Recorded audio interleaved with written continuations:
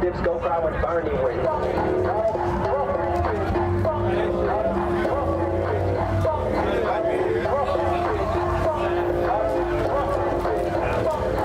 What did you say? I said she knew I'd be here.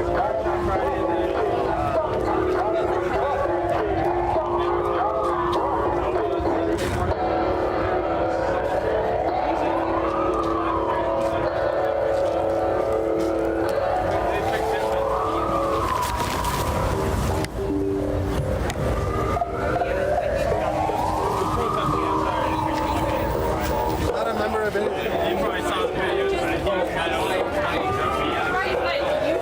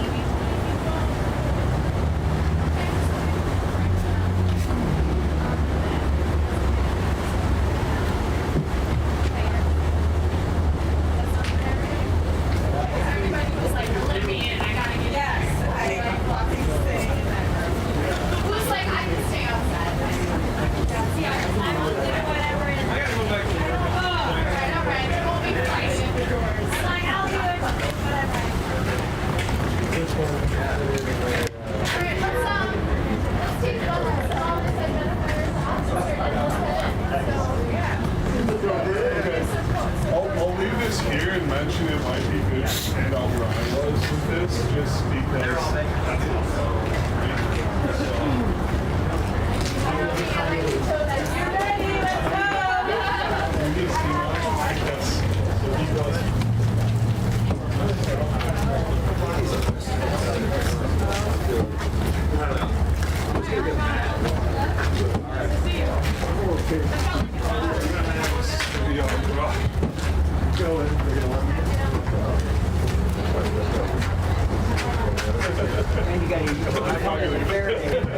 Is that right? Yeah. Oh, all right. Whoa. Is it going to be like lost in time?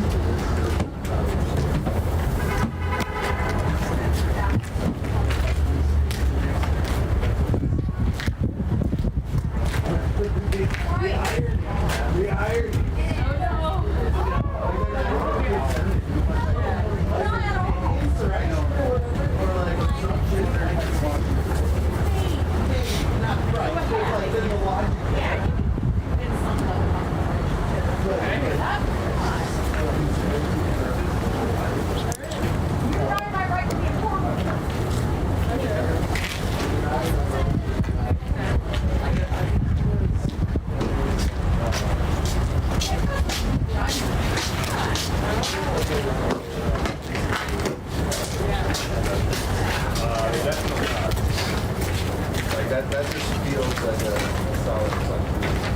Which normally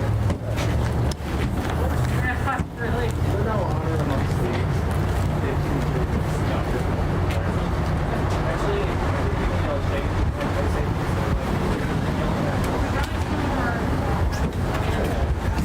I've got this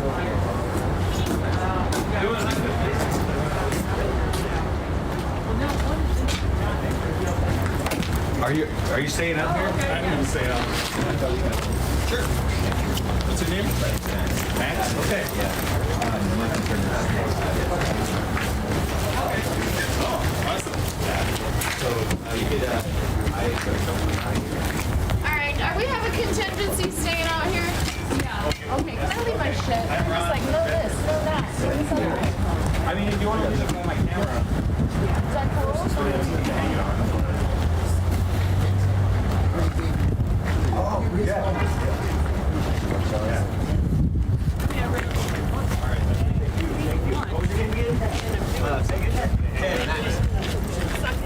I'm sticking it to the man double time. Making the man bigger. I mean, I'm salary. They got a We all know. No, it's just my Salt melts out. medically sick. So if your code is dipped in it, right? Yeah, that's great. They deemed me unfit for service.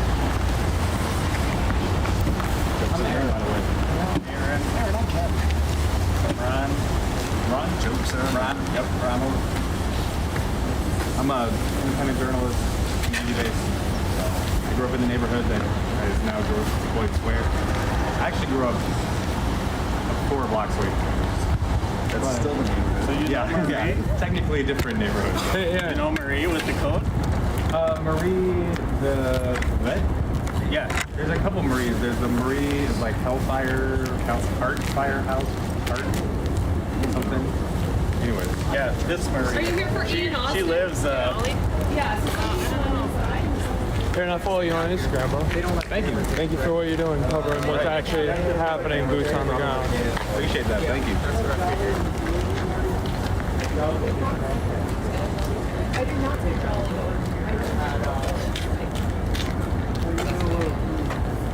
Yeah. Anyway, she lives a block and a half from George Floyd Square. I probably do. I think she's like a former vet. Yep. Yeah. She's been organizing rapid response. This is the one I know. Yeah. Okay. From everything.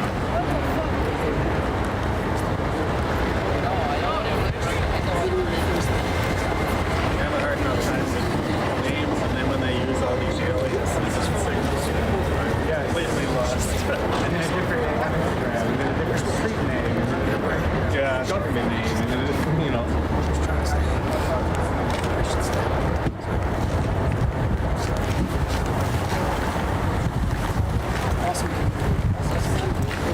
Yeah, I've got no hope.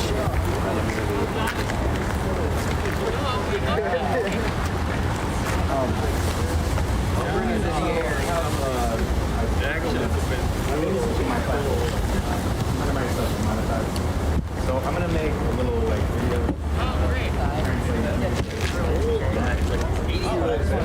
Before I do that, like I know the basics, but you want to give me like so I can just like have stretch my head from just like the fast facts.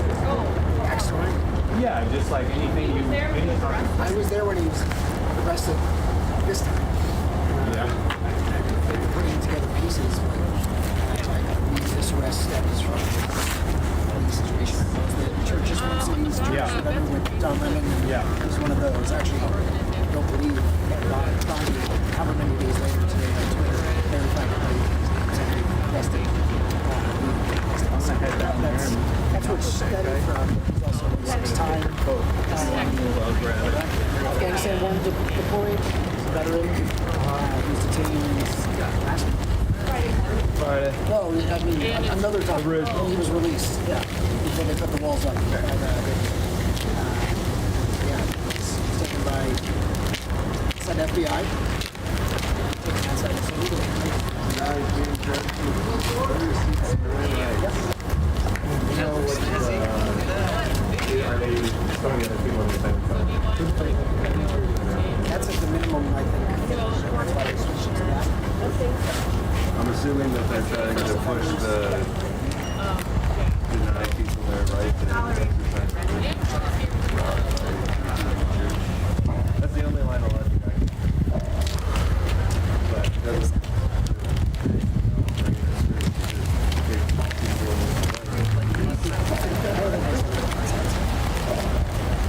Well, like if they were charging with obstruction of justice.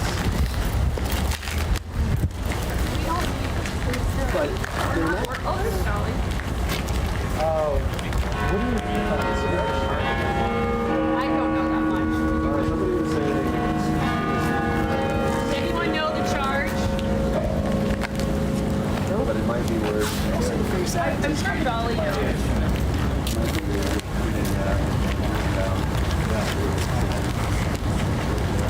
Hello. What's up?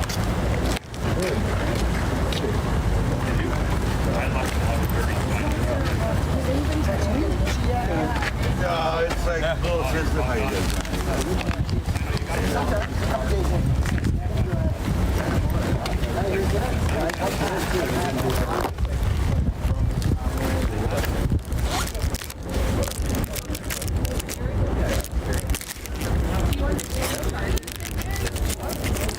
We'll understand.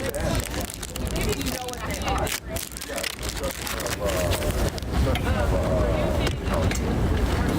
Obstructing of the practical. It's the same thing they gave to Yakima, Chantel, Will, Trey Hearn, on lemon. Yeah, that's good choice.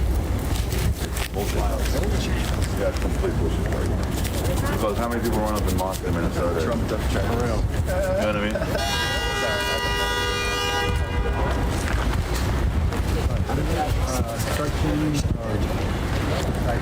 Yeah, like, I forgot the exact way to word it, but it's something like that. Like, the instruction of religious practice.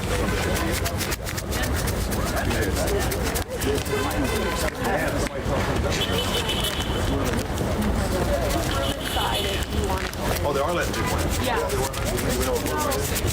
I don't know. They're letting people in. They have a lot of rules, so they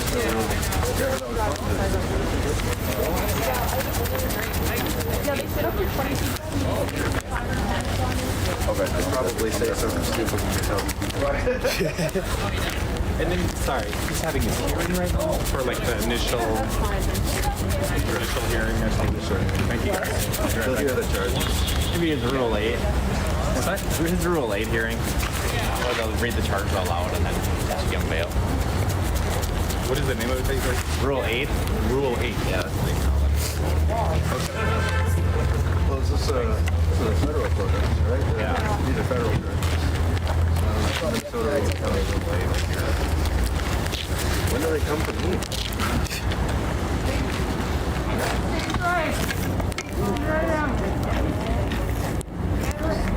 Canada, take us. Can we embrace anarchy yet? This shit's good.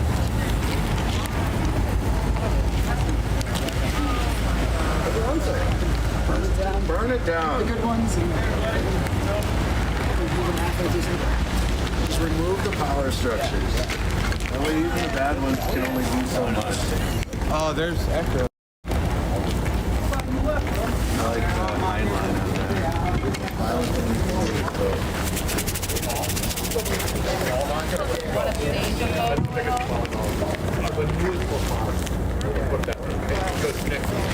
And my wife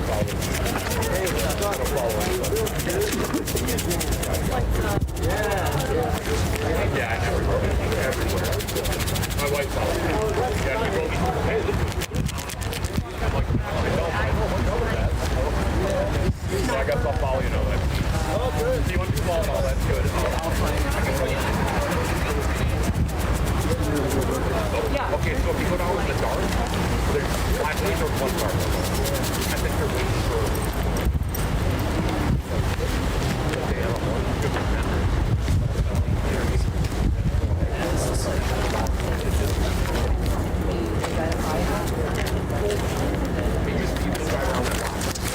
triple park. Oh, yeah. I was like, oh,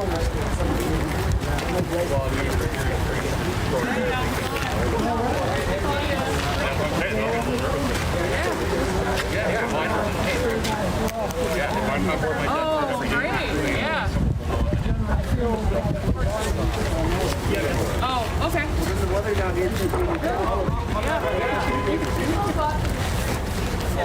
Okay.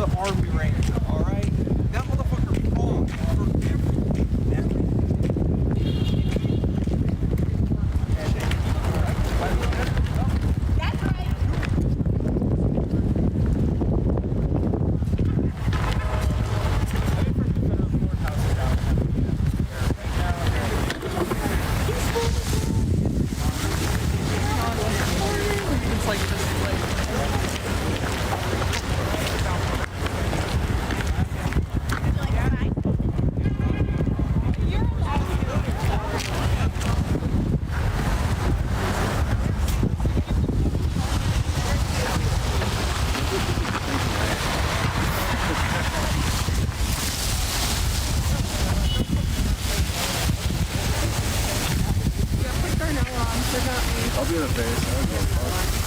What are they gonna do? Take my benefits and make me get a job? I did. Wait, they're gonna make me get a job? Thank you.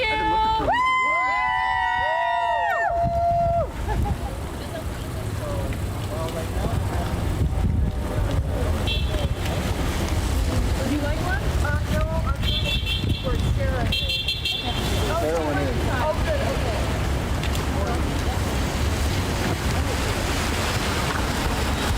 Good job, guys. I think we're capturing the minds.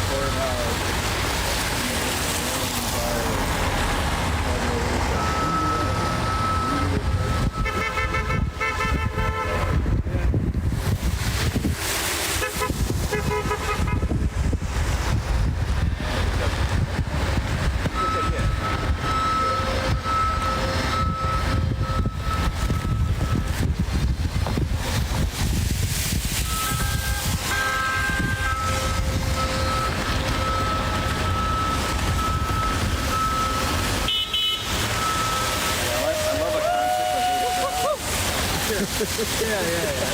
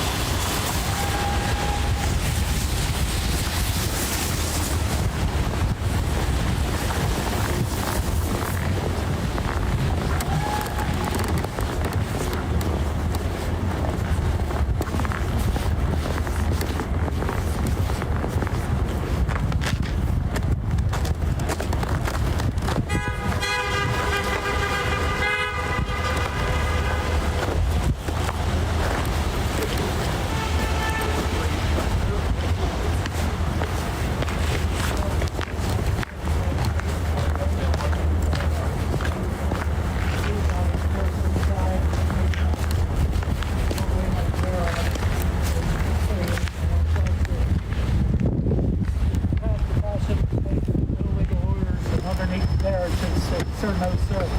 And it was 47 degrees below zero. It's bombing here. It's wind blowing. So this is my this is Jersey. This is Jersey.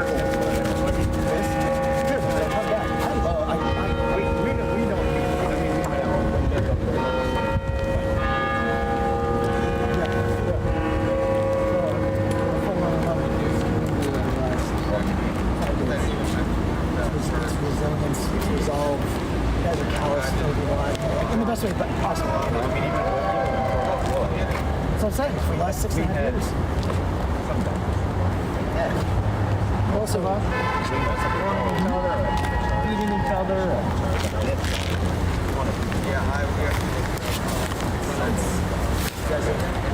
15-year-olds are now 21, 22-year-olds. They've grown up in this. They're organized. And they're angry, but they're even younger. Outside world, things that shouldn't go. The only person for people that actually say what you go in. So I live in Mall.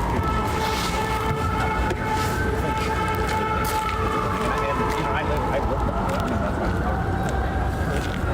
But it's helping me out.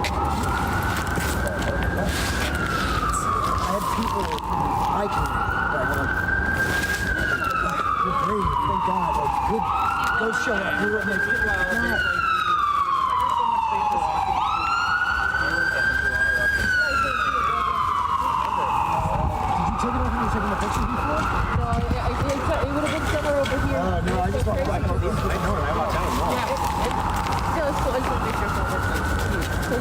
You're still looking for your glove? Oh, okay.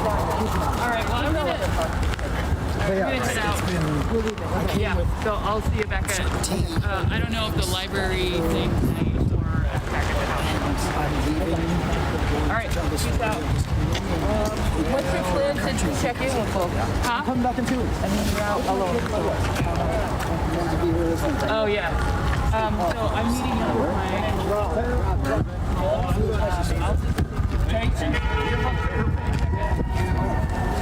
We have a time.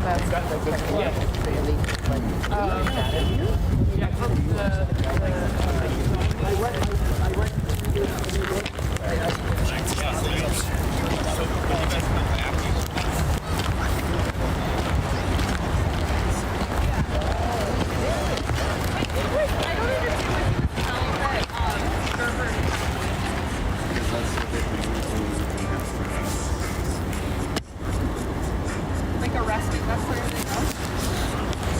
Like that's where, River and County Jail had space for ice. Because HC was full, yeah. that's where, like everyone else goes. Send them up to Sherman. Send them back for hearing. Oh. The logistics, I'm honestly, I give you credit, but impressed by the logistics change. To get someone detained and then out of state by the end of the day is impressive. It needs to be disruptive. It's easy to move fast when you break all the rules. No, they fly him out. There's a guy that tracks flights. He stays on the roof of a parking ramp by the airport. Yes, if you look at... Yeah. It's not... It's like, you know, they're like... Well, some of it.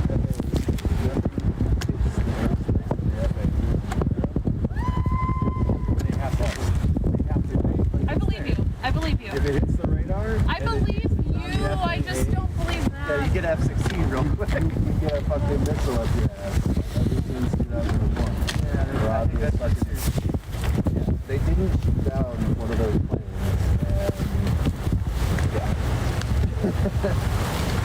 Anything that is not flying under the radar is on the FAA literal radar.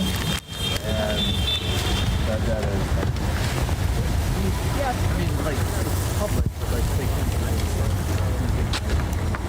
You can hide their flight plan, but flight plan that exists. Oh, there. So all it takes is... Deportation site. flights this year. 2,000.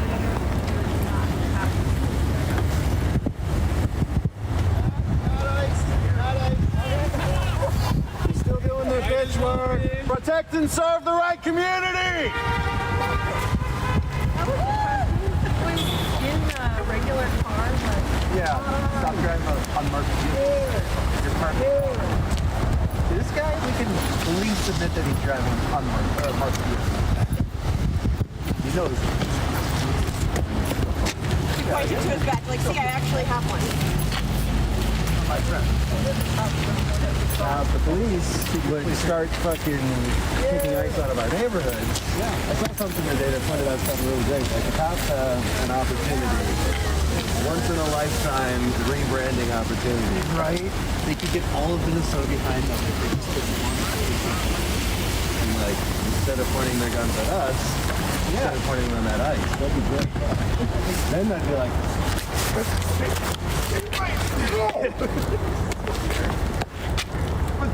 fuck what the police used to do, but yes! Yeah. You know? It would definitely, there would be some cognitive dissonance in there about the fuck police thing. Yeah. If they were actually like, no, we're not gonna let this slide. Get the fuck out of our neighborhood. If you want to be paying with your salary, nobody needs you to submit a request and we will investigate and that's the due process. Then I'd be like, not tolerate one of these fucking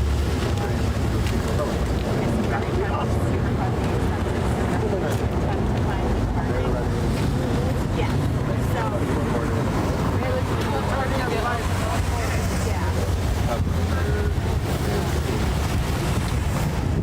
tear gas paid for by our own goddamn local town. Every time I have a gun photo of you this year, we were going to take a photo of it. Again. and a horizontal. Want that as a backdrop? Best as possible.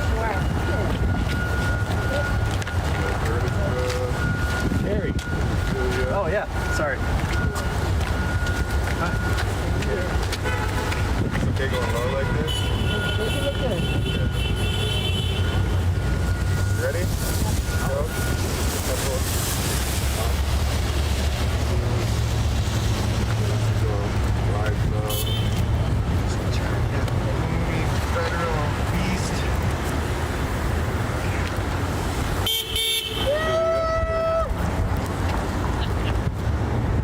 Alright, check it out.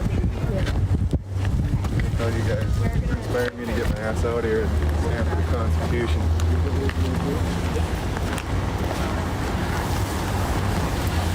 Hey, some of us read that up before we said it.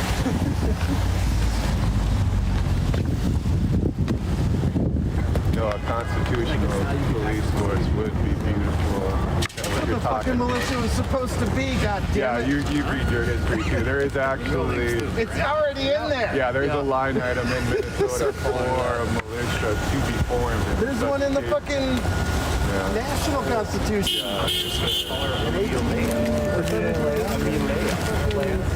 But Minnesota still has an open line item for different type of militia to do that type of work. They're just people making it happen, which I found interesting when I was doing my homework. These things were, they saw this shit coming when they Right. wrote those documents. Yeah, they really did.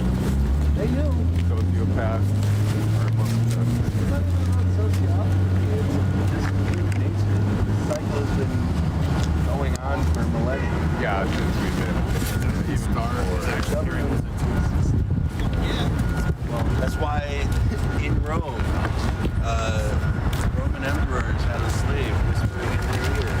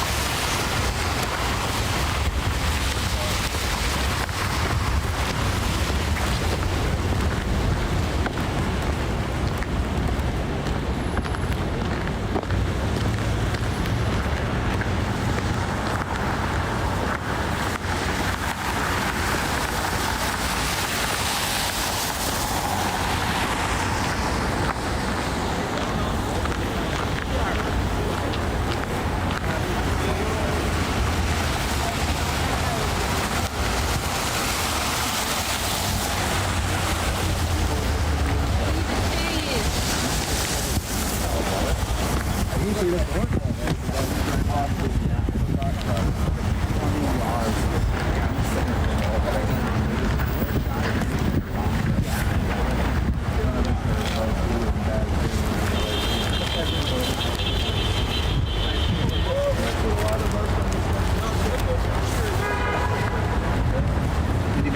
Okay, that makes sense.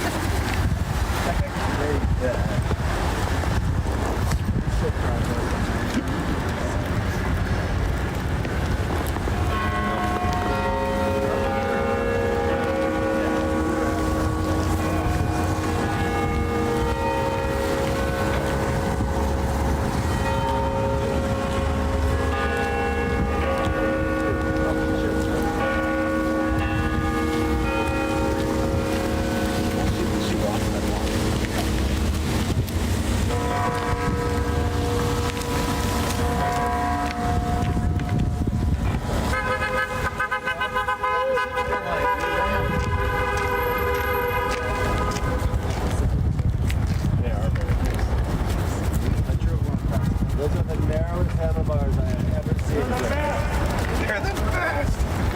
I agree. I thought I had skinny bars.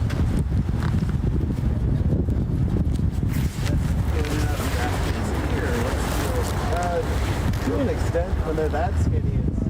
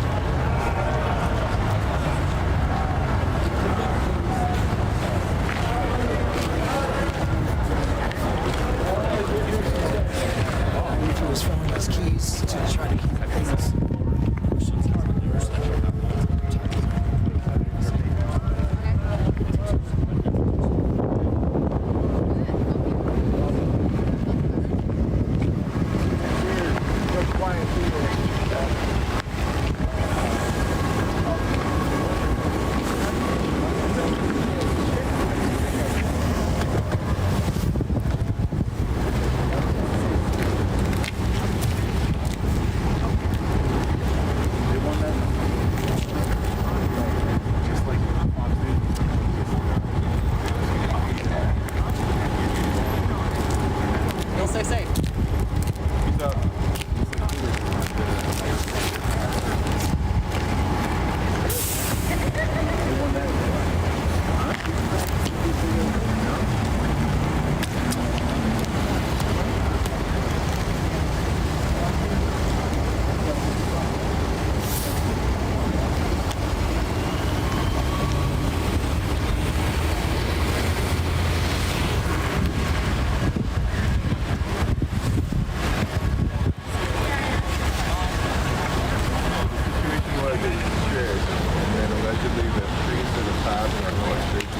Yeah, something's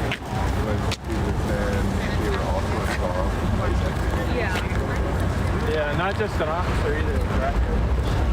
and yeah, I don't know what their position is at the church, but yeah. The pastor of the church. But were they pastoring when they came in? That was why they went in. Imagine being involved with Christianity and Are you surprised? Have you never heard of Christian history? I have, absolutely, but it's not they learn like I did. They never follow, for whatever reason, Christians never follow Christ. They're always turned back to Leviticus for their stupidity. Never mind the part where Christ is like, forget the old rules. What I say goes, love thy neighbor. No, they threw that in one ear, out the other. Leviticus. Give me that Old Testament shit. So Ian was a part of the group that just essentially pulled the Jesus and flipped the tables in there. And They didn't even flip tables. That's the fucking thing. Yeah, right? They entered the building and they made a little bit of noise. well, that's still violation. Yeah, still needs to be done. Is it? Because they enter services to detain fucking people all the time. Well, that's because they changed the law. Those guys are Yeah. Yeah. When they go low, we go high. No, Michelle. Morally, they did the right thing to call out essentially the hypocrisy of these individuals. But by law of this bizarre state we have, they're saying you can't do that. Well, they say we can't do that. They don't have any issues with them doing it. Oh, very good. Well, you don't have laws for thee, not for me. That has always been the case. That's why I have anti-laws. Hey, it's Mackenzie from Bryn Mawr. Oh, yeah. Hi, good to see you. I saw you drive by. Yeah, I was talking to my lawyer, but I figured I better stop and get out here and feel the spirit, feel the love, you know. Can I see About Faces been here? Yeah. You know, it's good. About Faces, there used to be Amber and a couple other people, but now we're starting to actually get a good, solid group of About Faces. We need that. About this. About Faces. Oh, it's beautiful. About Faces is 9/11 event. Ah, Yeah, okay. all post 9/11 bets. That's great. And I can't even join, even though I'd like to. Wow. Because I'm a non-vet, so it doesn't work. But About Face people are totally welcome to join just to see. We're all But isn't it amazing that our community has come together? Yep. And you know, and you're just saying about how in the military you have that esprit de corps, and you get out of the military, and one thing you kind of think about it, you get out in the street, and you get the same spirit. You have people all out here in the cold, shaking their asses off for the same thing. That's right. That's just the truth. So, anyway, that's why anyway, it's good, man. I got nice thing down there. Hopefully you can be in quiet there. Yeah. Do you know, even though I've never met him, but I'm not sure he's not. I don't think he's a part of our organization. I don't think he's like the best of peace either. Right. But he's a vet. Right. He's You know? a combat vet. I know he was deployed to Afghanistan. Yeah.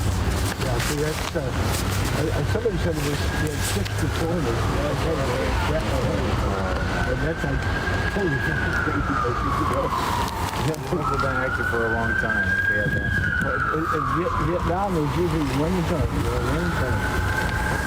Even there, you things to get out of there, that was it. But that's If he made it back. well, you know, they had to stop off for Iraq and Afghanistan. That's insane. you know, you get free from hell and then come back and then say, oh, you're gonna go back. Yeah, there's lots of people I know that were for 6 years and they were overseas for like 2.5. Almost half of it. Some of the Marine Corps was stuck there for 18 months at a time. Yeah. That was almost standard operating procedure. I mean, I served with people that were in for 4 to 6 years and spent 3 to 5 of them overseas. But you guys are you not from here, right? Or are you? I'm local. Yeah, I live in around. Yeah, I'm Minnesota native. Okay, you live around here. Yeah, I live down in Bloomington. Oh, Bloomington. Out in Bloomington, yeah. Uh-huh. Yeah, where are you from? I live 2 blocks south. They keep this shit up. It might just work out that way. You're right downtown. You mind if I get the footing? Oh, sure. Go ahead. Maybe like a quick Don't get me anymore. We've got enough of me. Oh, Get these guys. I'm not the one that hate that. I don't have. Well, it's more so just like what brought you guys out here. It's like for my social media, just quick story. I'm gonna head out. Get the flag. Okay, sure. I'm a veteran as well, so that's here's that. You're a veteran? Yeah. Yes, sir. Yeah. Where'd you serve? Air Force. Adios. 83. Drunk. You were a veteran as well? Yeah. 8.5 years active duty Marine Corps. Are you with a company? No. No? Okay. My friend shared it on Instagram. I saw it and I was like, I gotta head in. Bullshit that they arrested me. You guys want to introduce yourself? I'll put you my social media. I'm Dark. Fellow vet, Marine vet. Yep. And then we have John about 4 years ago. You guys come out push the release of Ian Austin. That's for detention. So thanks guys for being out here. Thank you.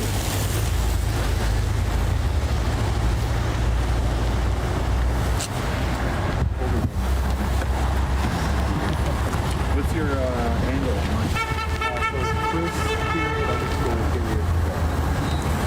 I think I came across one of your posts last night. Probably, yeah. I got in like Friday night.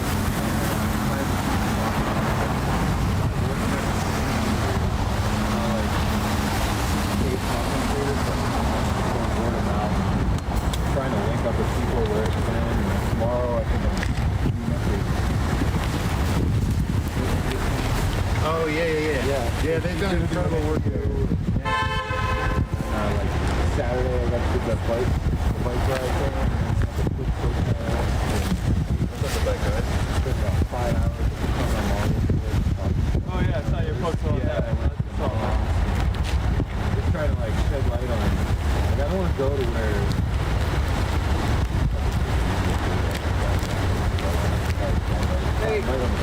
He's being released with no restrictions. He's been released? Oh, yeah. Did they drop the charges? It's still pending. Either still a win, man. Is he on his way out? No, it's probably going to take a couple hours, I would imagine. You take the little wins where you can. Exactly. All right. Does anybody want these signs back? Yeah. Anybody?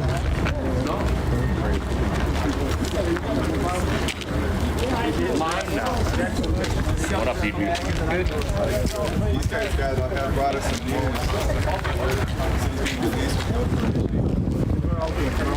Release, no bail, no anything. That's what, if you want to track down the guy in the white hat, he came from the inside and told us he was being released with no conditions. I don't know what the charge is, but that's what they said. They came out, that's all I know.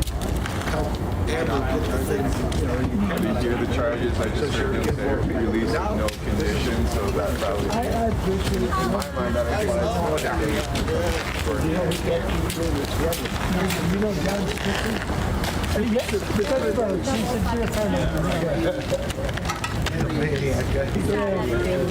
John if you see him, I from Minneapolis. He's from Minneapolis. Like, oh. Yeah, John. I mean, he's gonna get out. And he said just Judge had a brain. Judge had a fucking brain, you know, common sense. I don't know where she's. I know Anissa. Yeah, Fucking watch Anissa. it like Yeah, that. yeah. And she's She's down in She said the Keenan. same thing Yeah, about we're doing we've been doing the social hour, national social hour every Thursday. She's asked me to join that, but I haven't been able to. So maybe And when you see her, tell her we want. I've never seen her. I talked to her on the phone and email. Oh, okay. If you ever email, say, hey, Dave's saying, how about you join us? Because she's been MIA for the last 3 weeks.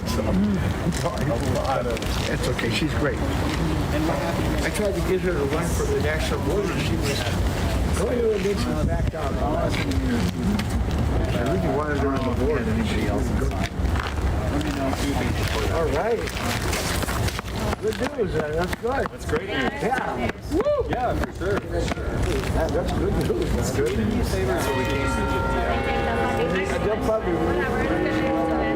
Well, it'll probably take a minute or two. I've been held in county lockup. It takes a minute. It's when they get around to it, you know. Yeah, there's no rush. Yeah, they don't think it's gonna be for a couple hours, to be Yeah. honest, so. They got to do all the all processing, get the goods back. Yeah, that's right.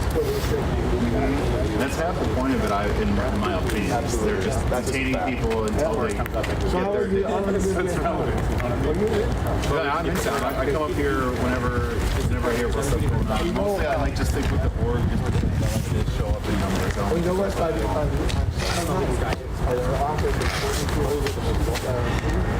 6 o'clock, I go to my Super Bowl.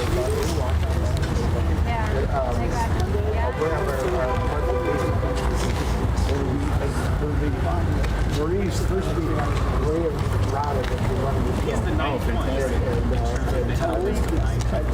From the church? I did service for the last No, I'll come to the guys from the site. I went back to the church. it was good to see younger vets having So on the website, that's I was like, I think they need to start something every fucking Sunday there. time to be there. As long as he's there. Shoot those free throws. Yeah, it's good to see you. I shot some this morning. Did you really? I got the about 84%. That's crazy. NBA though. But like that's why I felt like no qualms like fucking people because I'm like, no, now you know you still get some back. 14,000. 80%. I just love it's one of my favorite stories. I heard you say it last year. Talking about your expert But you know, I've had 70 years of practice. How you doing, guys? still though. It's amazing. Getting there, right? I was elated in high school. Something at a time. Well, I got all the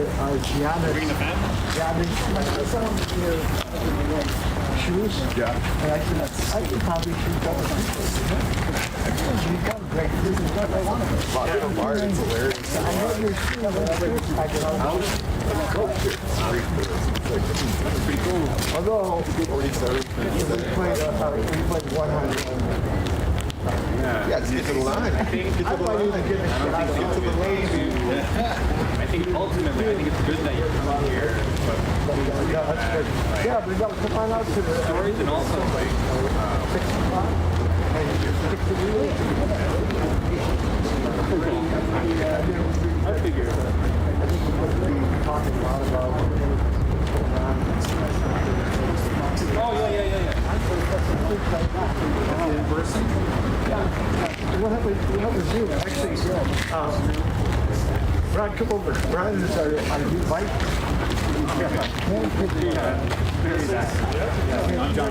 And he's going to be Yep. so you want to use you. Oh my God, that's so cool. I just started following the main page. Oh, the Nice little route. They have the problems out on the wall. I don't know. Well, you know, I love to answer We had you in there. I studied a lesson that he's going to do right now, by the way. Yeah. Right now, he's very like he's like it never had one. What? He'll be released today. As soon as we're done processing him.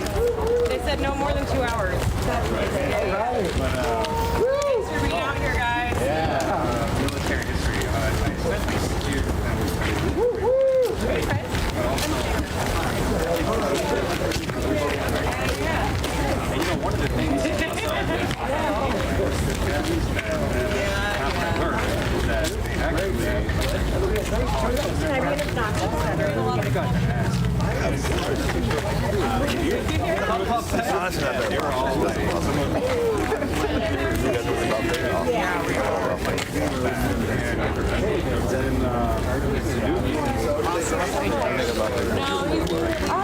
I mean, you can join us. Yeah, I've avoided joining organizations because I'm weird and weird. I find myself on a platform. Yeah, no, that's fair. I do. What's up, brother? That's good for you. We weren't in D.C. So no petitions, no bail? No, dude, they told him to fuck off. They told him to fuck him. So political showboating as usual. Yeah. Detain him, hold him. Yeah, it's a bunch of bullshit. I'm gonna call Kyle, let him know because they already left. What's that? I'm gonna call Kyle, let him know because they already left. Oh, yeah. I already got all the interviews I need. I would love to interview Jolly.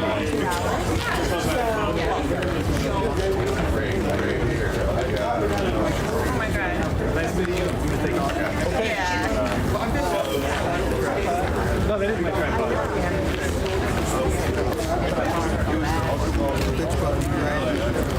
Nice meeting you. The game is being released after they finish processing the conditions UPL. Oh my god. Really? Oh my god. We get a phone call myself, but after being 2 times in the last 2 months. Oh my god, that is so cool. Okay, yeah. Hopefully we'll have them.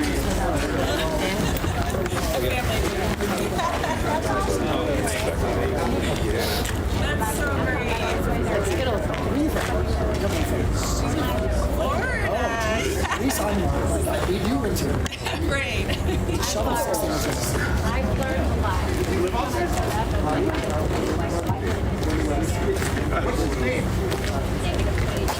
Oh, that's not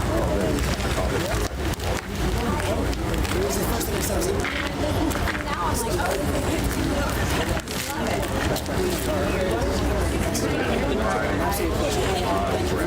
hey, I'm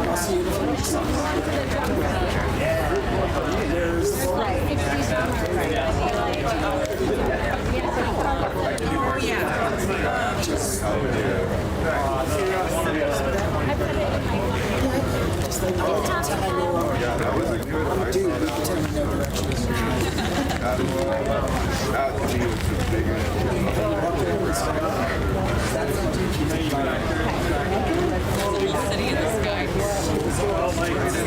I better go work tomorrow.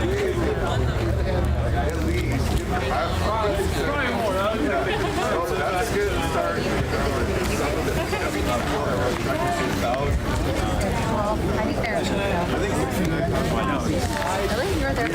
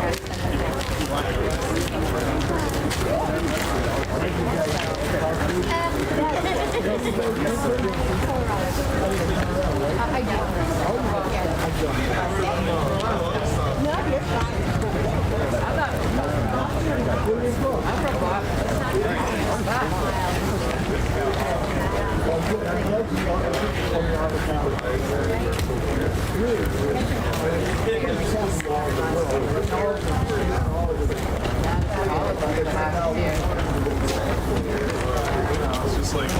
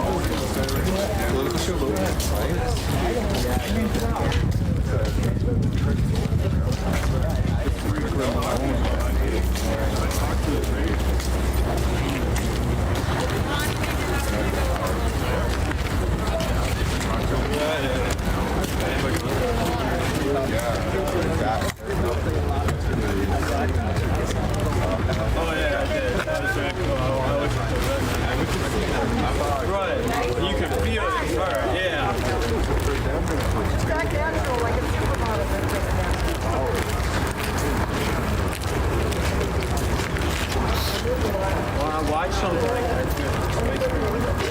Anyone with an actual heart and soul can hate those people. Like, it's such a loving, peaceful community of people. It's not a dirty word. That's good, man. Providing you well. People are not thriving, beautiful area. Yeah, it will be like this, but it's nice. They want everything to cost money to get an admission for everything.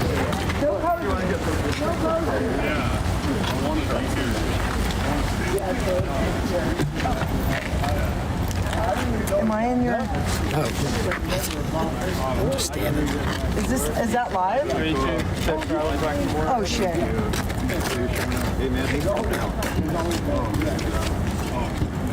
Hey, so have you heard anything? All right.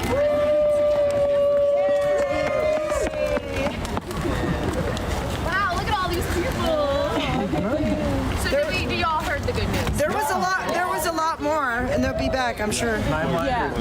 So that's what we heard. They said though they're probably going to be faster just because they're busy. It's going to be quick. And the other thing is that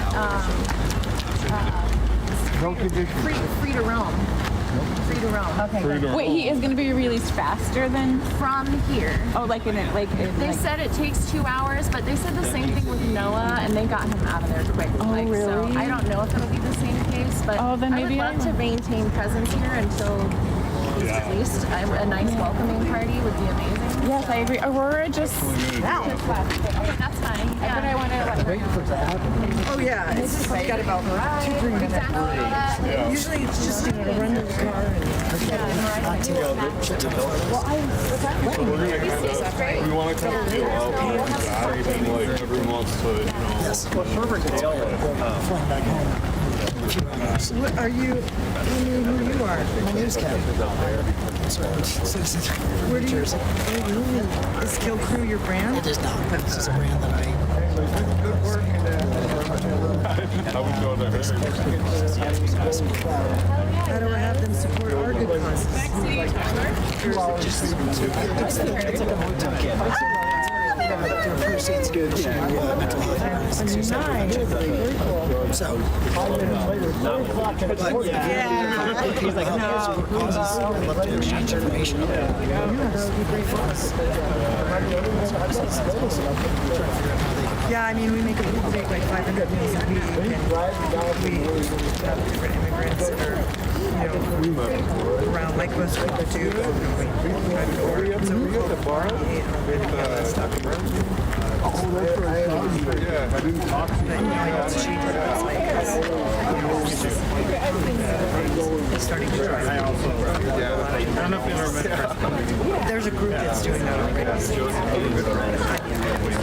Good, Cole. What about the name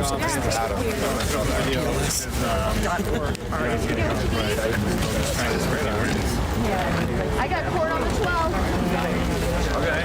They came on the same day.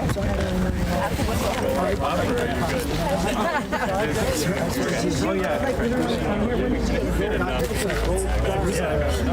Aaron's like, Yeah. Well, my car's running because I saw now come out. I didn't drive 3 hours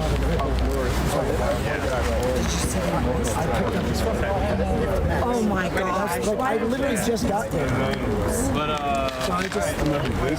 yeah, I got it. Can I interview you? I'd like to interview you, but not right now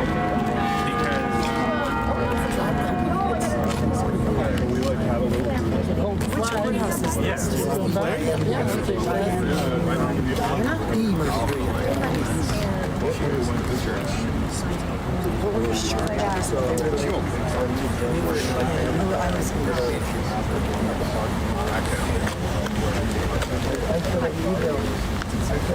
Yeah, of course. So you're gonna leave right after. Can you do that right? Like, well, like, I don't understand how 5 minutes later I get an email from them.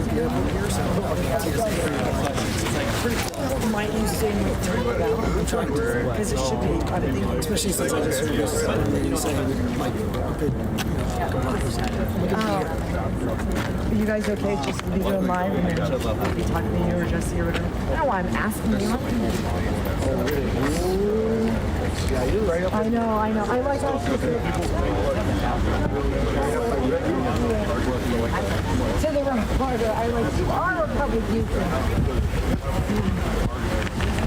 Well, you're not trying to, no, you were not trying to get arrested. You were not trying to get arrested. what could she have possibly done differently? Here. Yeah. Oh, you have that camera. Oh, you got it. Oh, good. Well, I was going to say hi to you. oh yeah, you want to? I'm gonna go back to the car and warm up. Yeah, that's great. And we don't have to be the ones to stay. It sounds like they're gonna wait on him to give a ride. Well, it's up to you. I thought it would be nice. Aurora went a hard time. Take whatever comes my way. Okay. So do you want to do that, or you want to hang out here? Yeah, I'm fine either way. It could also what's happening with Ian Austin, and wanted to show support. Try to do what I do with my platform and speak to some of the people here. My mantra. His story because I feel that Nakima, Georgia Ford, that Lemon all have like a really big name, so they got a lot of support, but I've never heard Ian Austin's name personally, and I feel like those are the most vulnerable people. To that point, I guess he went relatively unnoticed even within the system only a couple days ago. You know, and I know you're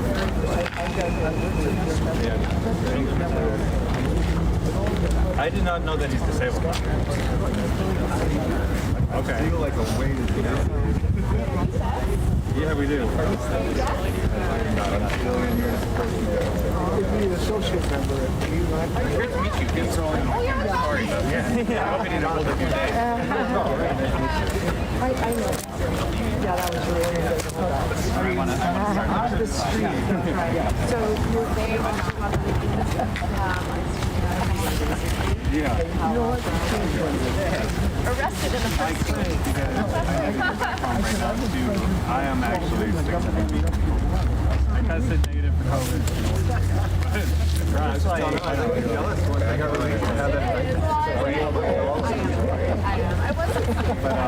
Yeah, I've been out in the streets. It's a minor effect. So good to see Alex is free. Ian is free. What am I saying?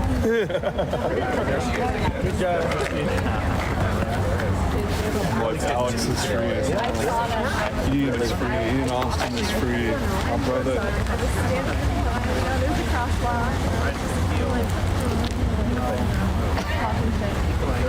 And then they started to come back. At first I was like, oh, they're going to come, hold the line, and then I saw me.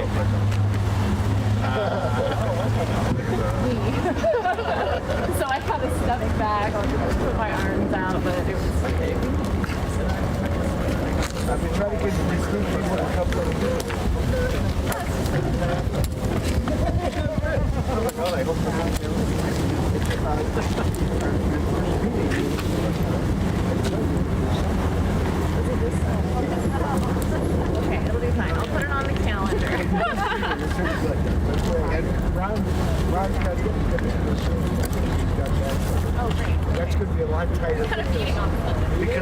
having me run this little thing.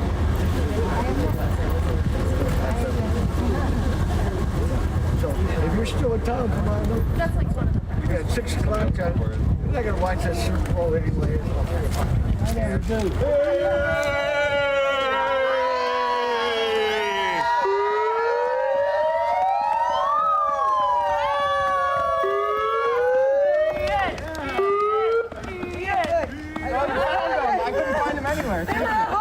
Oh, nice.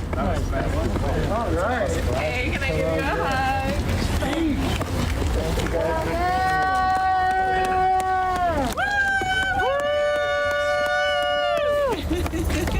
Who's next? Reunited! You're funny. Thanks for coming, guys. Are you hungry? Yeah. Yeah, I bet you are. Go get you some food. Sounds good to me. Yeah, let's do it. That was the first thing when I got out. They were like, hungry?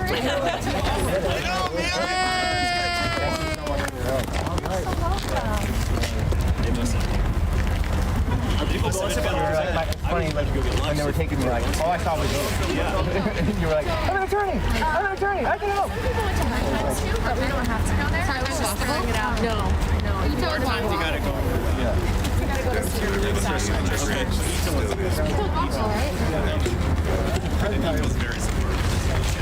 Yeah, we've been there several times. There's literally a guy in my Ranger battalion that was the U.S. Marshal. Maybe get some people behind you.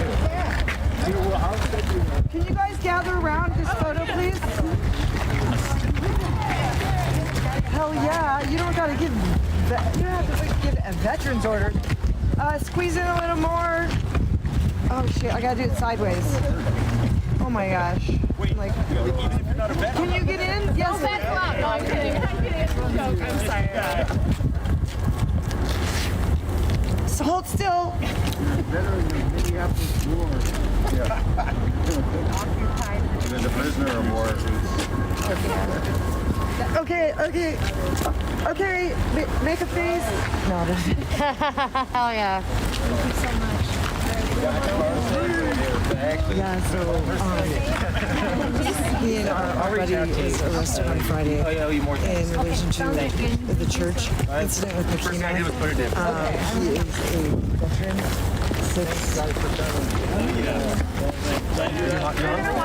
He is a veteran. Yeah, you want something?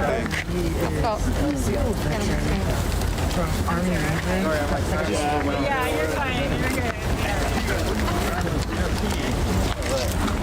Y'all in the middle of recording U.S. something? Marshal up there was in BCO when I was in ACO in frickin' Ranger Battalion. Oh, wow. All right. Beautiful. Did he feel any sort of remorse? He basically didn't think me at all. Probably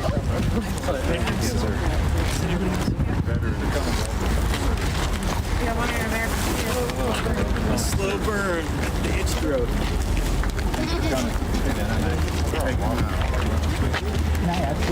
Yeah. Oh, yeah.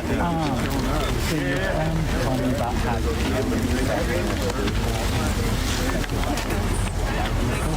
how did you come up? Thank you, brother. Appreciate you. Well, they're all driving around in and they literally had FBI written across their chest. Oh, thank you. Thank you. Appreciate that. I don't believe it. Honestly, we've been parking in the Whipple, like the VA lot all week, since we had been out here protesting at Whipple, and they were blocking it off. They had veterans police like blocking it off, so we parked next one, but a little bit away. And then we were like waiting for our friends to come. We're like, maybe I'll move the truck closer because we realized they were letting people in if we went in another way. So we pulled over, or we walked back to the truck, got it, as we're pulling back in, I'm like, man, we are surrounded by FBI right now. And then, so I'm thinking, like, as we're always doing, right? Like, let's point them out. I'm honking at them. I'm pointing, FBI. Get out of my truck. I leave the door open and I'm pointing them out. And then all of a sudden they're all coming after me. I'm like, oh, I don't want to I guess it's my time. They're coming for me. I think everybody's about to when you were arrested, skedaddle. were you put So, yeah, we're done from here. carry this down here. I want to carry it all back. Honestly, I was hoping there was 2 vans, unmarked vans. I'll hand it out. And that's part of what I've been, like even talking to Homeland Security all day about. I'm like, yo, and some of them were even agreeing with me today in the cars. I'm like, yo, this is an occupation. You have FBI, Homeland Security, Sheriff's Department, local police, ICE. Everyone's running around in unmarked vehicles. Like, even if they're not actively attempting to terrorize the citizens, they are, you know? Because they're all running around in the same unmarked vehicle. It's crazy. What was your reaction to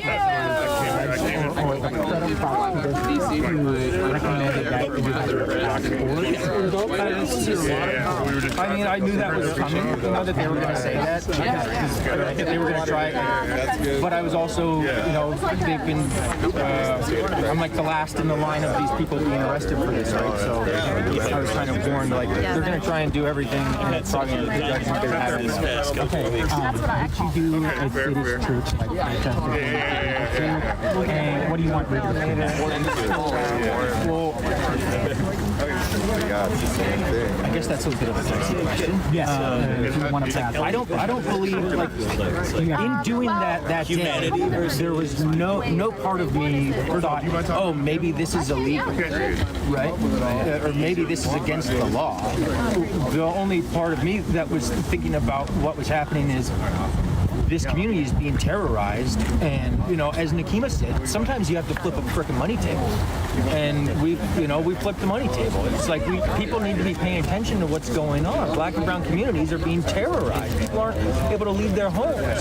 So if that's happening in the United States, like, what the fuck did I go to war for? What was I fighting for? You know? Are you aware that the journalist John Levin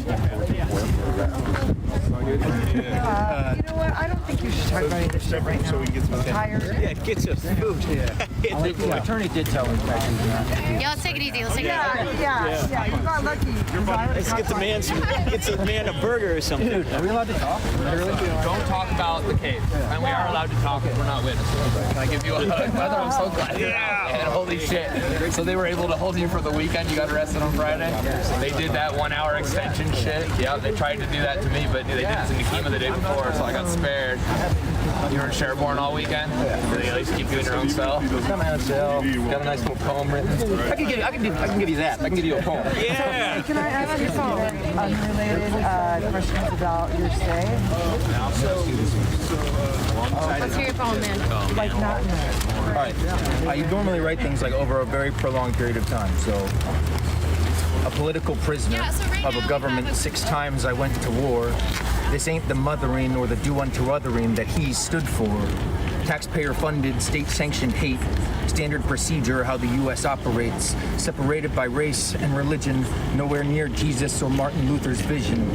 Swaths of us desperate for the daily dose of lies and propaganda, a safe place to direct today's hate. Seeing clear that I ain't him, radicalized by basic decency in this life of sin. Ain't had no LASIK, but I got hella vision. I can see enough not to rip a family apart in the name of religion.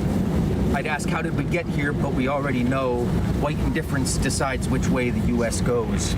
Communities terrorized, families trapped, races of people under attack. While indifferent America says relax, sit back, don't overreact. Maybe it'd be just that small pity you make it seem. But our name, the United States, not a separate place where we throw away the lives of the living. This no nation under God or dream the king dreamed. This is fascism, regardless how they make it seem.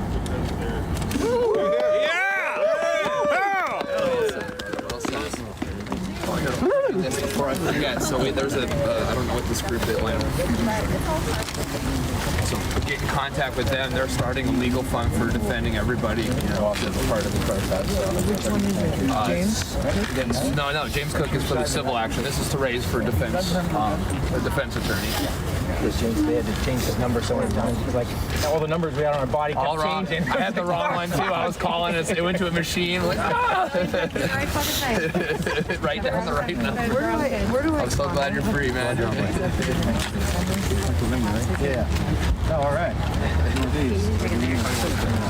So I'm assuming you're on the same indictment, same charge of face act. You know, we're facing 10 years right now, but don't lose hope. They're not gonna, they're not gonna release us. This is absurd. You know more. So, we're on the same indictment as Don Lemon. So it's wild. Yeah, I don't even know how. Like they were saying, like there wasn't even a warrant out for me. But I'm like, I don't know. The FBI was circling out. Like, well, they did at first. They didn't have an indictment. They only had witness statements, so they actually had to they were going to have a public hearing to charge us. But they have an indictment now, so they are going to. U.S. Marshal up there was in Mexico and first that. Just get poor guy puts water I was like, hey, I don't want to. Oh, you really like didn't want to give me the time of day? Yeah, he's like, I'll hook it to my car. no, I was in April. I'm like cold water, I know. That's like that's the absurdity of it all. Like we're patriots. We love we're being treated like terrorists. I don't know if you saw the video of mine before you were arrested, but the guy was swinging an M4 in my face, like Yeah, I did shoulder. I know. I get that. Putting it in other like bystanders. Yeah, but we had I was kind of like, had like, you had all that like, so you knew it was sort of coming, and I kind of felt like someone was like, okay, now I'm being taken. Yeah. Like, what are we gonna do? Yeah. Oh man, I'm sorry I lost contact with you too, brother. No, it's all right. Everything, my phone is. And I thought about it the other day, and I was like, I don't know if they need no contact, so that's what they're telling me. And I was like, yeah, you can't contact witnesses or I got no anybody's signature. Oh no, yeah. So me, they took my passport. They made me give my firearms up. I have to do a mental health exam. The judge seemed to be a lot more, seeing what's happening, realizing it's political, persecution, really. But I'm glad you're out, man. Can I give you my number so we can remain in contact? I can give you more info. Oh, you don't have your phone? Yeah. oh, you have a new one? Yeah. No, of course.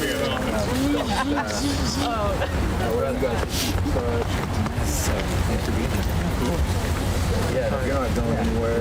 No, I'm not leaving. Even once the federal stay is over, I love it here. It's nice to have a heads up prior to what's going on, Yeah, I actually feel stupid because it's like I'm a white veteran that's incarcerated for 4 days, right? It's like fucking black and brown people being terrorized. It's like, why is there this commotion for me, right? Like, people are being terrorized. That's what matters.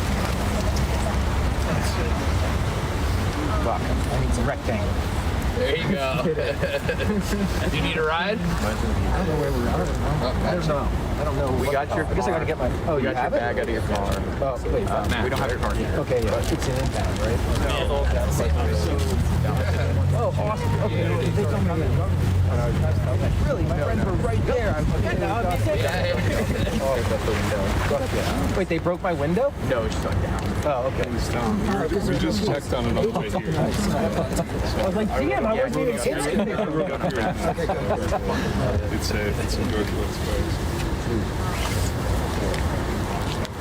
That's what it's all about, though. None of us know each other, and the whole thing, seeing you guys come together, take care of them, it's fucking beautiful.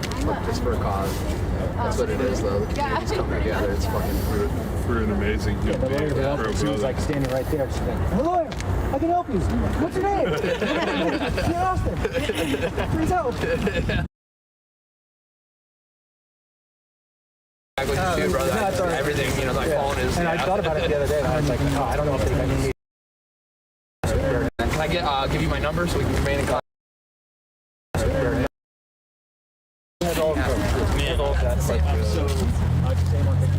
You knew it was sort of coming, and I kind of felt like someone was Too, brother. Everything, my phone is. And I thought about it the other day, and I was like, I don't know if they need to.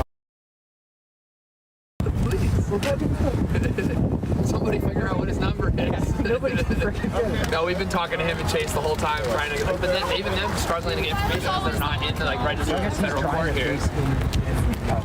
Yeah, in Oakland, and he had another lawyer here who was trying to get, but none of them.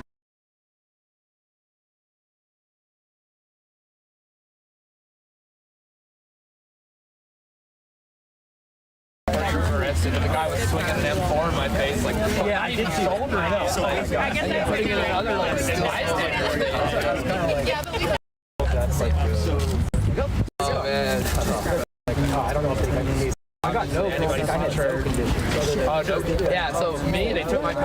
They made me get my firearms up. I have to do a mental health exam. It does seem to be a lot more, you know.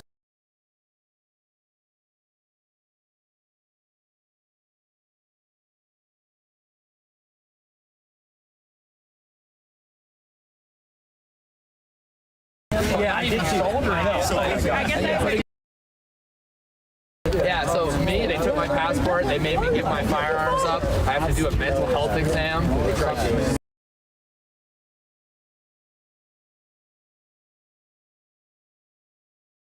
Yeah, so me, they took my passport, they made me get my firearms up. I have to do a mental health exam.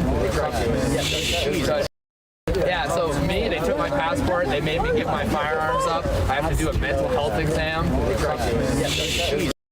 Yeah, so me, they took my passport, they made me get my firearms up. I have to do a mental health exam. Yeah, so me, they took my passport, they made me get my firearms up. I have to do a mental health exam.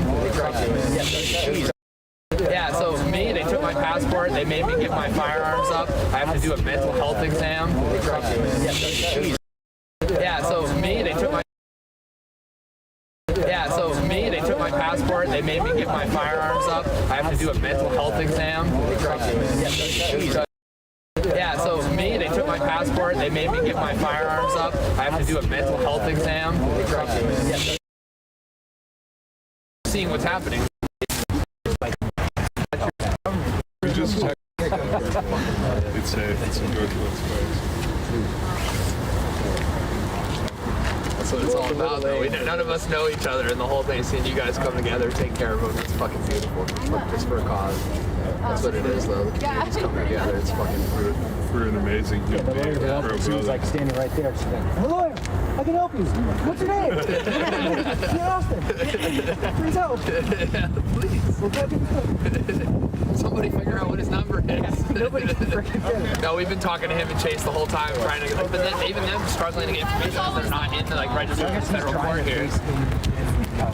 Yeah, in Oakland, and then he had another lawyer here who was trying to get, but none of them are registered to practice federal law here, so they can't really, they don't have the same access. But they're behind us all the way for the civil lawsuit. So we're gonna get paid in the end for this. Thank you. But more importantly, Yeah, thank fuck you. them. Yeah, sure. Thank you. Thank you. Yeah, this is the service. I'm not allowed to talk to anybody. Hell yeah, that's awesome. Hey, are you a veteran as well? Okay, you're just out here? Hell yeah. Hey. I think it's this. That's it. Beautiful.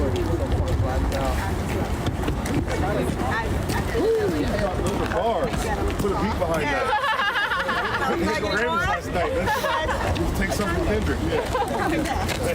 That's an honor. Thank you for saying that. Yeah, I tried. Well, when he came and it's for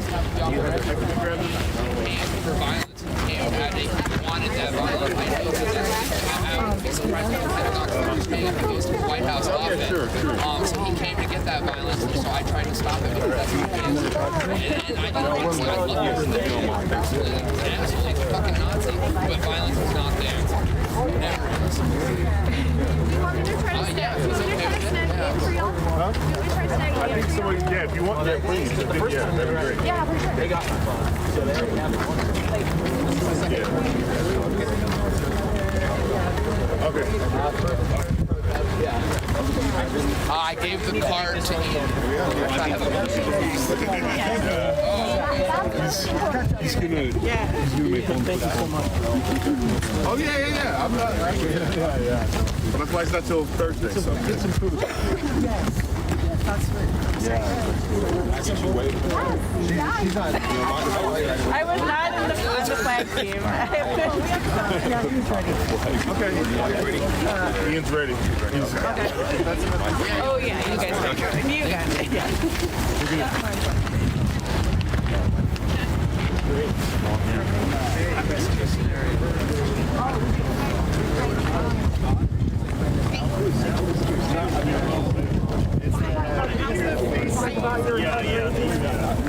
I don't want to do anything. I'm just getting texts that are saying don't talk to reporters right now. Okay, well, first of all, I'm not. Storytelling. There you go. Yeah, my lawyer's been telling me that every day. Stop talking. Like, no, we can't. Silence is defeat.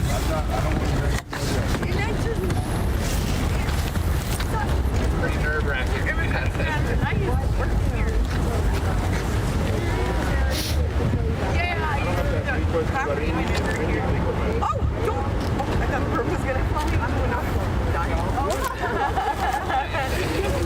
My wife cried. Is somebody squatting in my house right now? They can't even go home. Oh my god. Oh yeah? I don't understand. Are you? Why? She's still here. I want to see. All I have to say is New York, New Jersey, 6 miles from everybody is mad at us because we're right. Yeah.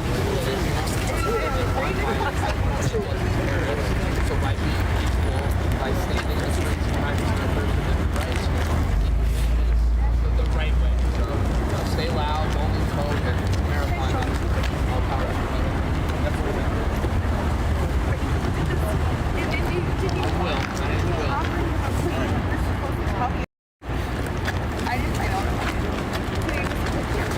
Other than be out in the streets, you need to organize. You need to form a community. You need to know your neighbors. You need to talk to your neighbors. You need to resist. You need to support organizations that are chasing ICE, that are bringing food and supplies to the communities that are being affected. The main thing is to build a community because we don't have that everywhere in America. And that's what I love about Minneapolis and the Twin Cities and Minnesota is they have a real resistance here. They know how to do this. They've been through this before in 2020, and for generations they've been going through, you know, this brutality, this fascism. So the main thing is communities need to come together now. How does it feel different, like the vibe and the emotion of Minneapolis versus all the other places you've been? You know, I see it everywhere else I go. I see a lot of groups that sometimes come together, but there are a lot of fractured groups, a lot of competing groups. What I see in Minneapolis is not so much competition, but these fractured groups are coming together peacefully. They're assembling, they're working together, they're communicating. So I think that's the main thing to take from Minneapolis. And also they're shutting the streets down. When something happens, they put barricades in the streets. They peacefully assemble. They're not having just permitted parades. They're doing that as well. And then the communities and the businesses, everyone are supporting. Every business here is raising money for these funds, for the supplies people need. And so the local communities are eating at those businesses, stopping supporting corporate businesses, and they're supporting the locals, which is really important. The revolution starts locally. Oh yeah, I mean, so I thought we'd have two people, but everybody brought I don't know if you know exactly how many large corporations are headquartered here, but there's many, like not just Target corporations, but General Mills, Best Buy, 3M, Medtronic, I mean, I could go on and on. What have you been hearing about the corporations supporting Minneapolis? The corporations supporting Minneapolis? I'm not sure. I'm not too familiar on that, to be honest. I've been so busy, it's hard to pay attention to something like that. Well, I think the answer is they're not. That's what I'm asking. Yeah, I don't think it's us versus our corporate overlords. Like, no one's coming to save us. No, that's it. That's it. And I don't need money. Well, that's what I was thinking about with the Black Panther Party doing now is they're realizing that you can't have a revolution if you don't grow your own food. You can't have a revolution if you don't build your own, build your own community. We don't create anything anymore. Everything's from overseas. Everything is controlled by these corporations. Every food we eat, even if you're shopping organically, there's a corporation involved somehow. So we cannot defeat them until we break the chains of these corporations. And I don't know the answer. I don't know how to do that, but we can start small. Like I said, start locally. Start by supporting community-oriented, like focused gardens and inner-city gardens.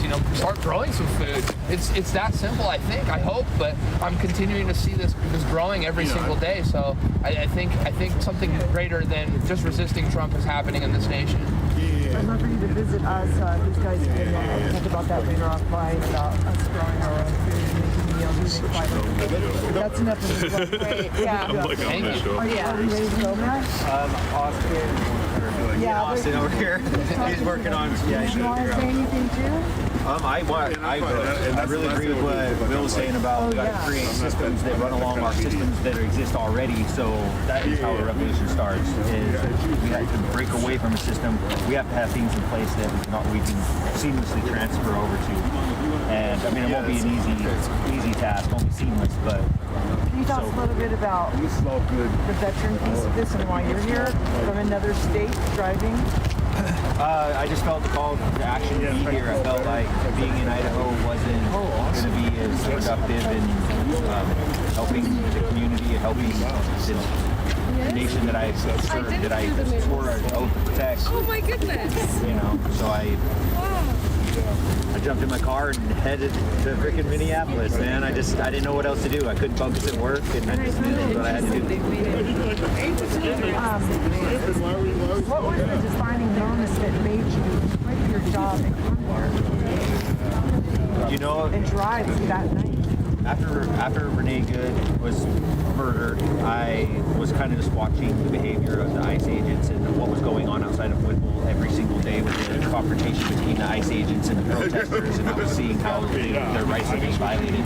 I was also observing numerous Fourth Amendment violations of people being approached on the street just by the color of their skin. They're being identified, and that's not how the Fourth Amendment works. You can't just identify somebody for no fucking reason. And so me seeing that just was really disturbing. And I believe wholeheartedly in the Constitution and people's civil rights and human rights.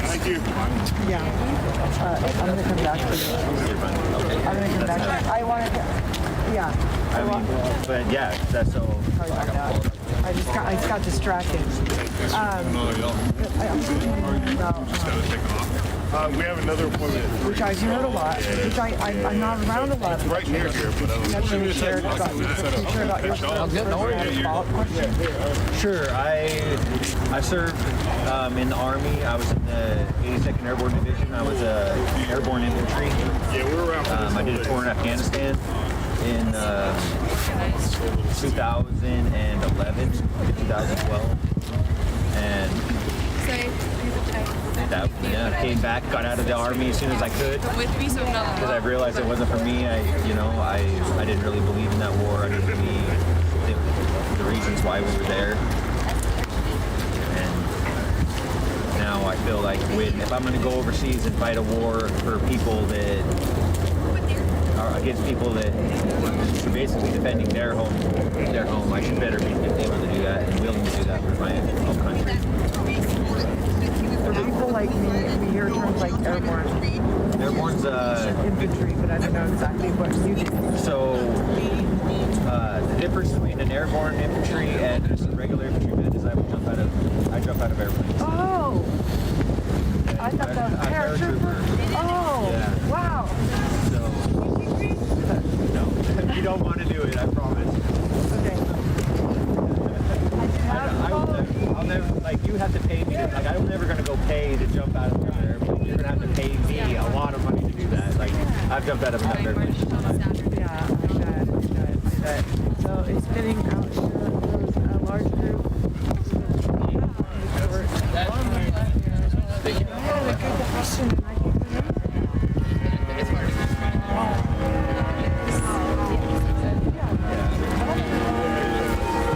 Sarah, yeah, tell us about what you're doing here. Nice, okay.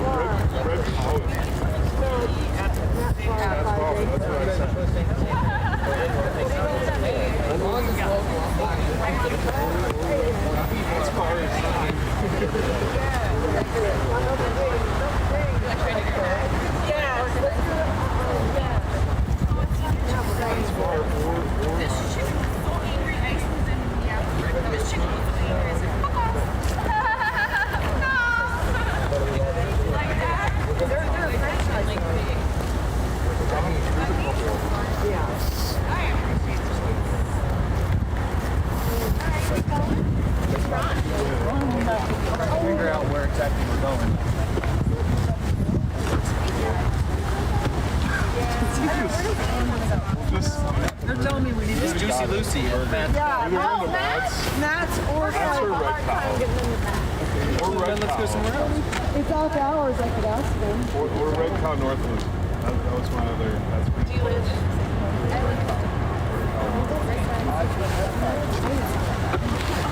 He's saying it's local. His local. I'll see if they'll open it first. No, we don't know anything. So far, we think all the names in the indictment have been filled out. The other ones is you, and then the driver for Don Lemon, I think is the other one. Yeah. But Fox News did a post about it today, saying you can't block. I know, I told him Alex. Oh, wait, I'm scared. I mean, we're facing 5 years in prison, minimum. So it's like, but I just don't even enforce the trial. Like, I'm sure we'll know if I I think what I gave you for lunch was going to be enough, so let's add to that. So you got to know that's your guys' money. You guys are doing and giving so much. That's about a penny for what you guys have been doing. Giving a lot of hope to us over on the western side of Minnesota. We got a good team behind us. That's why they over and say thanks for all this. Thank you for wearing your hat. I like my keffiyeh and I really like Well, look at your peace symbol that you got from the peace symbol guy. Yeah, where is it? It's right there. There it is. Yeah, we all know. I was like, I know, I got buttons. He's passing that. Are you okay with that? Ian's Okay, free. where are we going? Good job, you guys. I'm calling Matt to see if they. 30 seconds on, but. Oh, that's fine. So I didn't make it to the court date, but I made it to get Ian out here, to be here while he, to welcome him back to freedom. How you feeling, Ian? I feel a lot. I feel supported. Fuck yeah, and you know what? This is what it is. It's community. I don't know Ian. I never met him before protesting with him, but he's my brother for life now because he's standing for humanity, because he remembers his oath in the Constitution. Thank you, Ian. That's what they don't tell you. I'm not. Coming together to help each other. Exactly, well said. And welcome, brother. Welcome back. Thank you. Do you have an Instagram? I just got back on Instagram. Popped off when that other guns were 0 followers. Do you have a GoFundMe on there? No, they're I have sent one up. Thank you. It's Ian Austin. It's just really. Okay, yeah. They probably did. I know that they set one up for like all of us. I'm not sure who's doing that. That's bar. Weapon of mass production. Sorry. They're empty. They're empty. Yeah, that's what They're empty. I just talked it's to them. 3 o'clock. That's what I'm saying. Julia. Somebody gave me prep. Yeah, they're working. Okay, I'm gonna have to call them. We're going to Matt's bar. Who's going so we can get a count? Hands up. Hands up. Every day now. So at least 8 of us. Okay. Okay. Walking or is it? Where are we going? No, we're driving. Okay. Matt's bar. They're empty right now. Is there room? Trying to get back home.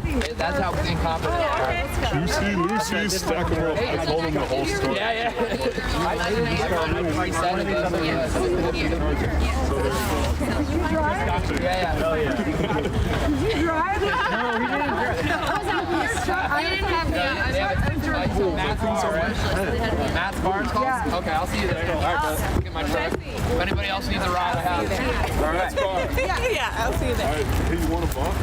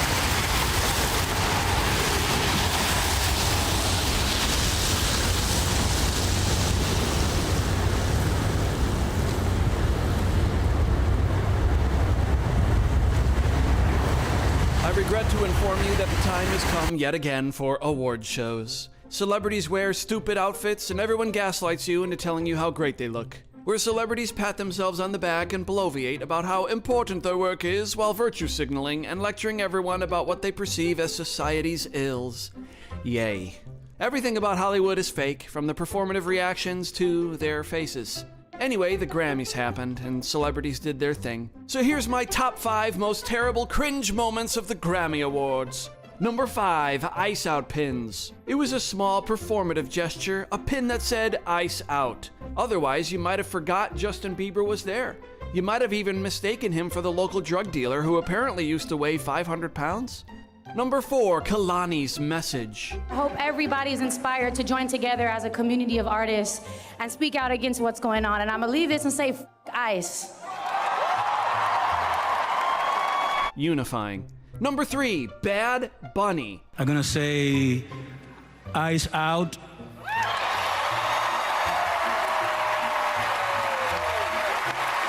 We're not savage, we're not animals, we're not aliens, we are humans, and we are Americans.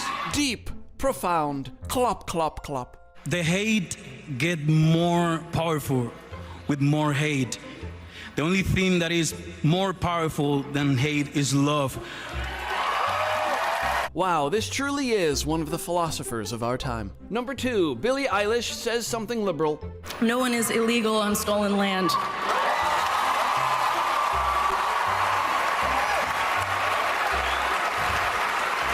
Yes, the woman dressed as a bird that's been shot mid-flight agrees.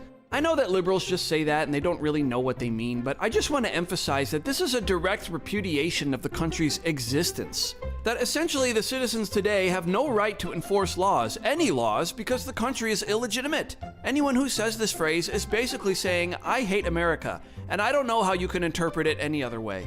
Yeah, it's just really hard to know what to say and what to do right now. Our voices really do matter, and the people matter, and I say sorry. That was her being blanked as she said F ICE. And number 1 goes to a guy named Bon Iver, who wore a whistle on his suit. I want to ask about the whistle. Obviously, it's very prominent. What does it stand for? It's to honor the observers in Minneapolis. You know, they blow the whistles when they see ICE come in, and they are warning their neighbors of danger. The real work is in the streets of Minneapolis right now, and I'm here to honor them as well. It can't possibly get worse than this. But you know, something rather surprising happened by a guy with tattoos all over his face named Jelly Roll. Jesus, I hear you and I'm listening, Lord. I am listening, Lord. God had the power to change my life. And I want to tell y'all right now, Jesus is for everybody. Jesus is not owned by one political party. Jesus is not owned by no music label. Jesus is Jesus, and anybody can have a relationship with him. I love you, Lord.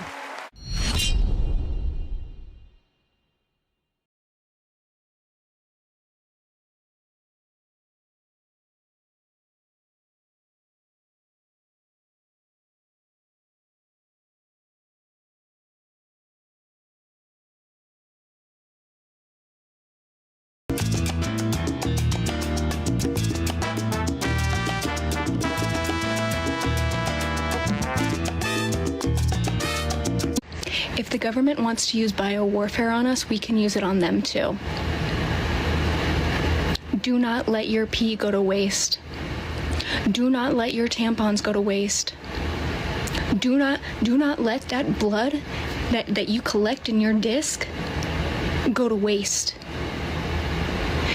If you're on that next level of nasty, don't let your shit go to waste.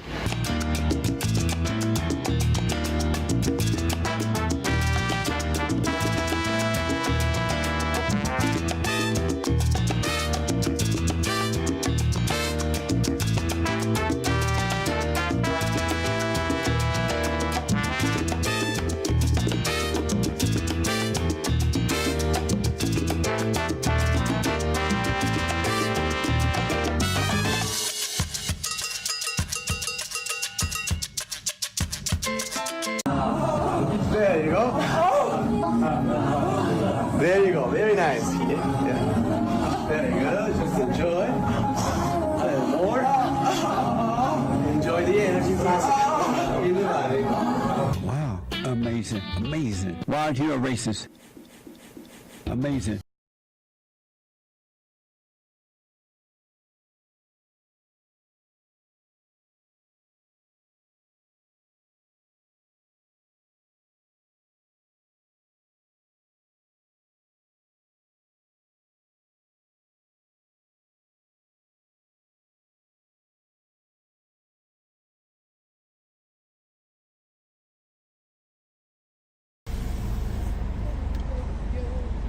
Yeah!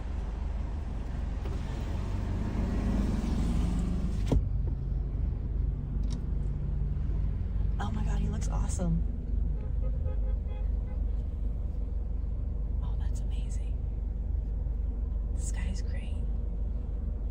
It's 65 degrees, but he's still rocking. Work it, honey.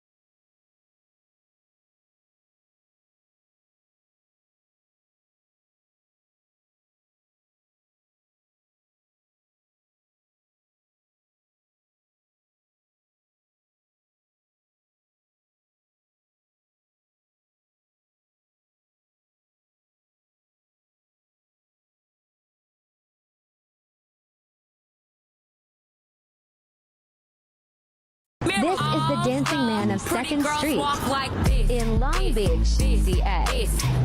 You can catch him every day dancing up and down the street.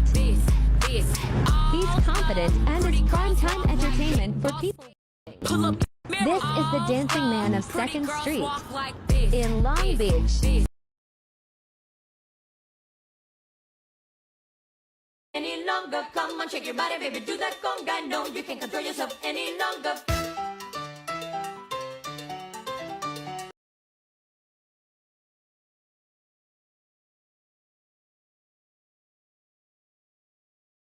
My milkshake brings all the boys to the yard, and they're like, it's better than yours. Damn right, it's better than yours. I could teach you, but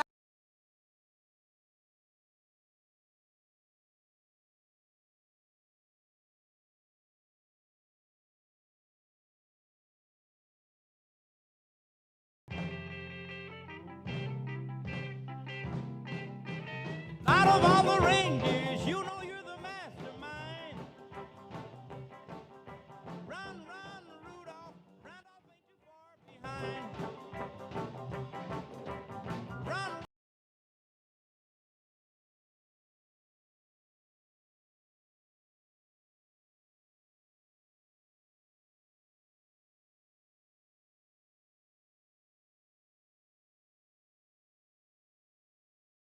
That Lululemon see-through leggings fiasco from a few weeks ago. You might recall the company pulled the Get Low training tight because customers said they were see-through when they were bending or squatting. Can't have that. Not good. Lululemon clearly trying to compete with the Aloe playbook of making workout clothes for people whose only exercise is taking selfies next to green juice. So they took the $110 pant off the market to investigate, and the results are in. It's our fault. How so, Andy? LA Times reports a Lulu executive told employees last week customers are just being too optimistic about their pant size. Exactly. That's what I mean. Interesting phrasing. Yeah. If people just bought bigger ones, that would help. You know the old saying, the customer's always tight. They also said if you put on seamless skin-colored underwear, then you can get back to getting low. Yeah. Yeah. We got to put more pants on for their pants. But I can just see, I'm not a large. Okay. I've never been a large. Let me squeeze into these mediums. I mean, they're meant to be tight. Like, Just out of curiosity, are you supposed to wear underwear and people weren't? Oh, God. When it comes to work, I thought, there's probably a lot of debate about this, but that workout. Jess, are you okay? Workout shorts for men. I don't wear women's yoga pants, so I don't know. But workout shorts for men have. Jess, what is the proper way to wear it? You know, to each his own. Slacks or pants or But I think it's always wise to wear underwear. Yeah. You know, Okay. Always. You don't just put on your pants and go. All right. Unsurprisingly, this is being met with negative reaction. Lulu has chased trends and struggled to deal with competition. Shares are down 65% since 2023. Now, this dust-up is reminiscent of a similar issue with Lulu back in 2013. Black yoga pants recalled for also being see-through. Lulu founder Chip Wilson got into some controversy when he suggested that some women's bodies just don't work for his pants. Oh, boy. We are they're just doing so well. Yeah. He stepped down shortly after that. He is still the largest shareholder, though, and he's been trying to wrestle control back of that company following whatever this era is. The brand says now it wants to, quote, have in-store educators help customers pick out pants that do work. Oh, a lot of fun for them. Yeah. No. You Right. Break out the tape measure. Yeah. You know. No. It's just like Maybe they should put in like a lining that's almost like an underpant. Yeah, or maybe make the pant thicker so this isn't a like I don't know what. Yeah. I don't understand. None of it makes any sense to me, and it almost feels like, wow, you could have missed a whole news cycle if you had just said nothing. Right. You know? Instead of blaming the customers for being too big. Too optimistic. All right, time to check the DM. Customs enforcement raids in that area. KTLA 5's Orange County Bureau Chief Chip Yost is live at Fullerton with the very latest. Chip? Yeah, hello there. Yeah, last month, Fullerton police were called to this apartment complex about a man seen jumping the fence with a gun. When they got here, they found federal agents were already on scene. What happened next prompted the police chief to put out a video to explain what happened. We're happy to help you in terms of the scene here. Obviously, now it concerns us because we got a guy running around with a gun. This interaction between Fullerton police and federal agents and some of the response to it shows the fine line California police agencies have to walk when federal immigration enforcement actions are taking place within their cities. It all started around 6:39 a.m. on Thursday, January 22nd, when a resident of this apartment complex called 911. 911 Fullerton Police. Yes, I live in the Highland Pine Tree Apartments, and there was just a police chase, and the suspect just jumped the fence, and he's hiding in our complex, and he has a gun. When police got there, they found federal agents were already on scene looking for the same suspect, and that's when, apparently, some questions were raised by community members. When our officers first arrived and were met by federal agents, witnesses have stated that our officers were seen shaking hands with the federal agents. I can only imagine that that's probably true, because it's customary to be polite and introduce oneself upon meeting new people. I have expectations that our employees will be polite. In this video by Fullerton Police Chief John Radis, he reiterated that Fullerton follows state law and does not assist in immigration enforcement.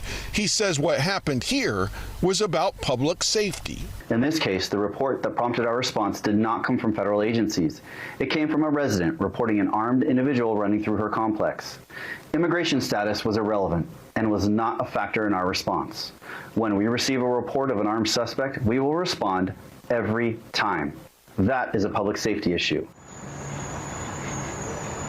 Now, that person federal agents were looking for was not caught that day. We have reached out to federal officials asking them who the person was and whether or not they were ever caught after that day. There was the video that you just saw there that was put out by the chief was put on YouTube and also addresses questions that were raised about why and when a school was notified about what was going on here. For now, reporting here in Fullerton, I'm Chip Yost, KTLA 5 Mississippi News. To break the Republican supermajority in the state Senate. Won 3 state Supreme Court races in Pennsylvania. 1 statewide in Georgia for the first time in 20 years. Crushed it in California with Prop 50. Democrats in the off-year elections won up and down the ballot across the country. In statewide races, in county legislative races, and at all points in between. And then in December of last year, we won the mayor's race in Miami for the first time in almost 30 years. Crushed the Republican opposition. And then 2 days ago in Texas, this is extraordinary. In a district that Donald Trump won by 17 points, the Democrat wins by 14 points. That's a 31-point swing. No one's ever seen anything like that in modern American political history. Democrats are doing that. A 50-point swing in Texas amongst Hispanic voters. And state Senate districts in Texas aren't small. They're bigger than congressional districts. That has sent a chill down the spine of every single House Republican in Texas and across the country. And it gets worse for them because Republicans spent over $2.4 million to try to hold a seat that Donald Trump had just won by 17 points, and the Democrats spent about $400,000, outspent 6-1, and crushed the Republican extremists. At what point will Republican extremists come to the conclusion that your reach ain't long enough and your peeps ain't strong enough? You are on the verge of losing control of the House of Representatives in November, and the Senate is looking increasingly shaky as well. Republicans have failed. Democrats are on the move because the American people have had enough. Rex Reedy is going to force a vote to expel Congressman Shepard this week, who has been indicted for allegedly stealing federal funds. What is House's strategy to just stand here, or are you opposing this effort and standing, I guess? I mentioned on Friday that Congresswoman Shepard McCormick is entitled to the presumption of innocence, like every other American. I'm a hard no as it relates to the effort to expel her, and it's going to fail. Thanks. Thank you. The House Republicans had the same act to this latest funding package. Are Democrats prepared for a long government shutdown and they just easy? Well, the SAVE Act is dead on arrival. It's not going anywhere in the Senate. And the Republicans have failed on the issue of immigration enforcement. These people are desperate. They've lost their advantage on every single issue that they thought was going to be part of some permanent realignment. How was it possible that they actually convinced people that there was some permanent realignment when they haven't won a race in 13 months? It's confusing to me. Their policies have failed completely. Donald Trump is deeply unpopular. Democrats have been up in the generic ballot for months. And everybody understands if the election were held today, they're going down in flames on the other side.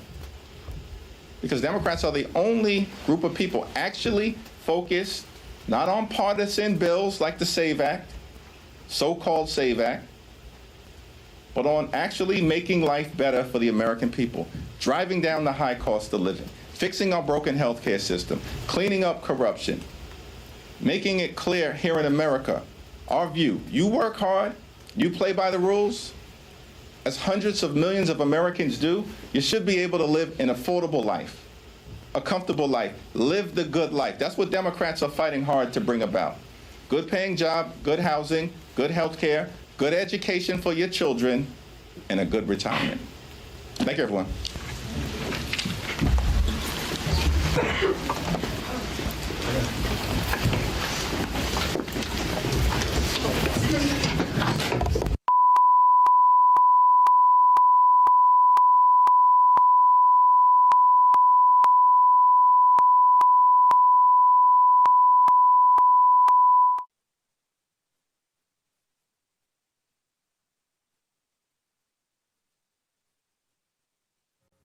That was House Minority Leader Representative Hakeem Jeffries of New York talking about ICE and the partial government shutdown, among other topics. Yeah, lots of other things, and I'm assuming you could get that full press conference somewhere at fox9.com, Fox 9 YouTube page if you want to see that whole thing in full. Yeah, the House of Representatives, they're back in session today. I don't think they're going to have a vote on this, though, until tomorrow. So. Okay, well, I'm sure we'll keep you posted on that here. For sure. We're going to toss to commercial break, and when we come back, we're going to have more from the afternoon shift. It's a jam-packed day of stuff we got going on for you, so we'll have more from the show coming up right after this.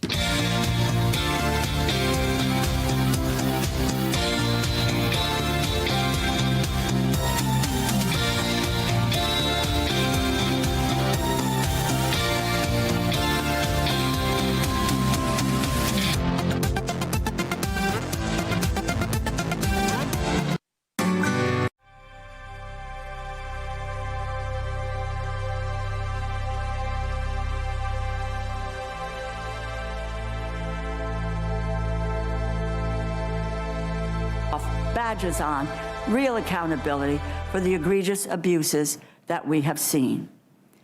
The killings of Alex Pretty and Renee Good have shocked the conscience of this nation. Renee had just dropped her 6-year-old son off at school and was on her way home. She had her dog in the back seat of her car. She told the agent recording her, and I quote, "I'm not mad at you," end quote, before turning the steering wheel away from him. He shot her 3 times in the chest and head, including through the open driver's side window as her car passed by him. After video emerged of the killing, the Trump administration accused her of domestic terrorism. Instead of investigating her death, they investigated her wife. In October of last year, Stephen Miller asserted that these agents have, quote, absolute immunity, end quote. Following Renee's death, the Department of Homeland Security shared Miller's remarks again, just to make sure that everyone got the message.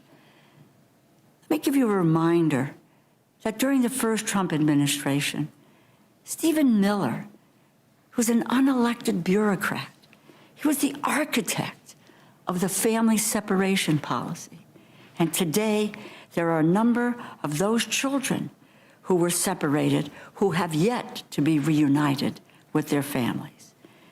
2.5 weeks later, Alex Pretty was assaulted by several masked federal agents, pepper sprayed, pistol whipped, and then shot 10 times in broad daylight. His only crime was that he was recording the officers on his phone. Video circulating after the killing showed an officer clapping and cheering excitedly as Pretty was shot dead.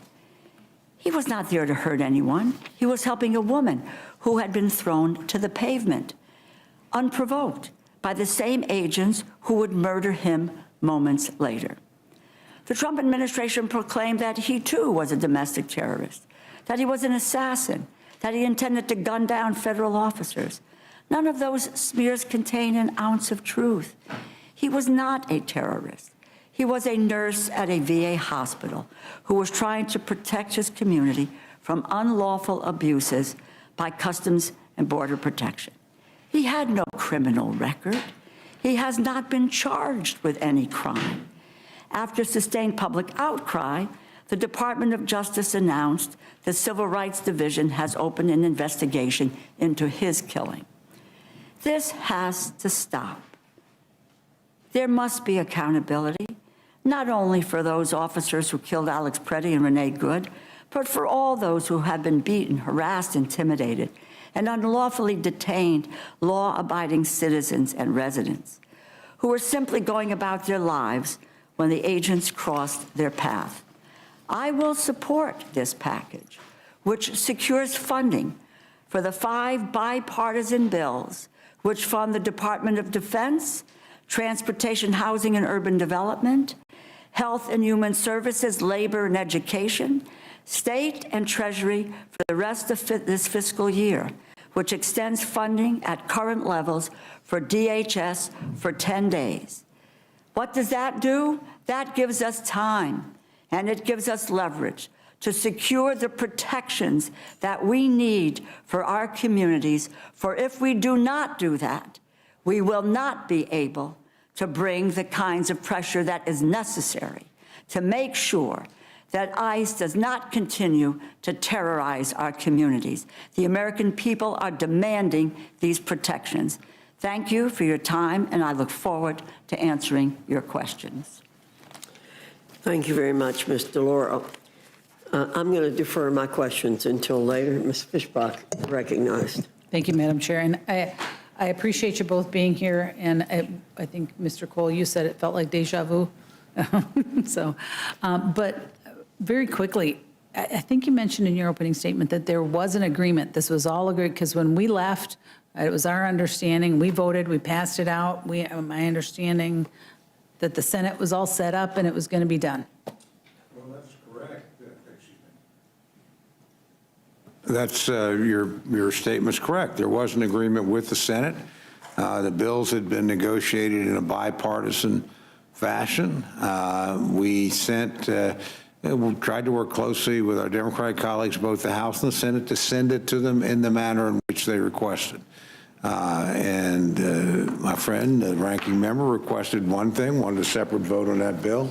We worked hard to secure that vote, and you were kind enough on this committee to give us that opportunity.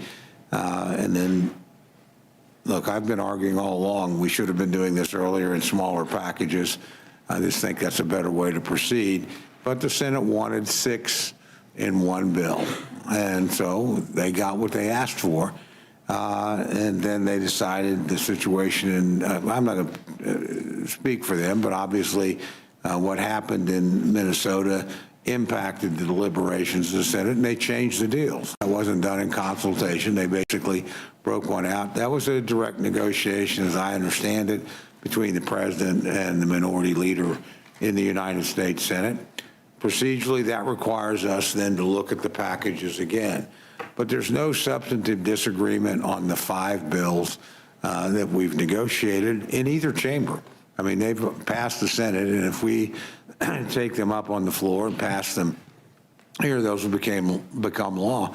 As my friend, the ranking member, said, the remaining one is a 2-week extension, so other negotiations can occur, and I would assume at that point they'll either come to a conclusion or not, and we'll be dealing with that bill again. But what we won't do is derail the rest of the government. 94% of the government will be funded. Our military will be paid. Our borders will be secure. Important, research programs and programs that support our most vulnerable will happen. We don't have disagreement there, or the disagreements we have been resolved through negotiation. So putting those things through, I think, is the right thing to do. Working on the area that is still a matter of contention is probably the appropriate thing to do as well. Again, I would have preferred all 6 be accepted as negotiated. This is the second time the Senate has done this. We had a negotiation last year. They asked for a clean CR, which they got. They asked for a short-term CR, which they got, and then they introduced extraneous matters, which were health care, Obamacare era subsidies, and undoing Medicaid reforms that Congress had enacted into law and the president signed earlier last year. So, it's pretty hard dealing with the United States Senate because when you've got an agreement, they don't feel bound by the agreement that they had. So again, we're sort of used to this, but I would rather preserve the really 94% of funding where we have agreed, get that taken care of. That shouldn't be subject to this debate or this controversy, and then move on. There's clearly negotiations at the highest level going on the Department of Homeland Security right now. There have been a number of moves by both parties, by the president, by the Senate, to continue this discussion. So obviously we would deal with that at that point. But I don't think we should miss the opportunity of passing into law things we agree on to keep the government shut down. I mean, literally, if we don't act on this, we're going to be back at the point where people that keep our skies safe aren't getting paid, where promised pay raises to air traffic controllers and the Coast Guard don't happen, where we don't have money in reserve for a natural disaster. We have one undergoing right now, where our men and women that are protect us overseas wonder whether or not they're going to get paid or their families here are going to be safe. So let's solve the range of problems where we have very substantial bipartisan agreement and negotiation, and then work on this remaining problem.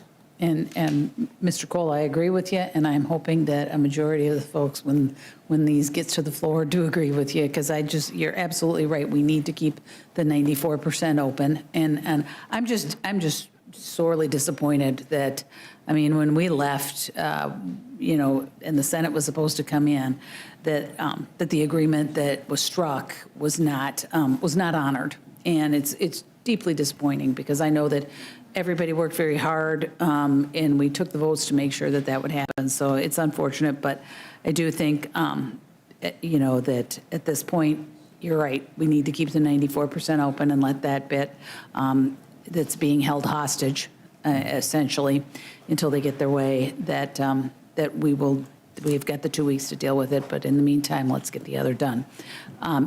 Did you want to say something? You looked like at one point you were going to say something. No. Okay.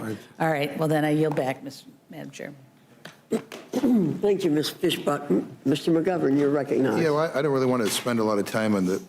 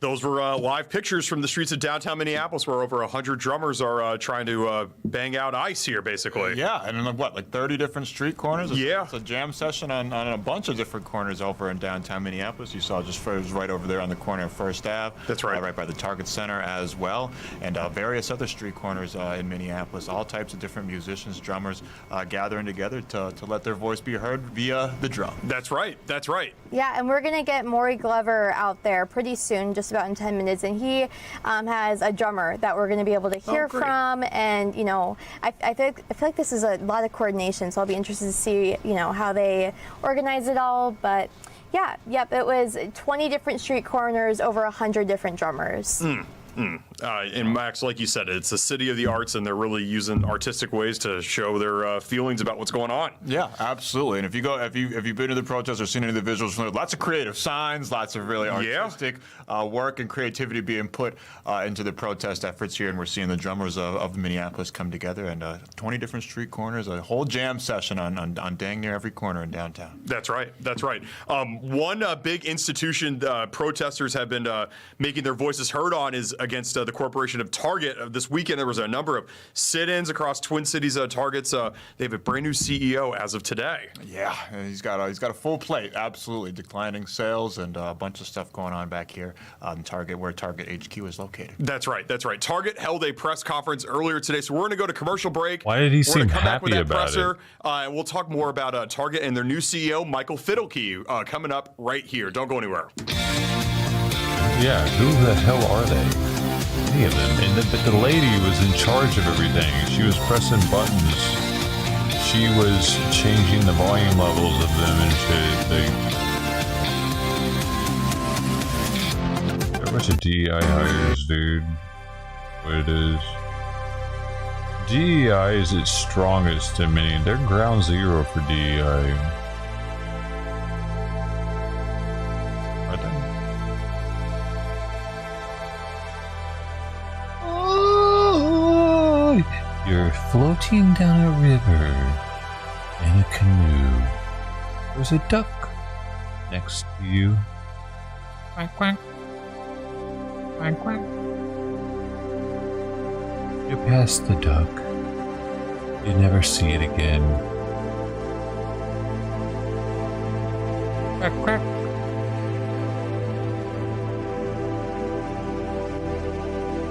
Will you miss the duck?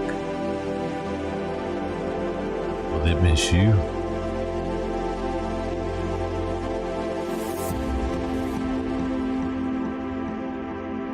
Was there really a duck after all? Did you take a picture?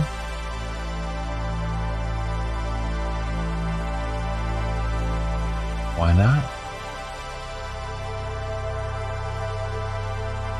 Oh, you're out of space on your memory. You gotta delete some photos. Now we'll never know if that duck was real. You'll always have that moment. You and the duck. Quack, quack. Quack, quack. You always have that moment. Can't take that from you. Even if it didn't happen. Maybe it did.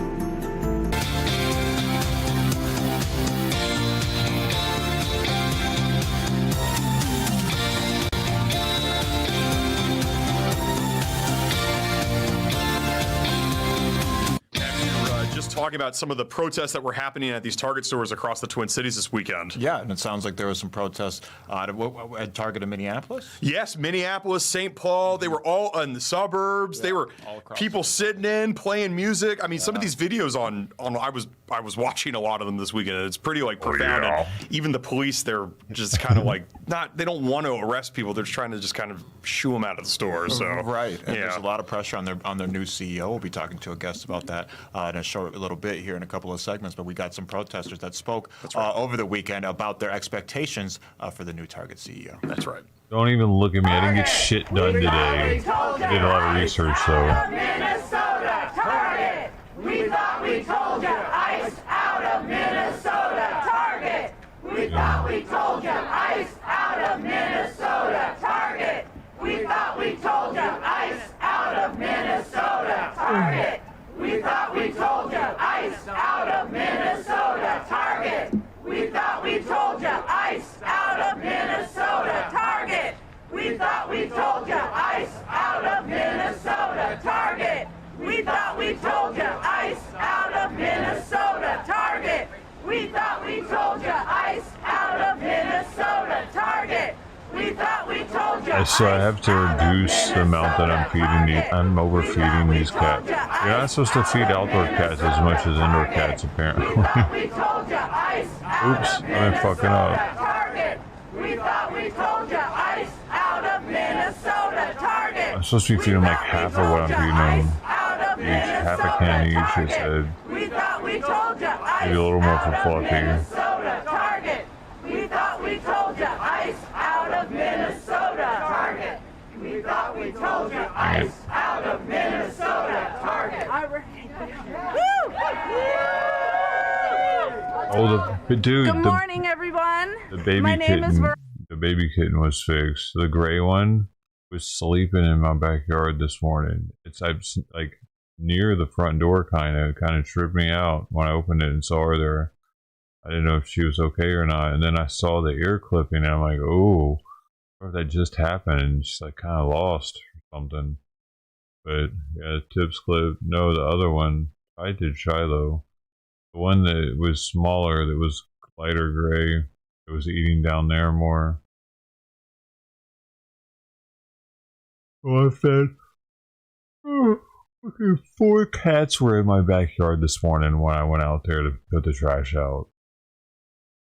4 cats were out there, and Shiloh, I'd seen her out there, but she was around the corner, I guess, but her and Trina ran out by the time I put food out front. So 6 cats outside, fed, and 3 cats inside.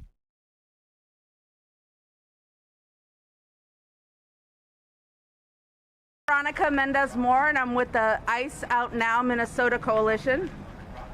And we're here today outside of Target headquarters on the first day of the new CEO, Michael Fidelki, to welcome him into his new role and ask him to join us in calling for ICE to leave our state. That's why all of a sudden they had a new tone about, because they think that's gonna really. We want them to end the violence that cost Alex Preddy and Renee Good their lives. How could Target and do has torn anything? apart thousands of families. Target is at a crossroads today. They can continue to ignore the thousands and thousands of voices locally and across the country who are calling on them to be a good corporate citizen and to stand up for our families and our communities, or they can listen to us. They can stand with us, and they can demand that ICE leave Minnesota now. This weekend, at over 36 Target stores in Minnesota, as well as across the country, thousands of people went into their stores to raise their voices and call for Target to demand that they stand with us. Our demands have been clear. Publicly call for an immediate end to the ICE surge into Minnesota and for ICE and Border Patrol to leave the state. 2, that Target exercise their Fourth Amendment rights and publicly post signage denying entrance to immigration agents who do not have a signed judicial warrant as required by law. Protect the customers. And that they train staff well on how to respond when immigration agents arrive at stores. We demand that Target publicly call to shut down Trump's ICE. That they lobby Congress for no additional federal funding for ICE in the upcoming congressional budget, and that ICE should be investigated for human and constitutional violations of Americans and our neighbors. And finally, that Target must demand that any federal officer who kills or harms a civilian be held legally accountable. Yes! So today, you'll hear from a few Minnesotans about why we are continuing our push for Target and their new CEO to use their influence and force the administration to end the occupation of our cities and stop this regime of terror here and across the country. So first, I would like to invite up Pastor Doug Mork. Good morning. I am Pastor Doug Mork. I am a pastor at Holy Trinity Lutheran Church in the Longfellow neighborhood of South Minneapolis. My congregation and neighborhood are seeing heartbreaking ICE activity every day, right? During the service yesterday, we were monitoring ICE activity within just a few blocks, and it is tearing families apart. It is causing incredible harm to the neighbors that we're called to love. For years, corporations like Target have been accumulating power and asking for more, to have an influence in our communities and in our country.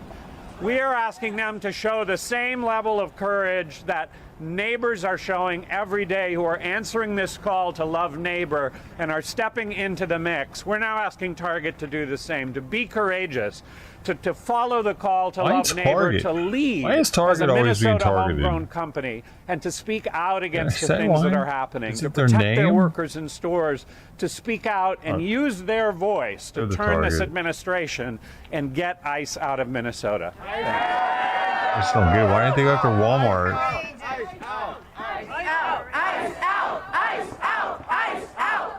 I want to go for. I'm sure there's something for them to go after Walmart for, dude.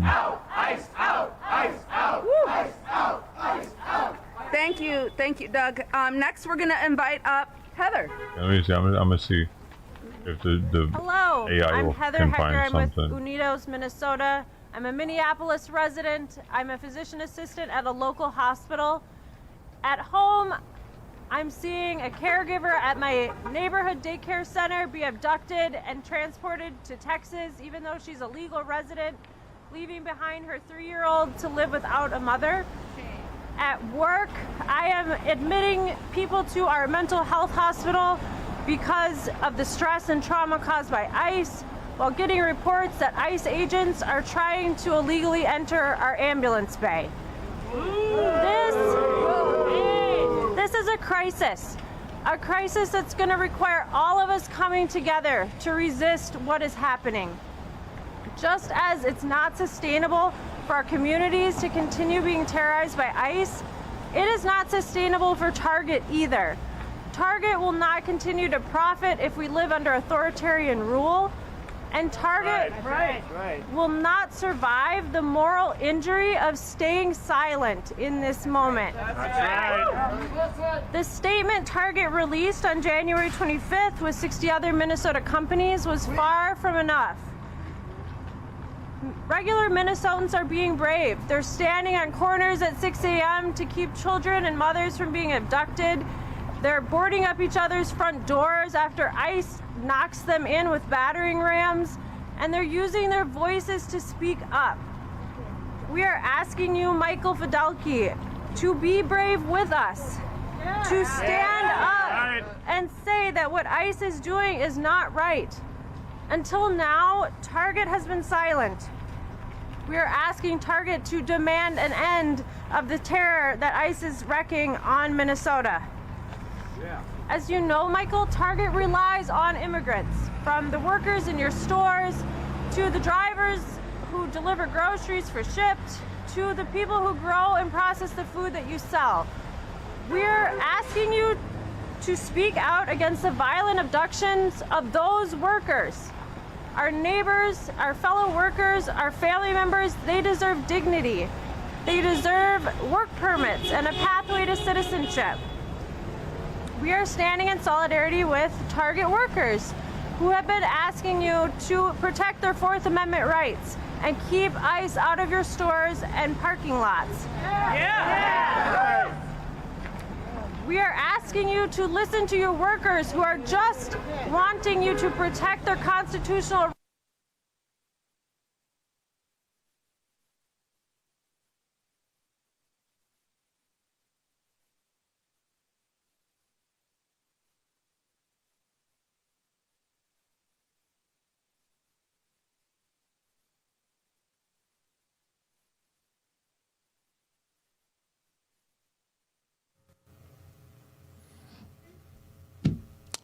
Sorry about that. We were having some technical difficulties, but I think the point of those protesters got across. They have some demands for new Target CEO Michael Fidelki. Yeah, and absolutely. And we'll be talking about the new CEO with a professor in just a little bit here. That's right. That's right. Before we get to the professor, we're going to send it back down to the streets of downtown Minneapolis. A Fox 9 reporter Okay, and Grace is telling me right now we're gonna take a break, and when we come back, we may be sending it back down to downtown Minneapolis. We may be talking more about Fidelki. We're kind of staying loose here in the afternoon Yeah, shift. for sure. We're just going with the flow, but Fox 9's own Maury Glover might have right. one of the drummers. I might be having a little conversation with him on the streets there of Minneapolis. That's right. That's right. So stay with us. We'll bring you either downtown or talk about Target coming up next.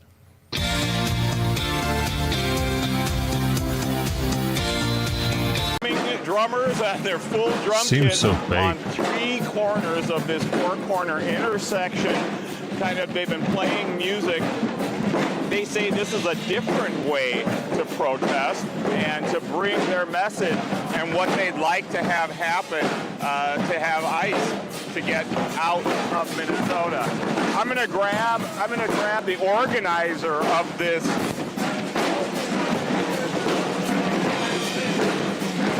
protest in just a second. But in general, they've got maybe 60 or 70 drummers all over downtown Minneapolis in maybe 24 different spots playing. First, they started playing the same beat for about 3 or 4 minutes. But then they stopped, and everyone's playing their own stuff. And right now, joining me is Lane Peterson, who's the organizer of this protest. And Lane, first off, why did you want to do this? Well, like so many people, I've been very upset, dismayed about what I see with my eyes about what's happening in our community. ICE mistreating people, ICE assaulting people, ICE abusing people, ICE infringing on First Amendment rights, infringing on Fourth Amendment rights, other constitutional rights, tearing families apart, destroying business. There's nothing about ICE in Minnesota that has made Minnesota safer. They've only made Minnesota more unsafe. The murders of Alex and Renee, not even really being investigated. No arrests, no accountability. And Minnesotans, we're not going to stand for it. And maybe they heard about Minnesota nice before, but Minnesotans, as they're finding out, are not going to back down, and we're going to continue to show up until ICE is out of here. So what is this protest? Tell me the form that this protest is taking. How many drummers do you have? Where are they? And how long will they be playing? So we have at least 60 to 70 drummers. I've heard maybe north of 100 drummers. And this is just one part of what's going on. This is spread across the entire downtown, localized on different corners. It's an organized protest, but it's decentralized where really as individuals we're out here exercising our First Amendment rights. There's a lot of fundraising going on too. Individual drummers are fundraising for different causes, food shelves, families, just trying to provide necessary relief to people who really desperately need it right now. There's so many people who are here legally, who are afraid to leave their homes because they're being racially profiled. And I don't know how anybody can support that whatsoever. So we want people to get out of whatever information rabbit holes they might be in, trust their eyes. This is Fox 9, it says it on the screen. Care about their neighbors, care about people across Minnesota, and really across the country. You know, like Chad back here, Chad Wackerman, coming in from LA, because he's seen the damage that ICE does firsthand out there in California. You know, this is not about crime. There are plenty of red states that post way higher crime rates. This is not about illegal people being here illegally. I don't even like that word. Because you go to Texas, Florida, again, red states where the numbers of people who, might be here undocumented are far greater than what's here in Minnesota. It's not about It is in fraud. Minneapolis. They send in forensic accountants. I don't think these ICE agents can add to 2 and 2, right? They're not here figuring out fraud. Or again, they'd be down in Texas because of huge fraud that just came out down there in Texas. Don't get me started on fraud in the White House. Fox changes depends on where it's at. Yeah, we're musicians. We're musicians who are bound together by being drummers and playing other instruments. Musicians are always on the front lines of social change and social awareness. I mean, we saw that with Bruce Springsteen and Tom Morello and others being down here just a couple days ago to march with Minnesotans, do a benefit concert. So, you know, as artists and musicians, we're always on the front lines of awareness. So that's why we're out. That's what binds us together. What do you hope people that come across this or hear this take away? What do you hope people take away from this protest or come across this? Well, I think when people see prominent musicians in their community who play for bands who they love come out and, you know, really show where they're at on a cause, it makes a difference. You know, it's a noise that gets people's attention. Look, I live out in the suburbs. You're out there, you can be in a bubble and think that none of this affects you whatsoever, right? So this noise is about bursting some bubbles that people walk around in too, right? And look, it's working. How many news outlets here are going to carry this tonight? You know? And so it's going to get out there on social media. Hundreds of thousands of people are viewing videos about this, talking about it, being inspired to do it in other places. I've had people contact me about doing a national day of drummers coming out and protesting. So whether you go out for a march or a rally, or you stand outside Target with a sign, or you do something like this, people have to get out in the street, because that's what shows that what's happening in our communities right now is not acceptable. It's not going to stand. Okay, well, great. Thank you very much. I appreciate it. I'm going to have Josh turn around and just show you a little bit more. We're going to give you a little bit of it. I'm going to be quiet for a second and let you listen for a second.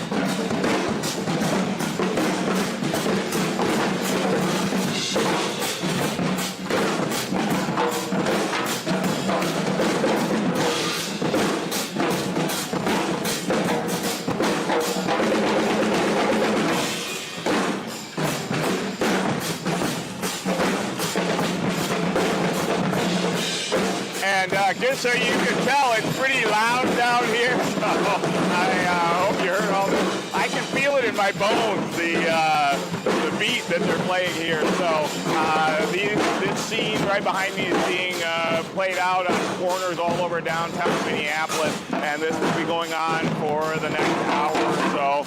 So this is another form of protest going on here in Minnesota to ICE's continued presence. But now I'll send it back to you.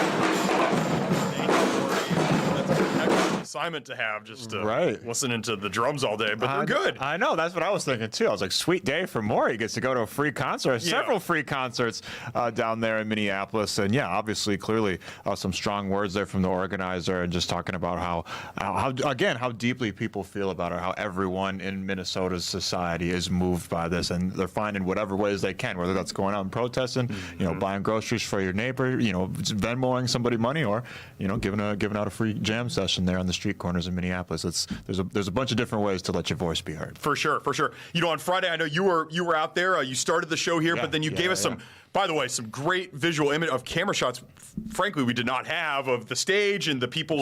Jelani Hussein speaking from CARE, Minnesota. For sure. I'm just curious, in the spirit of that, what were some of the sights and sounds that you heard on Friday? Oh man, it was awesome. It was one of those things where I was so enraptured by the speakers once I found where the speakers were at and where everybody was at, that I kind of like, and I was focused on, you know, giving you guys a good shot, but then when you get a chance to actually just look around and you go, oh my God, there's people for blocks down that way. There's all types of, you know, really funny and creative signs.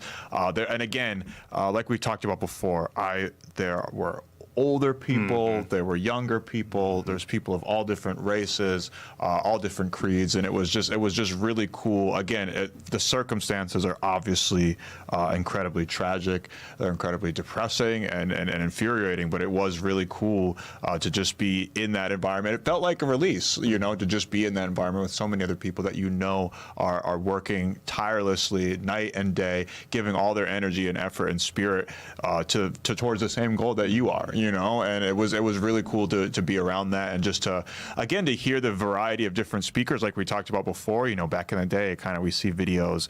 Obviously, I wasn't able to attend protests back in the civil rights days or anything like that, but we see videos and it seems to be more like this organized leader of this organization is going to be speaking, and this organized leader, and they all got, you know, prepared speeches, whereas like these days it kind of feels more off the cuff. It's more like scrolling Twitter almost, where it's like a teacher is speaking, and then you have, you know, a politician or a local community leader speaking, and then you got like somebody that might own a restaurant and the community speaking, and it's kind of all different voices from all around the spectrum, from all around Minneapolis life, all talking about how this is affecting them and impacting their way of life, and everybody all speaking out against it. So it was an incredibly beautiful thing to see, for sure. Yeah. To be in Minnesota. By the way, these protesters, it says right here, anti-ICE protesters should direct more anger towards Walmart due to its deeper historical compliance and settlements with ICE compared to Target's explicit denials of cooperation.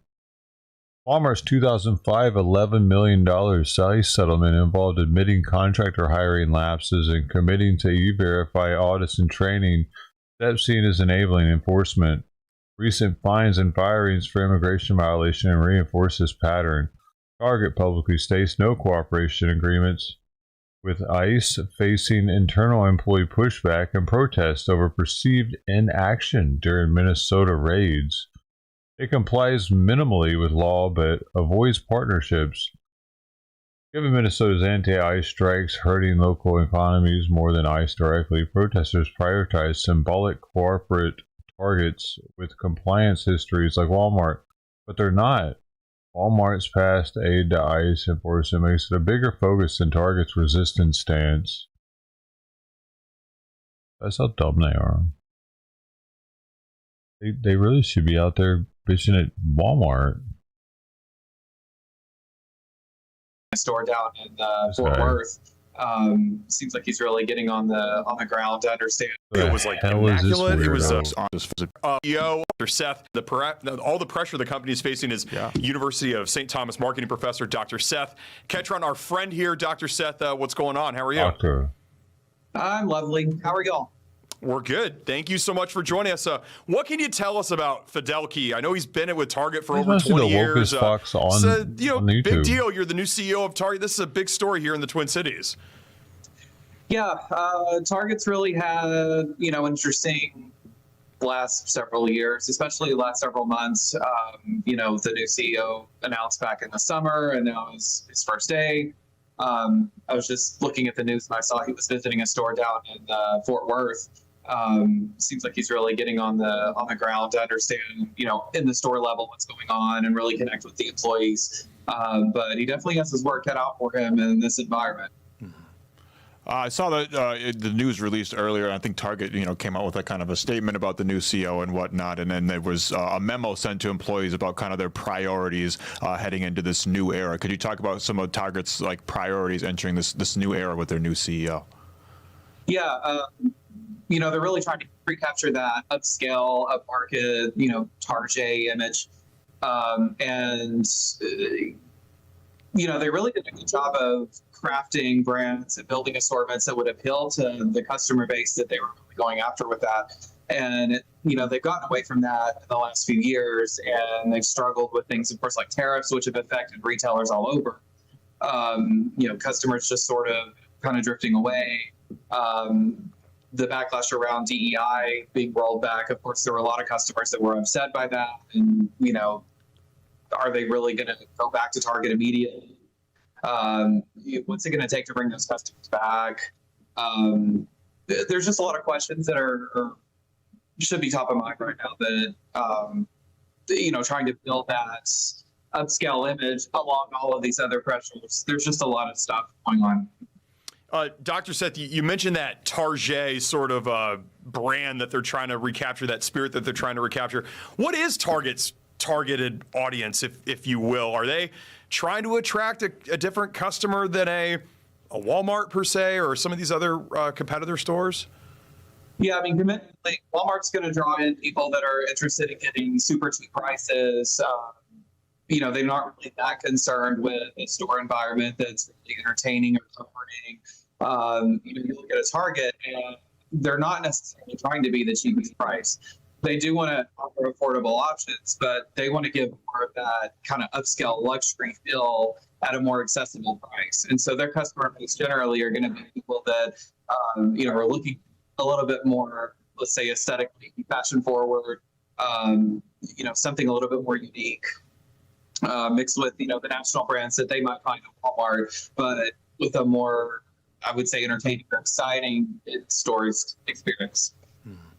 Now, obviously, we were just playing, bits from a press conference and earlier and talking about some of the protests that have been going on, specifically, kind of targeted, or no pun intended, at Target and their kind of lack thereof of statements and I guess, community presence during these times here in Minnesota. I'm just curious, like, from their official standpoint, what kind of has been the reaction to those protests and community pressure? And do you think their continued success and growth kind of hinges on how they react to this moment right now in Minnesota?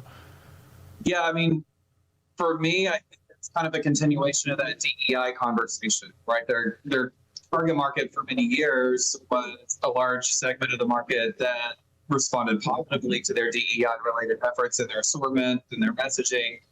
And then when that got back, it was sort of like, who are you as a brand? What's going on?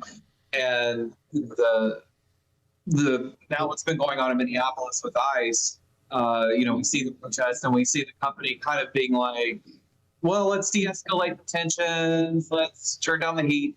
And for some consumers, that's not enough. I mean, they want to see a strong stance that says, we don't want you here, get out. And, those kinds of strong statements by brands, in some cases, they might alienate some consumers, but that might also, galvanize them and make them really want to shop more there. So, it seems like a lot of companies are kind of walking this line of they don't want to offend anyone, but are they actually kind of not really capturing anybody by being in the middle? You know what I mean? So, navigating this space, I think they really need to go back to who's their target market and what kind of messaging would resonate best with them.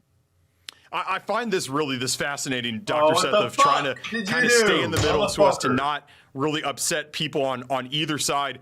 I guess I'm going to turn the tables on you here. If you were Michael Fidelke, how would you have handled this ICE situation? Would you have come out with a little bit more of a stronger stance? He did that, didn't he? and decry ICE, or would you have kind of played it as Target is playing it? Because it's not necessarily your opinion on the matter. It's you're thinking about your brand at large. It's very difficult. It's a very tricky subject here.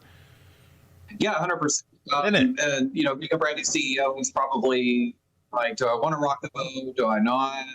What should my be right now? And I don't want to put myself in that situation, but I do think, making a very broad statement like that was made, it's not really making anyone happy. So again, going back to who's the target market? Who are we trying to talk to? What should we do? And what do we want to stand for as the brand? And, making statements that are related to that would be important for positioning purposes, if anything else. Seth, like we were talking about earlier, obviously some of this is, this consternation is an extension of the DEI stuff that stemmed from last year. But and obviously some of it is proximity, right? Because Target is based here in Minnesota. But I'm curious, are their competitors facing similar pressures from people like the Amazons and the Walmarts of the world? Because they're retarded. They're headquartered in areas. Why does it matter where they're headquartered? Let's say there were a lot of ICE activity in Bentonville, Arkansas. Would there be something similar at the Walmart headquarters? Maybe, maybe not. I'm not sure. Yeah. It's a fascinating position that new CEO Michael Fidelke is in, and I guess we're going to see how it all plays out here. Dr. Seth Ketron from the University of St. Thomas, we appreciate you. Thank you so much. Thanks. was a That doctor. is interesting. So February 2nd, the start date for the new Target CEO. He starts on Groundhog Day of all days. Today, yeah, Today. absolutely. 2 days is his first day on the I didn't even know it was Groundhog job. Day. Going on, full plate, absolutely. Yes, yeah. You were digging into the history of Groundhog Day before. I think we're going to talk about that. I got some nice little fun gotta facts pay about rent. Groundhog Day. It's just kind of something that we're born into, and we all accept that this goofy groundhog comes out of the ground and sees a shadow or not, and it's just kind of we don't really question it too much. But I got a little history, a little lore on Punxsutawney Phil and Groundhog Day right here on the afternoon shift. Don't move a muscle. The movie Groundhog Day is the only thing that matters.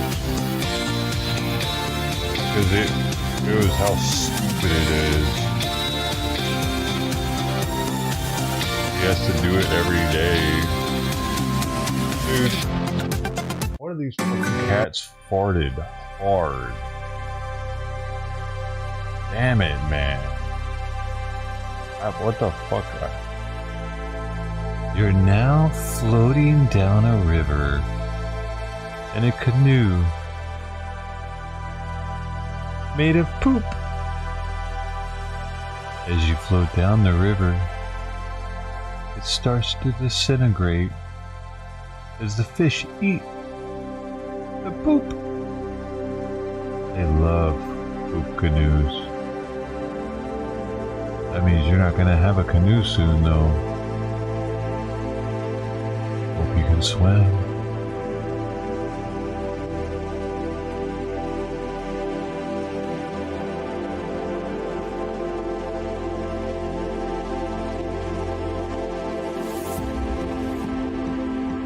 Can you actually do that? Can you actually fish with poop?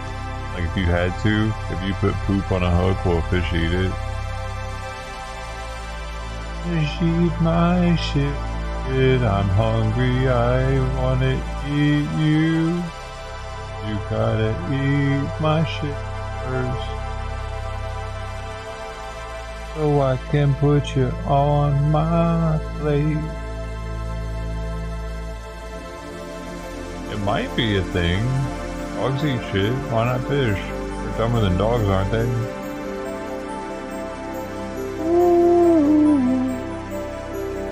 Deep thoughts.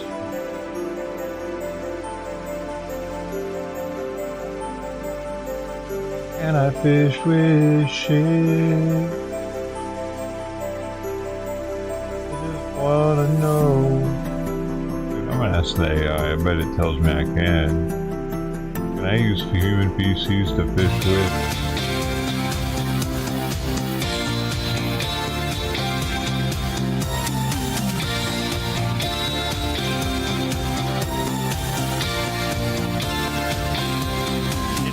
Day here on the afternoon shift. It is, and we're not just repeating that just for the Groundhog Day bit. It actually is legitimately Groundhog Day. It's been around since 1886. No, using feces as bait on Facebook is not recommended. I mean, it's got to have been something from way long ago, right? It's just kind of a ridiculous concept. Right. Who would have come up with this in like Wait a second. Yeah, though. 140 years of Groundhog Day It's this year. A lot, and there's a lot of history and lore behind Punxsutawney Phil. Like I said, we kind of just something we just accept. So I figured I'd put together. Survival shows and informal tests, like those using dog or human poop on hooks, report occasional catches, and possibly due to scent attracting bottom feeders. Scientific studies on feces as bait focuses on insect traps, not fish, where fresh human waste works briefly before degrading. So they catch insects with the poop. Commercial poop lures are plastic imitations moving in the shape and sink rate, not in the real ways. Here it feels like almost. The last time he didn't, I read, was 2020, so this is 6 straight years of it. I've been trying to tell Oh people wait, he's a the fraud. U.S. fishing regulations explicitly ban human. No, they had to ban it, dude, because people were like, "Fuck this shit, man! I'm tired of paying for bait." No. Oh, there is no human. Oh, there isn't one. Well, there you go. It's never been a problem here in America. But are there countries where they have this ban? Wait. Did you ban you if you debate? Hold up.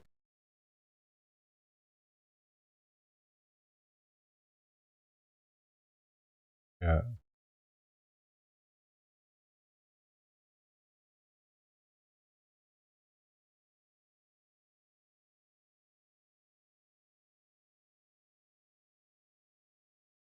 No country has fishing regulations that explicitly ban using human feces as bait. Oh, but Minnesota prohibits depositing animal parts or the body of dead animals in public waters. Apparently they had a problem with that at some point.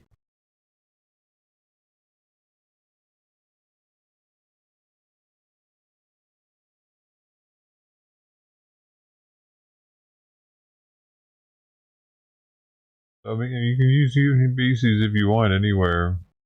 Try it out if you're really broke. In Nova Scotia, Wearton Willie sure in you don't Ontario, eat the Fred poop, though. Maman in Quebec. There's all types of different weather predicting animals out there, but Phil is just the one that gets all the shine, and he's actually one of the least accurate ones out there. Why we all pay attention to him? That's what I'm saying. Right. He's got some good Nobody PR. pays I don't attention to he's got shit. What are you really good talking PR. about? You heard me talking about you, right? You heard me talking about Phil. I was slandering Phil for you, dog. What is going on with this? That's your right. Absolutely take some of that. How do you feel about Punxsutawney Phil? He's a fraud, The right? weirdest news show. I think it's for kids. He's a rat. He's probably tasty. Isn't I'm not it? sure. I've never had groundhog. Funny that you say that. What? Funny that you say that. Okay, look. Close your screen for a second. Okay. Spell Punxsutawney. P-U-N. Why are they eating There's an it? X in this mix here. I feel like it's. Is it Punxsutawney or is it Puxsutawney? Is it a commercial? Because this thing needs to be turned the other way. And yeah, there's Don't a look to me for clues. Pux. T-A-N-E-Y. They're screwing the commercial up. Pop-Tart What did you say? fights or something? Wrong. Is it Punx? P-U-N. P-U-N-X. X-A. Wrong. P-U-N-X-T. Wrong. E. Not even I. close. No. Z. Batman symbol. Yeah, it's okay. You know what I'm saying? He wouldn't be Thank you. stuffing I knew these it. things in his Batman. mouth unless this was a commercial. Like, it's definitely a commercial for whatever the hell that is in his hand. S. S.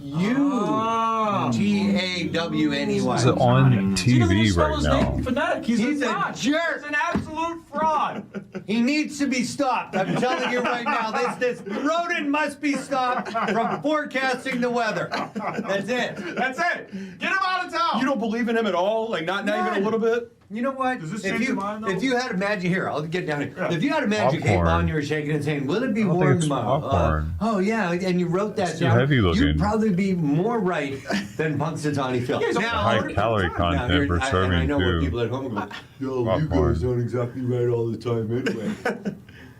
It's not true. It's true. It's a little true. Not in my mind. Not in my world. You said You're always- you're always 99%. right in my world. This is why I have pledged my eternal allegiance to you, and why I bring snacks. These are delicious. Aren't those awesome? I just White bought cheddar, those. really White good. cheddar pretzel pop'ems. I've never had them. Yeah, I mean, look, sometimes we're getting it wrong. Show us right the all the time. fucking We're bag, forecasting you chaos. dipshit. That is the atmosphere.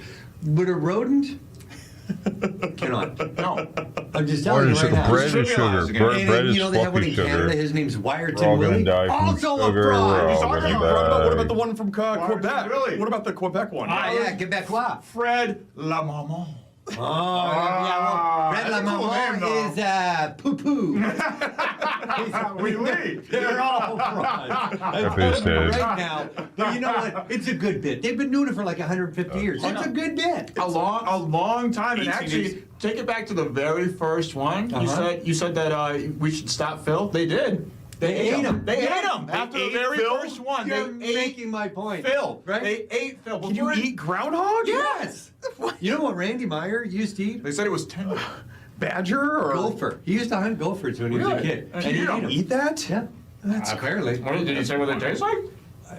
Like these? No, yeah, no. It tastes a lot like white cheddar pretzel. Anyway, I just saw you on the screen and I saw you were talking about. You literally said your name 30 I seconds before literally you just came said in. your name, and then you popped in, say his name, and he appears. It's incredible. I was Be careful when you say that. Fade ran. Yay. I did it. Don't want to say it in the wrong situation. It's something That'd be productive. pop up. Yeah, baby. Ian Leonard. I'm like, yes? Hey! No! Oh, This guy acts way younger than he actually is. He's like in the 60s or some you know how shit. the tour, like the Jason Show people? Yeah, they come through. Yeah, they come through. My new bit is introducing myself as different Fox 9 on-air personalities, and the other day, they love this. They're like, and there's the newsroom right there, and I was like, hey everybody, Ian Leonard, nice to meet you guys. And I was like, I know I look a little bit different on TV, like this is the real me. You know what I mean?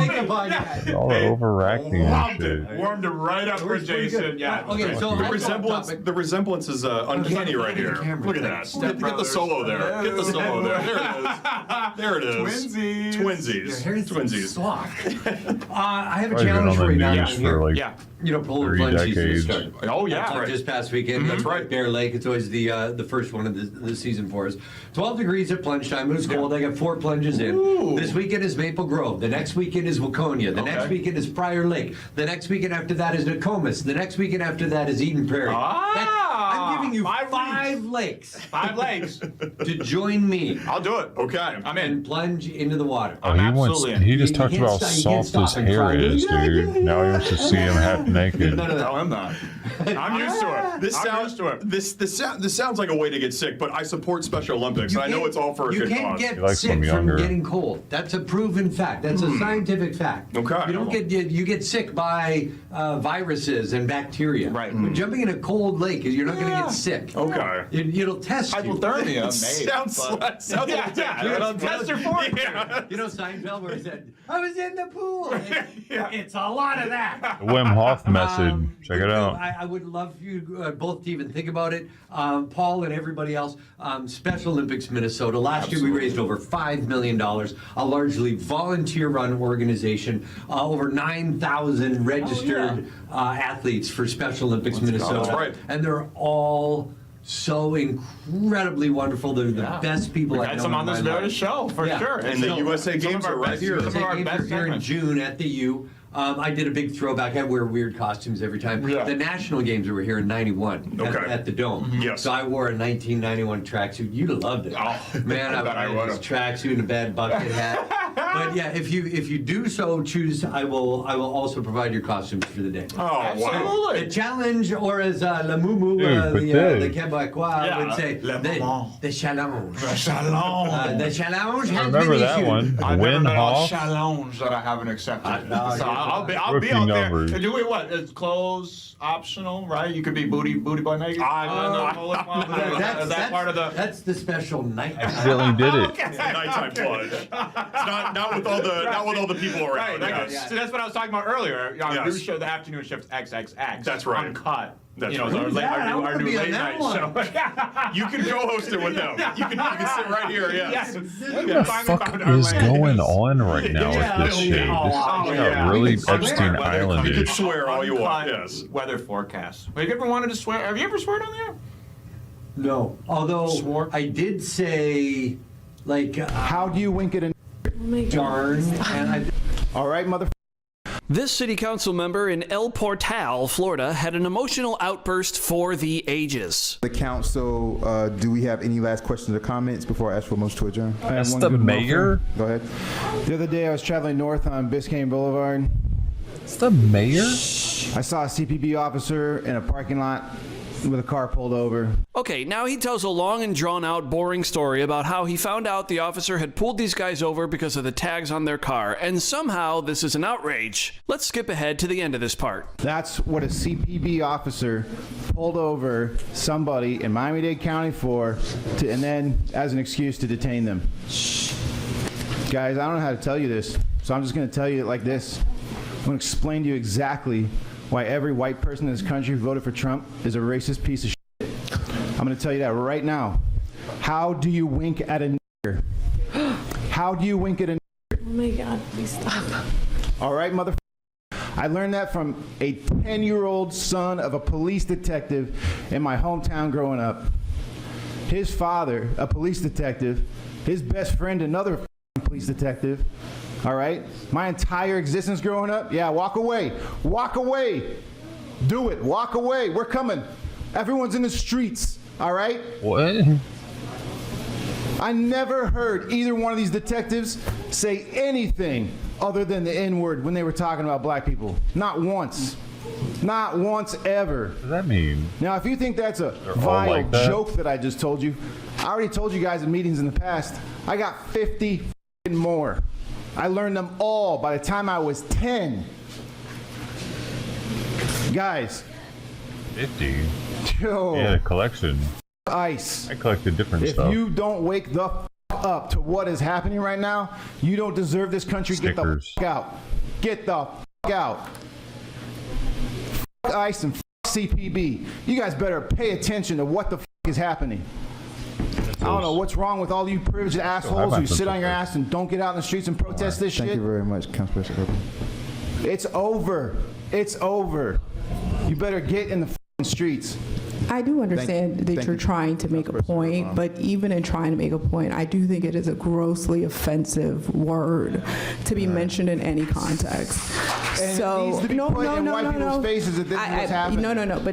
But I'm not a white person, and it's being put in my face, and I find it offensive. So I'll personalize it for you. That even though I understand that you're trying to make a statement, I actually don't understand it, but it appears as though you're trying to make a statement. And in addition to that, I share some of those feelings about what is going on in the greater world. I do say that as a white man, you should not be saying the N-word in any context, and I take great offense to it. And I think that you owe us an apology. I will certainly apologize. I mean no offense to anyone other than white Christians who voted for Trump. Ooh, wow. Tell us how you really feel. This meltdown didn't go well with, well, anybody. We caught up with Councilman Urban Monday afternoon. Okay, I acknowledge that the words that I used were go beyond just anger or offense, but for that many people, it is outright traumatic. But is it really just about the forbidden word being used? This fedora-wearing city council member was particularly upset for other reasons. El Portal Councilman Winter said he personally felt attacked during the meeting as a white Christian. We're in an election year, so I'm not sure if it's the right time to resign or just play the whole thing out, but that would be something for the attorney and the mayor to decide whether it should be done. I do not feel comfortable having him on the dais. And at the next city council meeting, his tone had completely changed. I didn't hear you apologize to anybody else, me in particular, and everybody else. I'm not white, I'm Latino, but I voted for Trump, and you call me a piece of shit. Are you apologizing for that, for voting for Trump and calling me a piece of shit? Sawyer, get out of there. Sawyer. I am sorry for the entirety of the statements that I made. I own those statements. They were impulsive. I did not plan to say all of that, but that doesn't matter because in the moment I had an opportunity to stop myself. I did not. I take full responsibility for all of that, and I am deeply sorry for the entirety of what I said at the last meeting. That same guy. That we all get caught up in the moment. What the fuck? I have many times. Hair's all greasy. I appreciate you owning up to it, and hopefully it never happens again, and we can move on to whatever others, if anybody else wants to talk. Thank you. Thank you. Sounds like a sweet boy. Sweet. Hey. Bro. Hill, a lot of different Guys, questionable. you see what they're using as their thumbnail? Oh my God, please stop. And it really seemed like they're covering protests. What is this? Mayhill addressed the media at a briefing following the raid at a home on Boring. Sugar Springs Drive. What is this?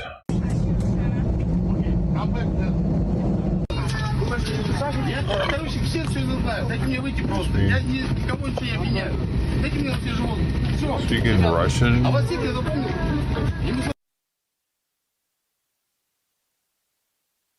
I'm not going to war. She got a fucking weapon in her hair. Yeah, say we can allow that lady.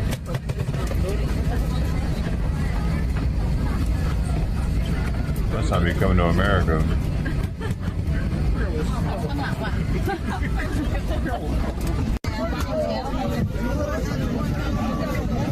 ran out under the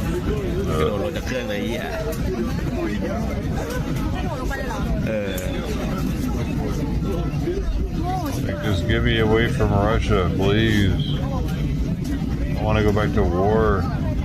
Shell shock.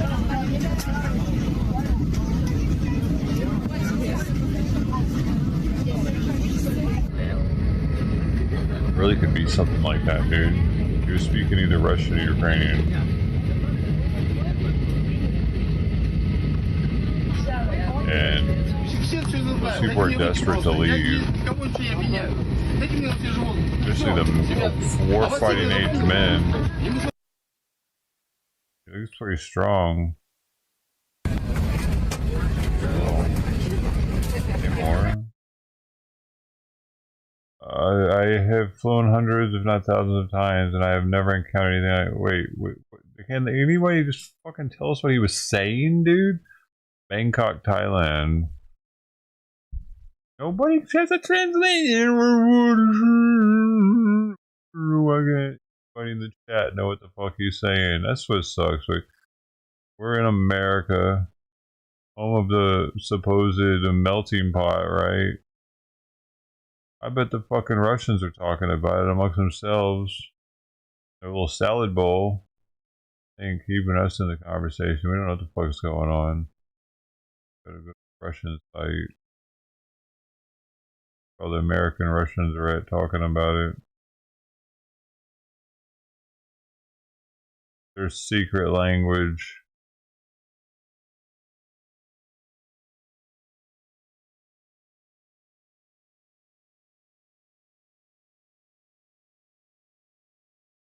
Make moon history. They're making fucking 13 engines lit back up on booster, so it's doing its boost back. Real excitingly, though, we've got 6 out of 6 Raptors lit on ship there, so it's now going to continue to make its ascent into outer space. Happening? The loop. Meanwhile, this boost back is happening. 12 We're using a loop of seeing the same thing over and over. Wait, that had people were watching. 12 out of the 13, and then we go down to 3, and then we're going to shut down. 4,394 people super heavy are watching that. Things that will. There we go. And it's just different ones over and over. And then we're going to do. How's that?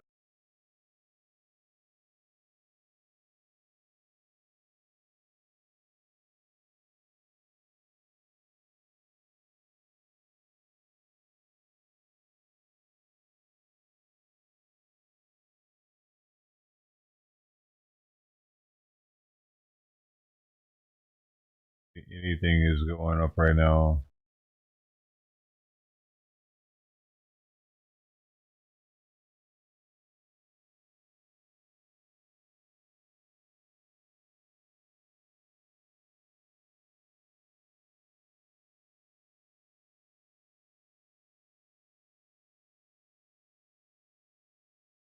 Minneapolis was really slowed down on ice operations.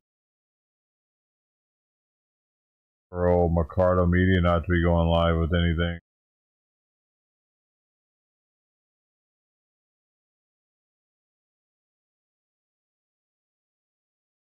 Huh.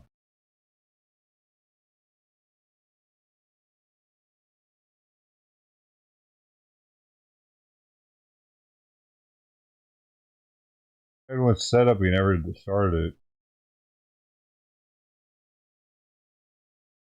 What is he covering?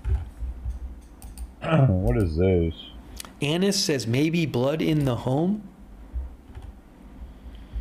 All right, hang on a moment here, guys.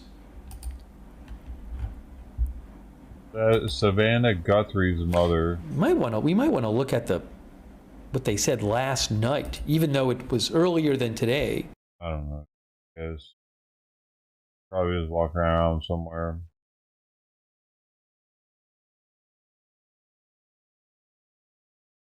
Guthrie.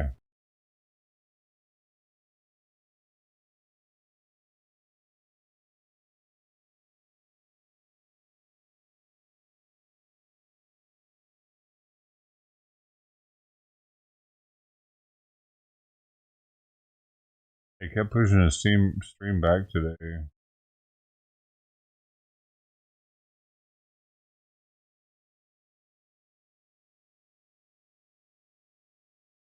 And because he had one that was set. Take it down. No, it's still set, but now it's set for 6:30. He's pushing it back. Supposed to be live hours ago. 2. It's supposed to start at 2. Time.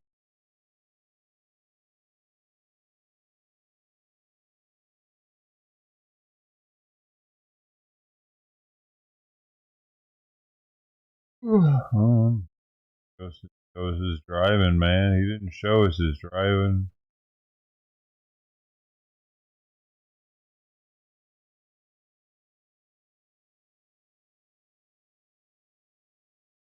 U.S. cuts tariffs on India, and India is to buy Venezuelan oil over Russian oil.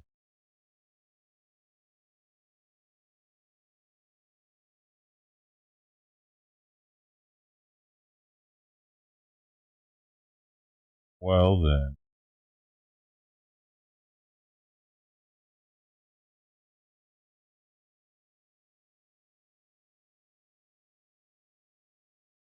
I just don't think there's anything happening right there. Have anything to do.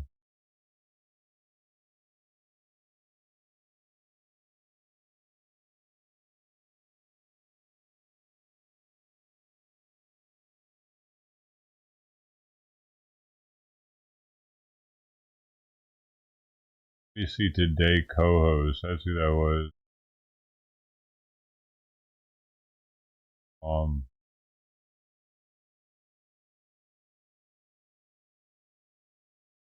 City address from Karen Bass.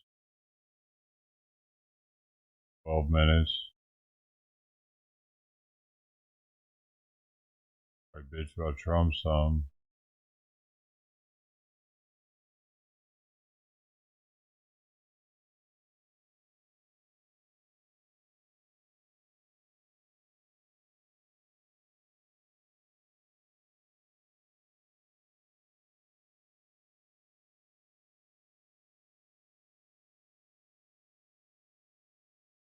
You guys still here? This year, actually, Adam. I believe it's called snow mountaineering. Skimo, they colloquially. I didn't even know the Olympics were happening in 4 days, skiing, dude. climbing, and downhill, with competitors racing through a course to achieve the best time. That sounds very difficult. Yeah. Sounds very difficult. There's a lot going on. The climbing part sounds very difficult. It's going to be a lot of fun to see, and this is the first time that they've added anything to the Winter Olympics basically since 2002. American Idol. Wow. Just premiered at that American point. Idol. They added Skeleton. Not gonna lie. I have no idea what skeleton is, but that's when they added the competition of skeleton. Maybe Paul or Grace can enlighten us back there if they have any idea what it is. But ski mountaineering will climb its way into the competition in Milan 2026 in just a matter of days for making its Olympic debut. Yeah, I know the event everybody gets really into this time of year, or this time every 4 years is curling. Everybody McGee wants them to shut up. Especially here in Minnesota, we got a big curling representation. We got some of the best curlers in the world are from Minnesota, and they've brought home gold multiple times back to the land of 10,000. Curling. Yeah, it's a fucking very weird and cheesy, stupid fucking sport that somehow got in the Olympics. Skeleton. It's in the like ice. bobsled and luge. I don't it's one know, of the dude. oldest winter I'm good. sports. The athlete starts, this is Okay, according to the they're Olympics.com, awesome. so I think it's legit. They're awesome the now. athlete That starts changed my mind. standing, just like in bobsleigh. Excellent. And then after the initial Brushes. push, jumps face down onto the sled, descending the icy Allowed to track brush at with ice 130 like that and get it perfect. miles per hour. What? Fucking perfect. That sounds insane. Oh my gosh. Okay, but You know what I'm saying? I can't lie. Right, I'm gonna be tuned into that. 130 miles an hour. That is must see TV. Would you participate in that? Sure, I'd go on a luge. I've always wanted to go on a luge. Now, Yeah. can you just do that just for fun? Like go Are they on one just of these learning courses about and just like luges it's now? like a Disney ride. I bet somewhere That's in the world amazing. you can. Probably Yeah. not at Luge's 130. definitely Oh my faster God! I'm than sorry. I'm watching a video on bobsled. YouTube right now. Kilometers per hour. I want to correct myself. It's kilometers, not miles per hour. Okay. I was gonna say that can't be true. So luge is definitely like Faster a. than a NASCAR. Yeah, skin would rip off your It's like face, but this the guy's F1 zooming. version of Look at this guy right here. Oh my bobsledding God, this is compared to incredible. This is the incredible stuff. bobsled. I just watched it for 30 4 or 5 seconds and person. I'm all the way in. Yeah, This thing's it's got, clunky. Skeleton's got a new fan in Max Fuller, and yeah, I'm sure we'll be keeping it locked. I know I'm super into the Olympics, and we're gonna fun. have something Bobsled. different I mean, the, Olympic-related luge. leading up to Friday's official start to the Olympics in Milan and Cortina. That's Probably right. That's hurts right. like How hell about, if you how about wreck. Mike Tirico, our colleague from NBC? What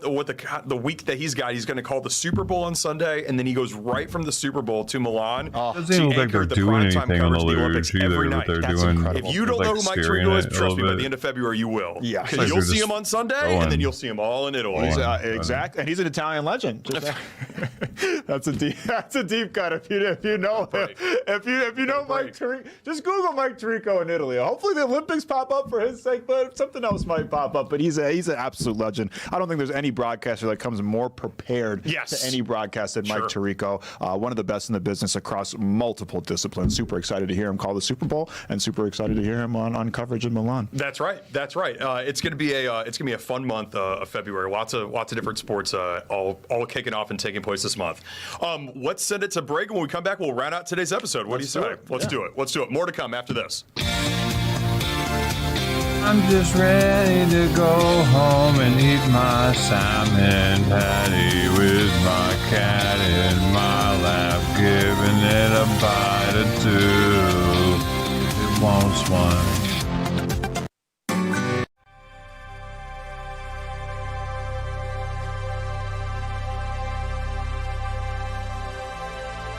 You're now floating down a river on your back, extra buoyant, as if you're extra fat. Nothing can sink you. Looky. Yeah. Whee! Like a little fish bobber. You could be somebody else's life preserver. You are the life preserver.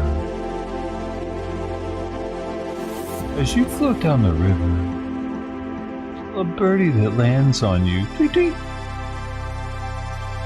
Tweet, tweet. He starts to peck your eyeball out. You swat him away.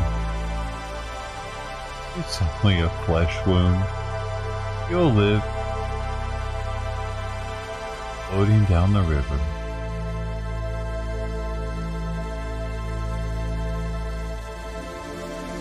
Here comes a crocodile. It smelled the blood dripping out of your eyeball.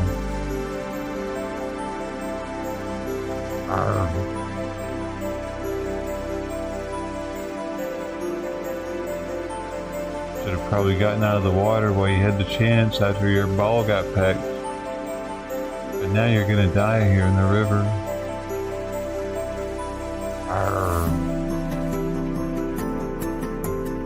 Alligator food.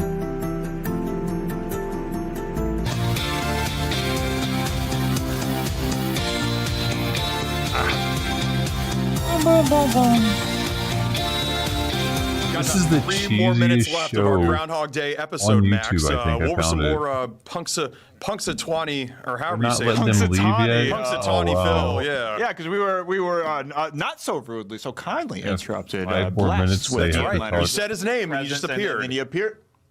I don't think he's coming in. He's got stuff to do on the 5 o'clock broadcast, I'm sure. But I had some fun facts about Groundhog Day. It is Groundhog Day.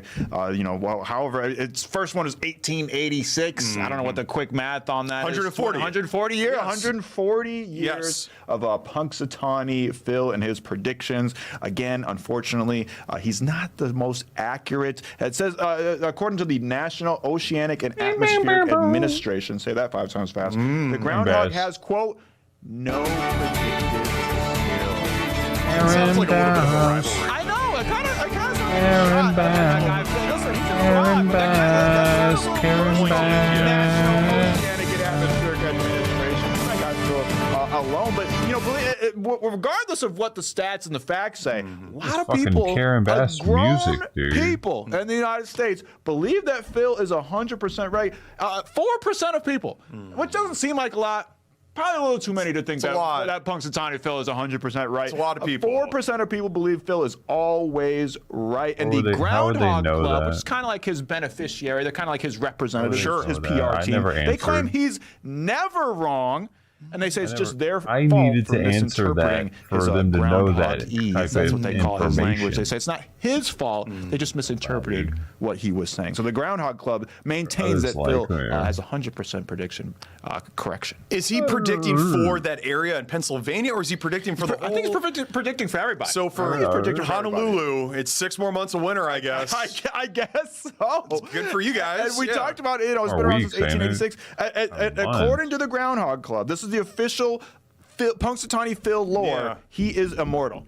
He supposedly drank something called the quote elixir of life. Oh. He drinks it every summer. Actually, he re-ups on it. It's not something that is. I guess it just has a year-end date or what. So it has an expiration date. He drinks it every summer, and they've been using the same groundhog for all these years. Incredible. But supposedly, this is the OG Punxsutawney Phil. But that can't be true because, like we said, they used the founder who Phil after he made his prediction. They served him up after the first official Groundhog Day in the 1880s, and they said he was quote quite tender. He was quite tender. He was quite tender. And the last one for you, Phil has he's a family. He's got a wife. Family. He has a wife. You know what her name is? Phyllis. Phyllis. She is Phyllis. It is Phyllis. You got it right. They don't have any kids. It's just him and the missus. The Groundhog Club says though that Phyllis is not a.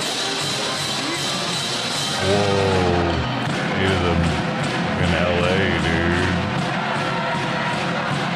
How good we're doing. Huh? Forget about it. LA's doing amazing. Look at that. Look at all that diversity. How you know we're doing so good. We can afford to give the diverse students a bone. You know we're doing great. That guy, look at that short guy. Short ass band people. That part of it. Helping march. Dude, these look like little kids, college kids. They're microscopic. They don't make kids like they used to, I'll tell you that.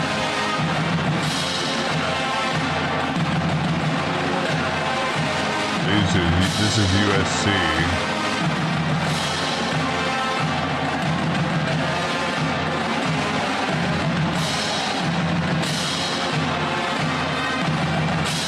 They have glasses on.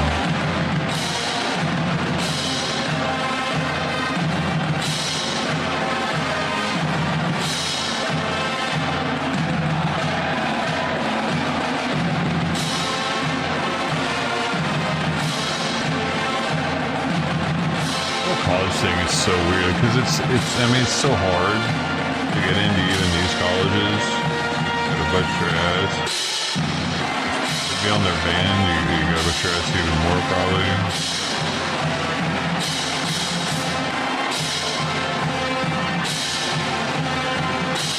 You get to the end of it. Out of Starbucks.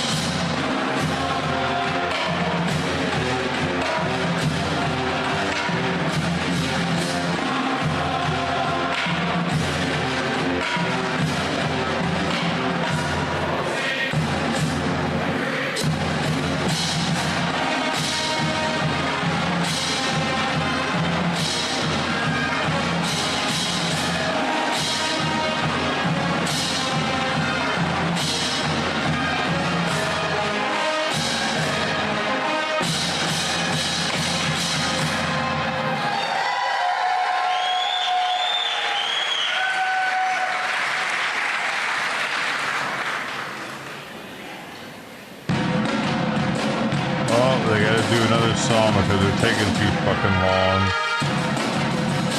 Gotta do song number 2. They're like, we don't have a song number 2. What the fuck? How did they know to bring us song number 2? I don't know. Let's play something.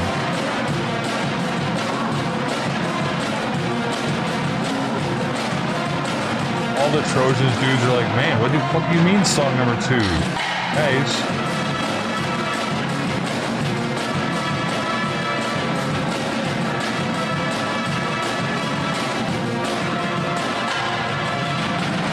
Oh, this is for Bass. No, this is for the state of the city. So, I mean, Bass is the mayor, but like the State of the Union or Trump, right?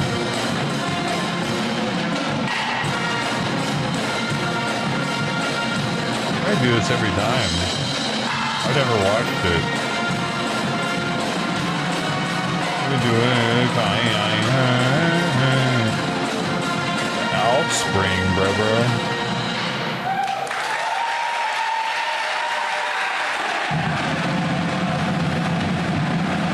Oh shit. Come on with that heat.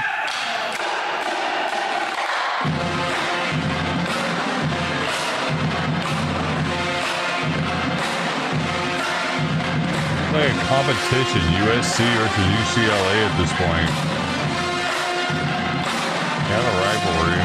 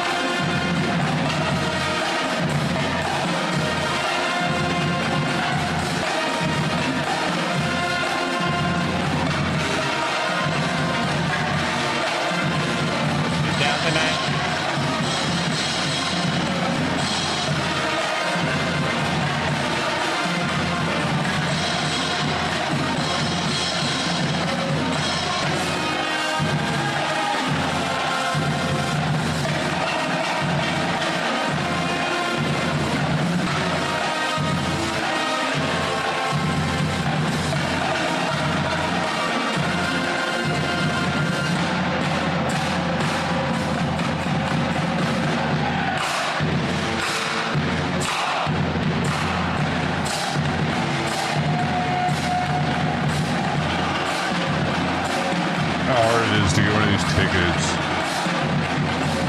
be like family of politician. Let's go pizza. Go get some. $25. Talk about it. Uncle Grant Donuts? Man, what do you mean you want a pizza?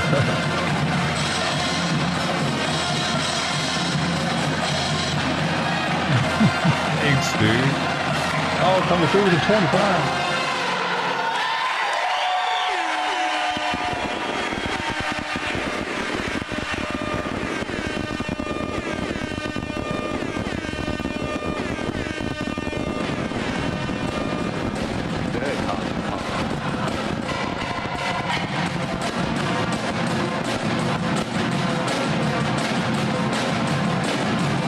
Thanks, man. Hold on.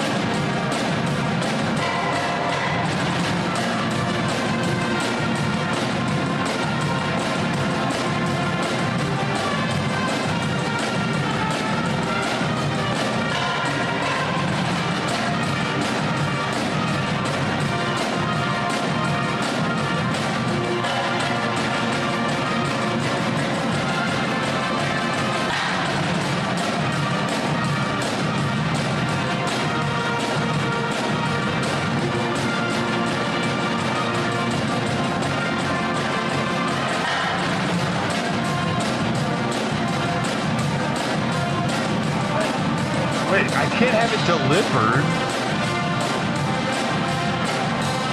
I can't have it they don't deliver them.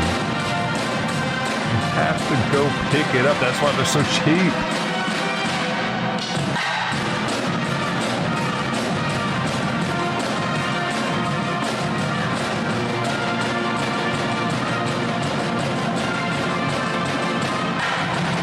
I think they're, wait. Is that with tax, or is it's $11 with tax? Right.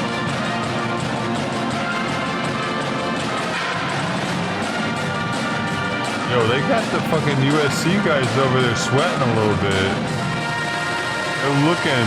They're head bobbing. With the 200. Gotta add a little.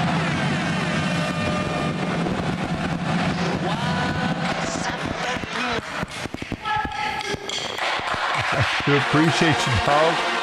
You gotta be at the top of the leaderboard. I can't tell. Here, you don't have it next to your name. You can pick that. You can change up your shit. You could have that next to your name. Gold. I think you probably have a little gold diamond by now.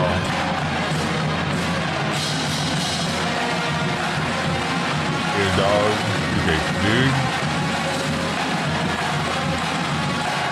There we go. This is a competition, dude. I figured it out.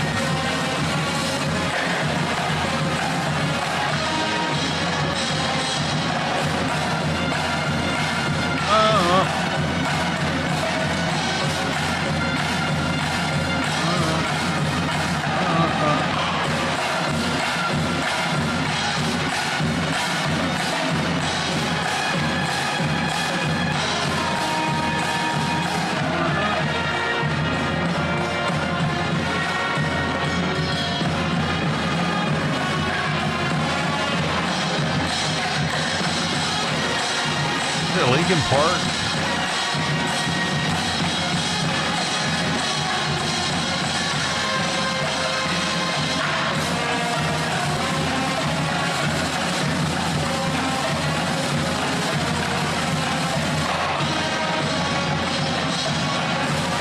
So they got a black chick tuba player.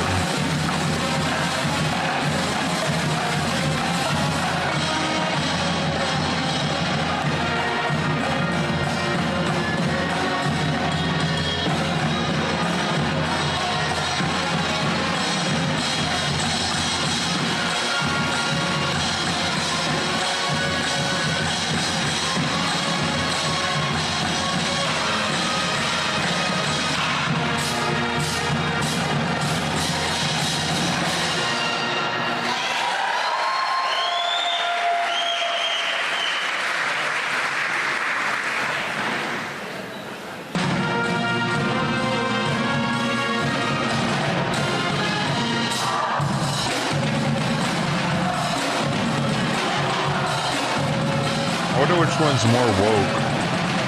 I'm gonna ask the AI, see if it knows. Historically, actually.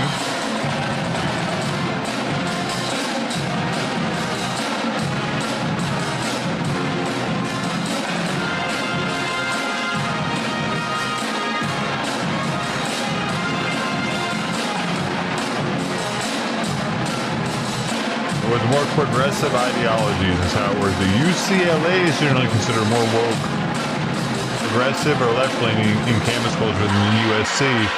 And that would make sense, dude, because left-leaning people are seem to be artists more, and like left-handed people, gay people, seem to be more artistic. We go the other way.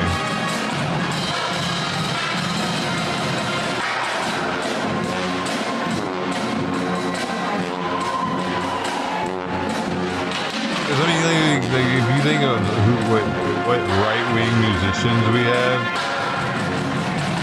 I mean, Kid Rock, dude. Rock's doing what he's done with his career and all, but.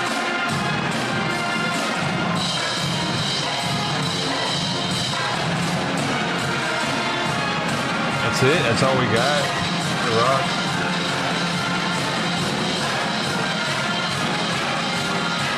I don't know of any other dominant musician.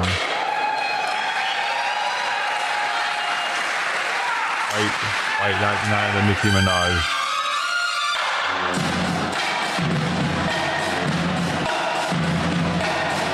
It has come out as a Republican.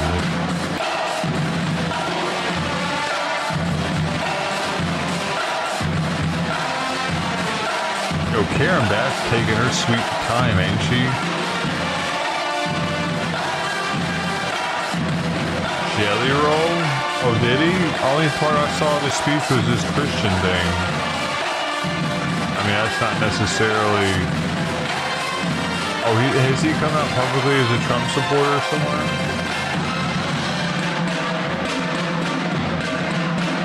I mean, oh, come on, man. I'm also talking like predominant musician where like, I don't know, their music is used in movies and you know what I mean, that kind of, it's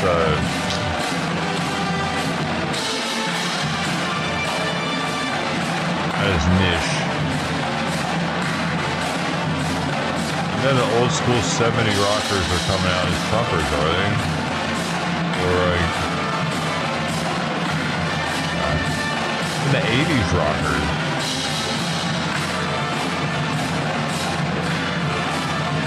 Like I remember hearing Guns N' Roses in multiple movies, that kind of shit. I need to have heard them in movies when I was a kid.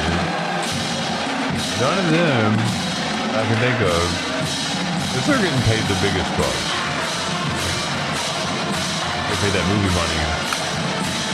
Oftentimes, I think they get paid the big bucks. Stars from the past, I think, are getting far more royalties than stars nowadays because movies are just still selling it. And movies are still using older music because it's more recognizable.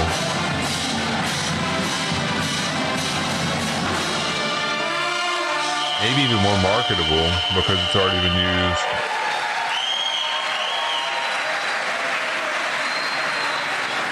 Already set up for sale. All right, let's give it up for the Battle of the Bands. So it was. See, I'm so smart. It's certainly a hard Oh my act to follow, God. but we do want to acknowledge our esteemed elected officials Oh, who it's are this here with guy us again. today. So let's start with our citywide elected leaders. Let's start with our city attorney, Heidi Feldstein Soto. I didn't have city a chance to controller, vote Kenneth for any of this shit. I wasn't on the. And now our city council leaders, starting with first our council president, I could Marquise only Harris vote Dawson. for the sheriff. And then in order of them. their districts, District 1, Councilmember Unices Hernandez. That's the only thing I could vote for that affected District LA. 2, Councilmember Adrien Nazarian. District 3, Councilmember Bob Blumenfield. Councilmember Nithya Raman from the 4th District. I don't get it. Not even showing Councilmember themselves. Katie Yaroslavsky with the 5th District. They wave in their hand. Representing the 6th District, Councilmember Imelda Padilla. And the 7th Yeah, do you think I should get into Councilmember politics? Monica Rodriguez. How did that happen? The 9th District, Councilmember Curran Price. Is The it really 10th worth District it? in the House, Councilmember Heather Hutt. We make that much money doing this? The 11th District, Councilmember Tracy Park. It's like the power of it. Representing the 12th District, Councilmember John Lee. The 13th District, Councilmember Hugo Soto Maybe they Martinez. hope to one day be like the mayor and then one day be Our something 14th higher. District, Councilmember The Isabel whole time they Jurado. aspire to be a higher. And the political 15th 1-5 position. in the House, Councilmember Tim McCosker. Or are they like, you know what? I like this council member shit. We're I'll do this also forever happy for to hardly any recognize pay. many other elected officials here today. We'll say a few of them. I'm sorry if we don't get everyone, but certainly our county supervisors that are here with us today. Supervisor Janice Hahn. And Supervisor Holly Mitchell. Always P. Diddy's fault. We also have the mayor of Inglewood, James Butts. It's a no good, probably. Yeah, that's what I hear. The mayor of Paramount, Peggy Lemons. I'm out. Sucks. Our Los Angeles Unified School Board members, Charlotte Handy Newbill That school system sucks. and Nick Melvoin. Horrible. And our Los Angeles Unified School District Superintendent, Alberto Carvalho. You better be a minority or I'm suing right now. And last announcement here, Chancellor of the Los Angeles Community College District, Alberto Roman. Another one. Another one. Thank you all for joining us today. Now it is my pleasure to introduce a very special guest.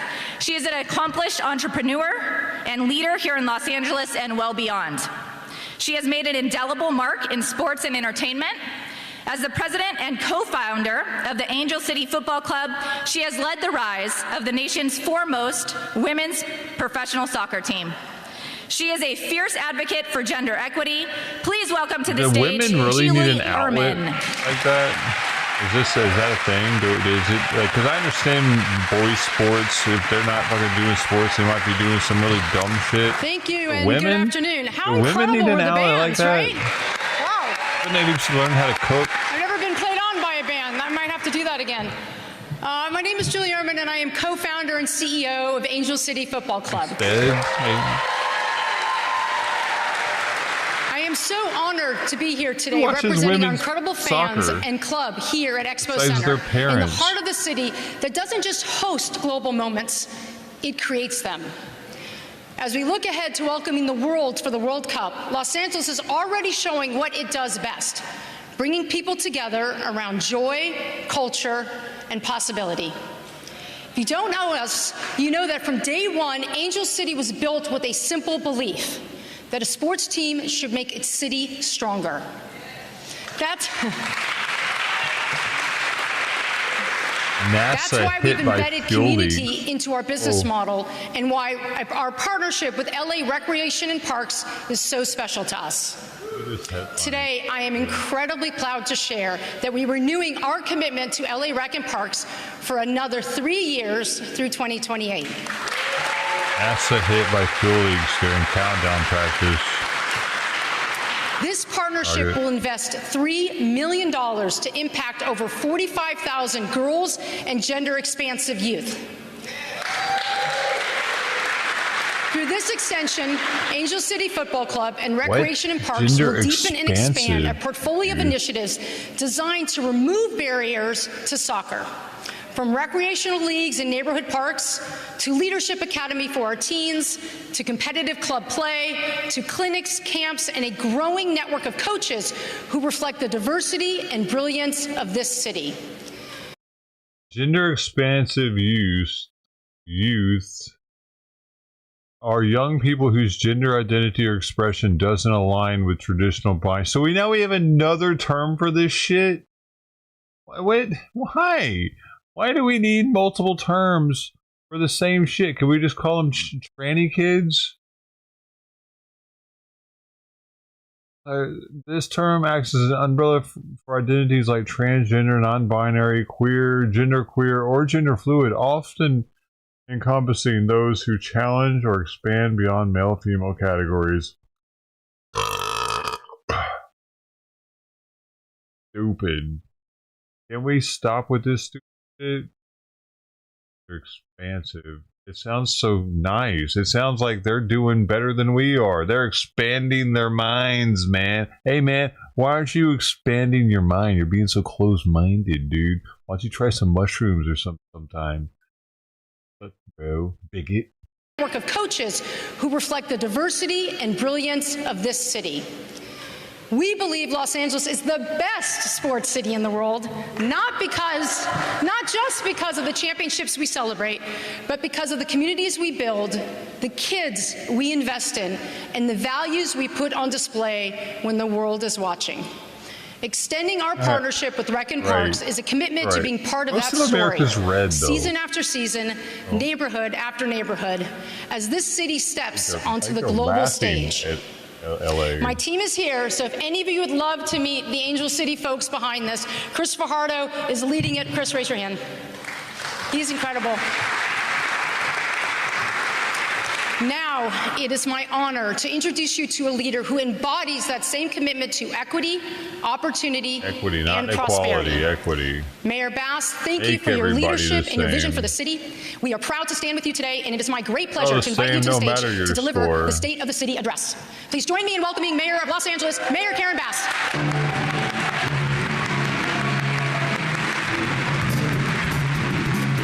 Oh, wow.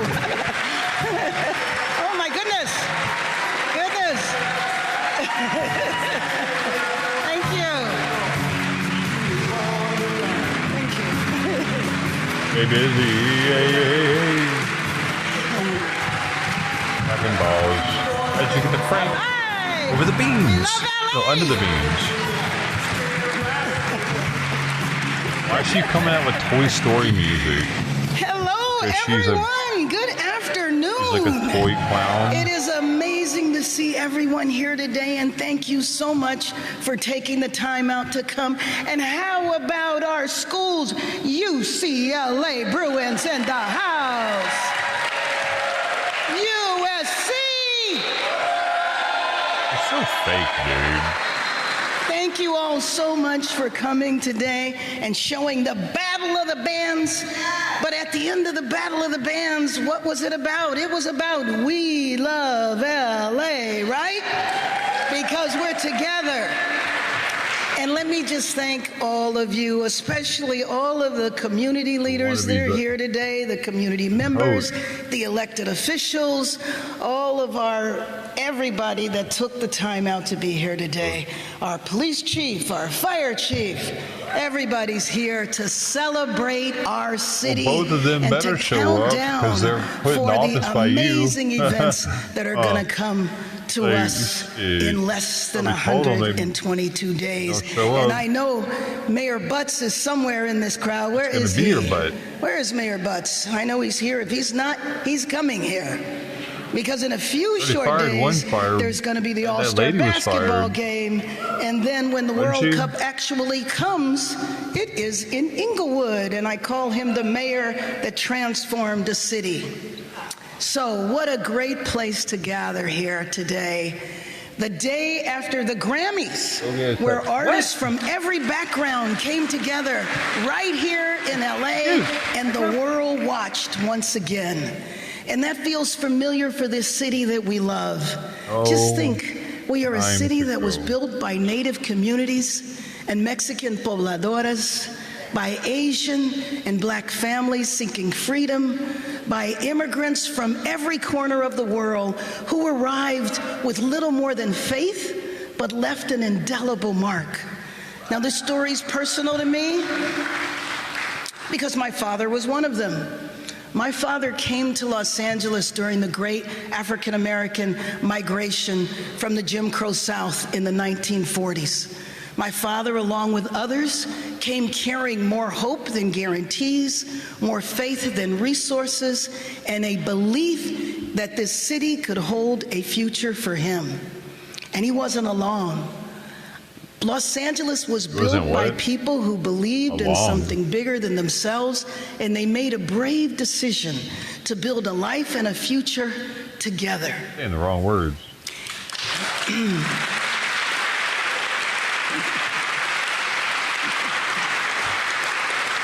And what a fitting place to gather here today at Expo Center. This is where my grandson swims in the summer, right out there. And 2 miles away at South Park, where I learned to swim and became a lifelong swimmer today. And being here is a palpable reminder of something I need to say to you today, though. Our city has always been about bringing people together, including to protest injustice, only swim in a and doing so pool. Peacefully. Or he can die. That is not just our value, that is our strength. Because this is a consequential moment for our democracy in the 250th year of our country. People have a right to be concerned and a right to raise their voices. And I hope that every one of you will continue to do so, because our rights and our democracy and our country have never been more fragile than it is today. Here we go with the Trump shit. Everything's Trump's fault. It happened in LA and it's bad. Angelinos, I know we will get through this moment the way we always do, by standing together, staying peaceful, staying engaged, and even in this difficult chapter in our history, great events, moments of unity are possible, and they are coming. And they're coming soon. So starting in June, in just 122 days, our city will host the Women's U.S. Open at the Riviera Country Club, and in the Palisades, we will host that.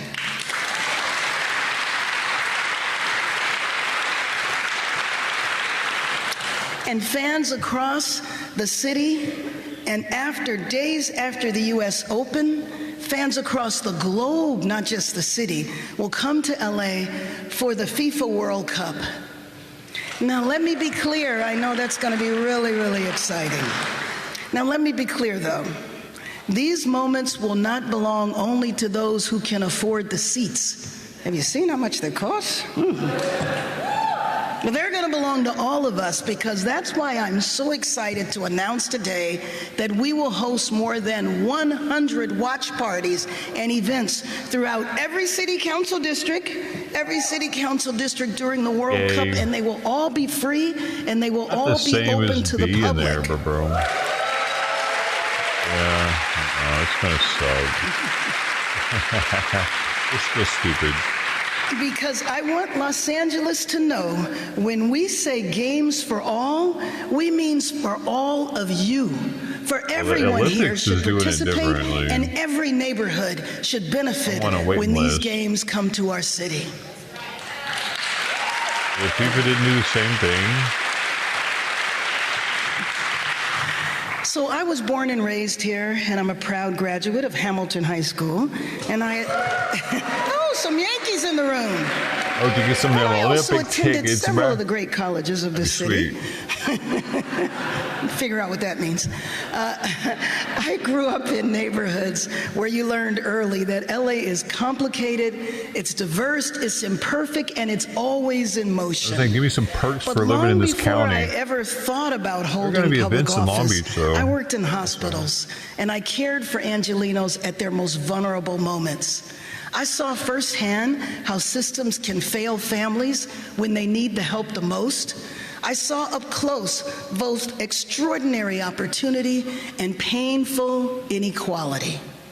And I learned that the measure of a city and of a person is who you lift up along the way, that everyone deserves dignity and no one should be invisible.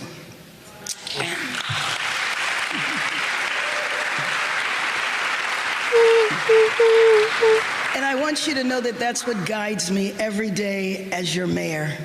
Some of the people I love the most are here with me today. Where are you? Where is my family?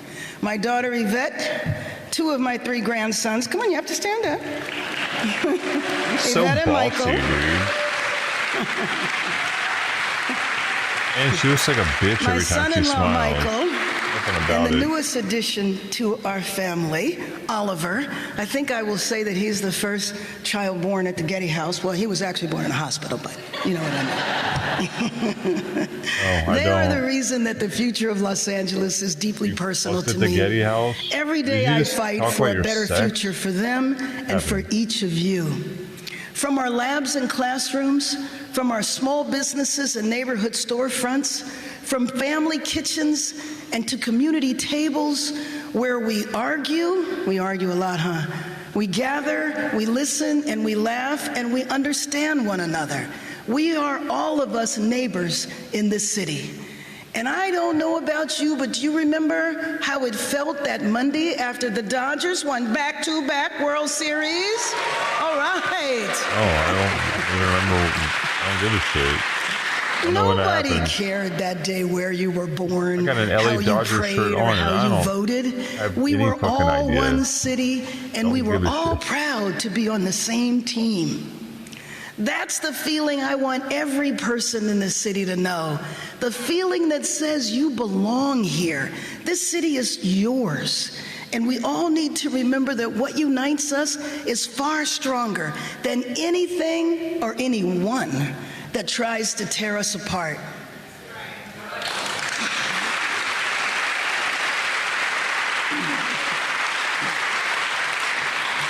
I've seen that truth proven my entire life. That's when Los Angeles stands together, because nothing can stop us. Nothing can stop us when we stand together, Los Angeles. Why does she laugh after everything? But now, before I talk about the incredible events coming to us in 122 days, I want to speak plainly from one Angeleno to another about our shared resilience, our spirit, our faith in one another, and how we must move forward together. Last January, as flames tore through the Palisades, neighbors ran toward danger to escape others. She's still smiling. We saw courage in its purest form. We saw firefighters who worked around the clock, even when some of them knew they might lose their own homes. He's like the Joker, dude. A perma-smile.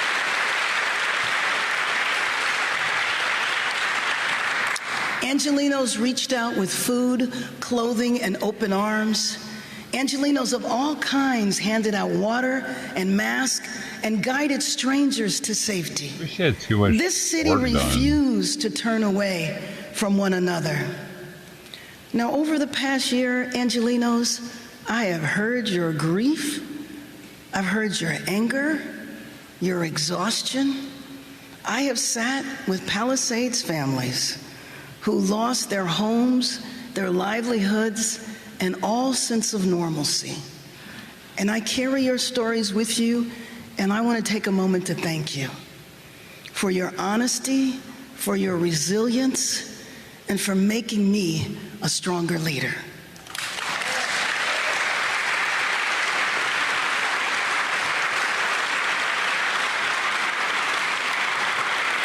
I also know that many of you ask, when will life ever feel normal again? I want you to know that every day without a home is a day too long. Every argument with your insurance company is another hour that you won't get back. That's why we're moving with urgency. We've expedited the entire rebuilding process without compromising safety, and we've overhauled the building permitting system. We've brought in new leadership to overhaul fire preparedness and emergency response. And yes, we're fighting the next battle, holding financial institutions and the insurance industry from abandoning Los Angeles, because recovery should never feel harder than the disaster itself.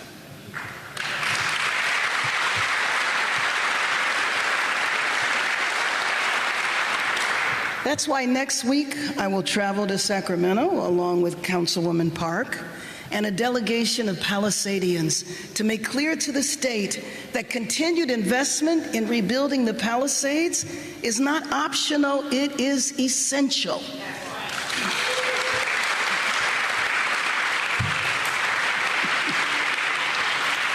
We're not just rebuilding, we are rebuilding smarter, faster, and safer.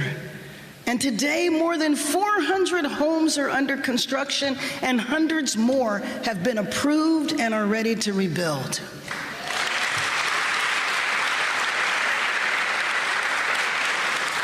Families are returning home, but this is progress, but we're not going to slow down.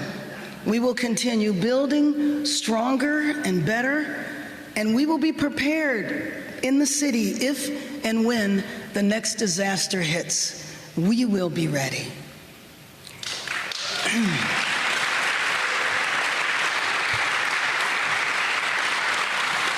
But you know, just as LA was finding its footing again, we were tested once more. This time not by Mother Nature, but by our own federal government. I will never forget Friday, June 6, 2025. Without communication, without notice, and without respect for the city, Washington chose LA for its first experiment, its first testing ground. For days and weeks, masked men in unmarked cars sped through our streets and swept up parents picking up kids from school, day laborers in Home Depot, people who worked in car washes, landscapers. People disappeared from our streets as if we lived in a police state, not the United States. They even detained David Huerta, one of the most respected labor leaders in this country, was treated like a criminal. And then days later, the Trump administration escalated again, sending thousands of National Guard members into our city, who ultimately, a handful of them, just protected 2 federal buildings, while the rest of them played video games somewhere outside of Los Angeles. Such an incredible misuse of our young men and women in the military. This wasn't security, it was theater. That's what it was. So let's also not forget that infamous moment when former Border Patrol Commander at Large, Greg Bovino, oh, where is he today? Greg Bovino sent troops, some even on horseback, into MacArthur Park. They claimed authority over a park where many children, young children, were playing. And in that moment, I had no option but to confront him.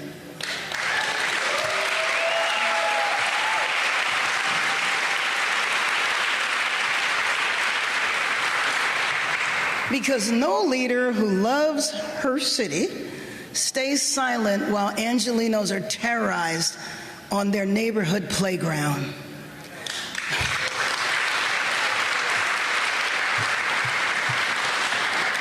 Those of us who live here know the truth, the violence which we condemned and were fully capable of handling, right?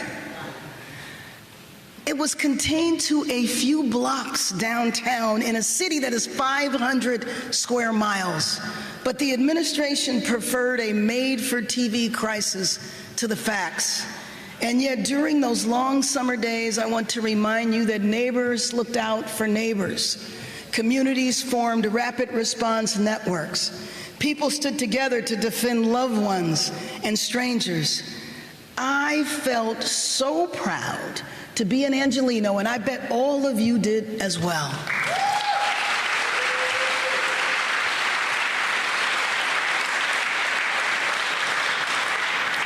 While the National Guard has since left, the brutality of the raids has not.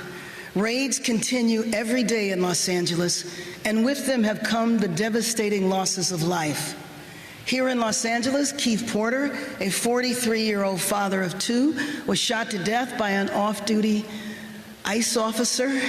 In Minneapolis, Renee Nicole Good, a 37-year-old poet, mother, and wife, was also shot to death during federal enforcement operations.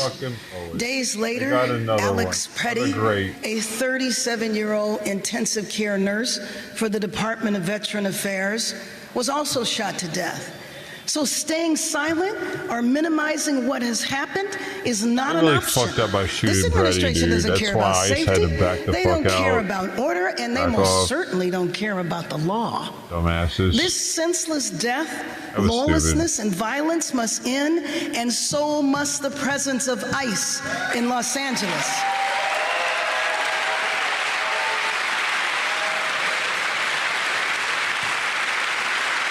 They probably already knew he was a VA ICU nurse too. We needed a pull on them for him to be able to pull on them like they did, I think. He didn't pull. It was stupid, but it doesn't mean that they should have shot him.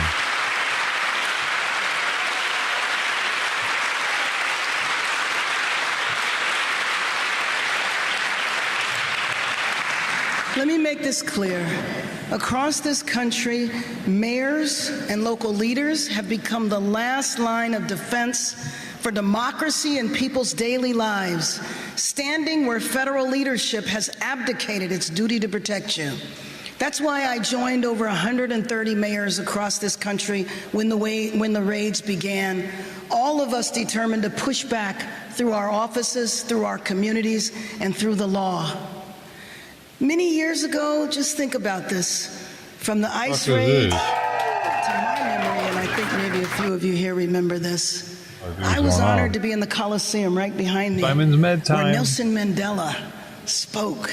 Anybody here remember that? How many people were here for that? There's a few of us that have been around. Nelson Mandela was just released after 27 years in a South African prison. And he said, "We who have suffered and continue to suffer the pain of oppression know that underneath that face of Los Angeles lies a great and noble spirit." Is our spirit great and noble? I think our spirit is great and noble. I know it is. Because in Los Angeles, we always stand up for our people on the same moral high ground as those who came before us. We protest for what is right, peacefully and nonviolently. We stand up for everyone who calls this city home. No amount of intimidation, bullying, or pressure from Washington will ever change that.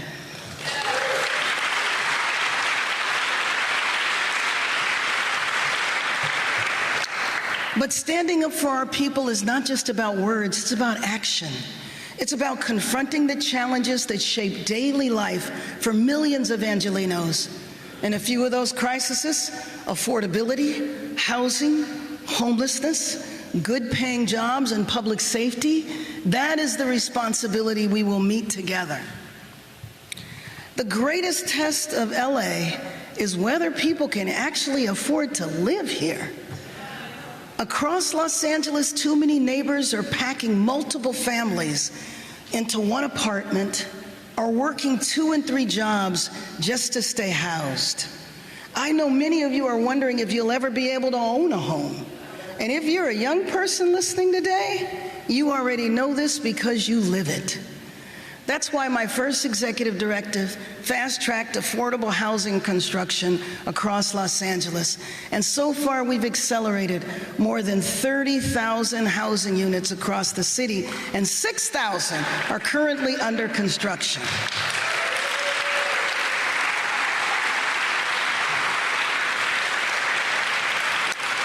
And let me thank the members of the City Council, because the City Council made the executive directive permanent law, and this ensures that we can keep building fast so that current and future Angelenos can afford to live in the neighborhoods where they were raised. Thank you, City Council.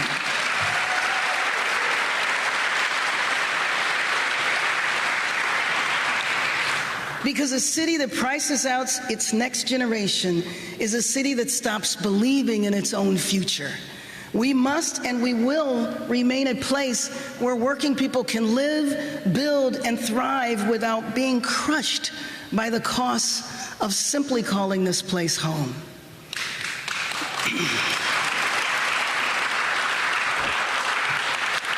That's why we've expanded tenant rights and capped rent increases.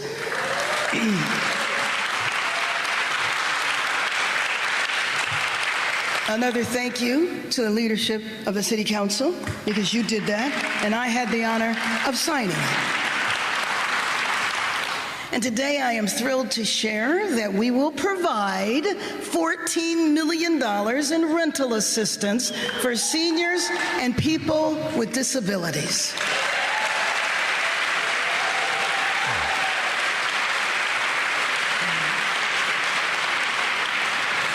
I will do everything in my power to make living and thriving in Los Angeles an achievable dream for anyone and everyone in this city. Motherfuckers want me hurt. And that's especially important from the young people that stand behind me, who are going to college and doing everything you're supposed to do.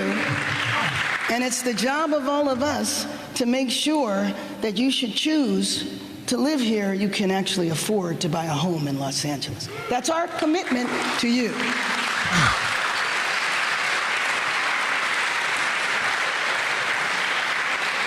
Now, you know, the most extreme example of affordability is homelessness itself. With over 40,000 unhoused Angelenos and almost half of them sleeping on our streets every night. This is the consequence of decades of rigid thinking that never built a system capable of meeting the scale of the need.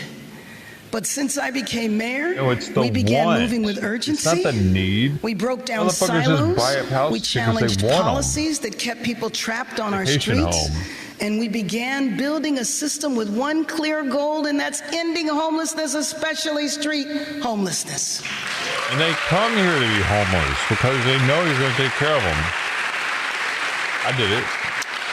Now, we have to prevent homelessness before it occurs. So this means moving people quickly into interim housing so they are off our streets. This means tackling the health, the social, and the economic barriers that too often pull people back onto the streets, so that when Angelenos move into permanent housing, they actually stay housed. Yeah, but it's not going to work if they're drug addicts. Working with City They wanna Council quit. through Inside Safe, we have resolved nearly 120 encampments and moved thousands of Angelenos into permanent housing.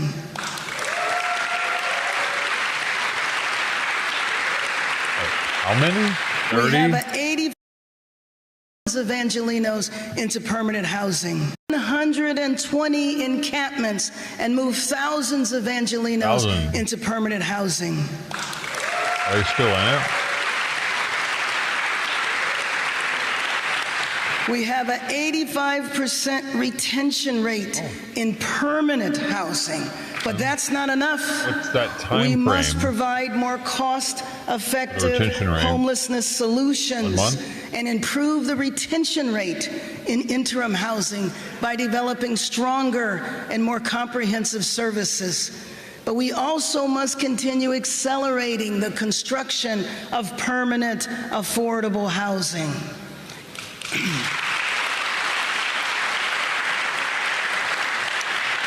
And one group we can never forget, and that is our veterans.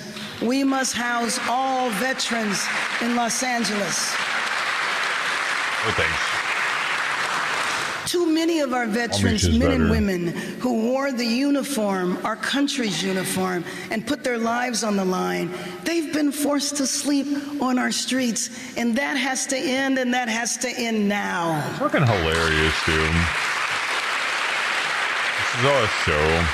Like the And here's a VA surprise takes care for of you, because veterans. we actually have the resources to do Under so. city. For years, You know what the city would do? were forced If they come across a veteran that needs help, they would give them the phone number to the VA. because of a federal policy to make an impossible choice. Keep their health benefits or accept a housing voucher. As I mentioned in last year's State of the City address, I mobilized 50 mayors from across the country. Together, we took our fight to Washington, D.C., to the House, to the Senate, and to the White House. And after a year of sustained pressure, we won. Veterans no longer have to make that choice between whether they receive health benefits or whether they have housing. I don't get it. They already have health benefits for free. Why would you? What is she talking about, dude? What are they clapping So since for? last year, All we've this is issued bullshit. 600 housing vouchers for our veterans, and Of course they they wouldn't are need housed now. Why would they pick health care? Oh, man. If they're veterans, Now, why our the- mission is clear and non-negotiable. There will be no unused vouchers in the city of Los Angeles.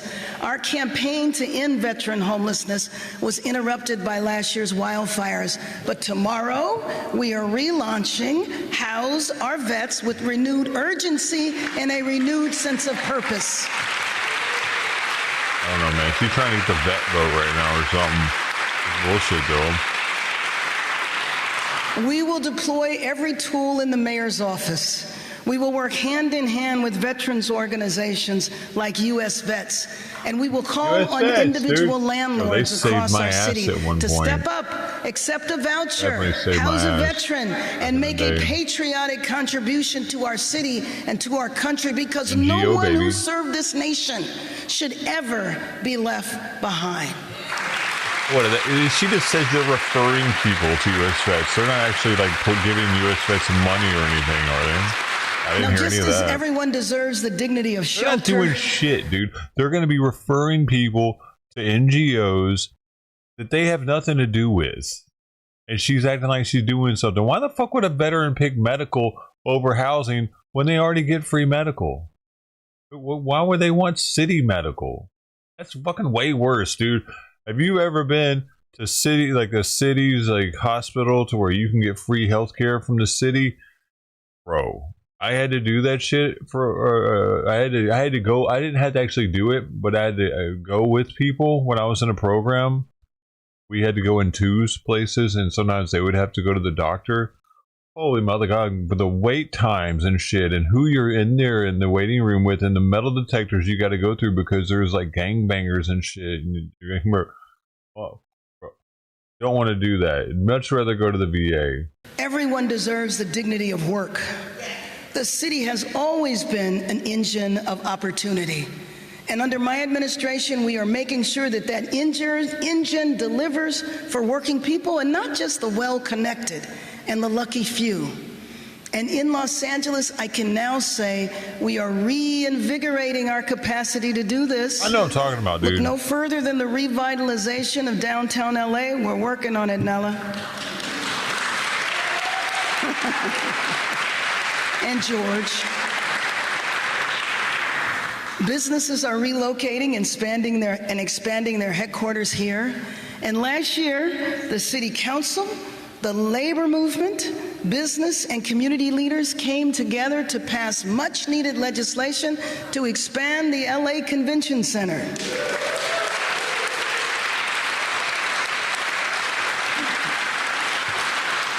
And as a result, marquee conventions are booking as we speak. And today, I'm proud to announce that two major conventions, national organizations, the American Speech, Language, and Hearing Association, and the American Geophysical Union, have chosen Los Angeles. Now, don't laugh, that's over like 30,000 people coming to our city. That's a lot of money, hotel rooms.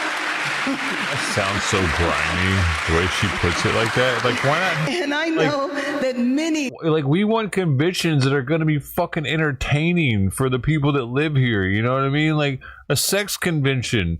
Hey, I might want to go check that out. You know what I mean? That would make Angelenos happy, not saying, hey, that's going to be a lot of fucking people to our city, and they're going to spend money at the hotels, and they're going to help with it. Hey, fucking bitch, fuck you. Something fun happened. National organizations will soon be in line to book their conventions here, because I'm tired of those conventions going to other cities. They need to be right here in Los Angeles.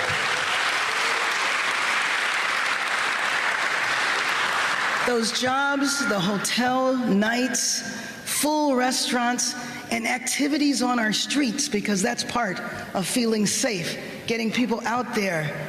Miss Yvonne Wheeler, the head of our labor movement. Sex toy convention. What do you want from me? What do you guys want? What kind of convention do you want? Our signature entertainment industry is finally coming home.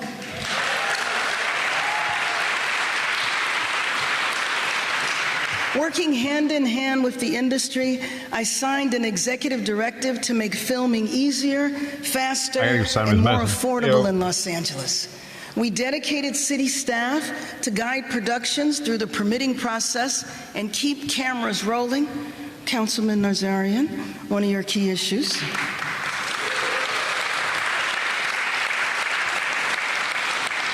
So one example in Councilwoman Jurado's district, East End Studios, where it took just 18 months to go from groundbreaking to ribbon cutting, creating thousands of construction jobs and hundreds of permanent, good-paying union jobs.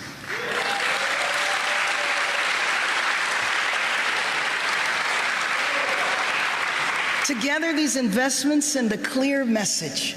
Los Angeles is open for production, and we are building our future together right here.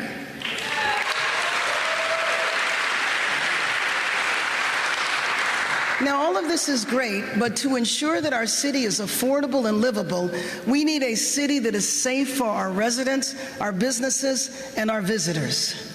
This has always been priority number one, and we've made real progress. Homicides dropped by 19% last year, the lowest in 60 years, and retail theft is down. Chief?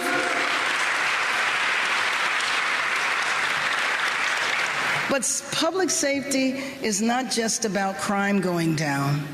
It's about how you feel, how safe you feel, whether your child feels safe walking to school, whether the lights work on your street, and yes, we're getting those solar street lights installed.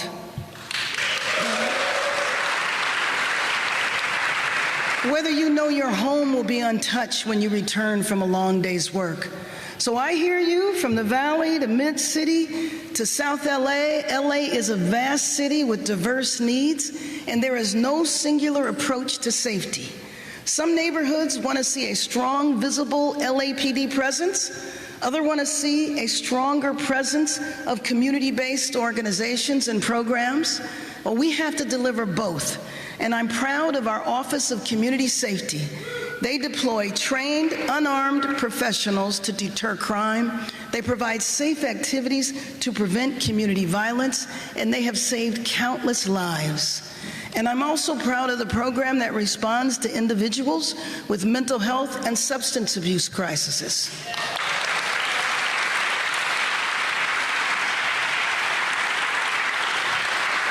Together, we're investing in community-based safety where it works best, and making sure that LAPD has the staffing to respond quickly, show up when communities ask for help, and do the work that Angelenos count on every day.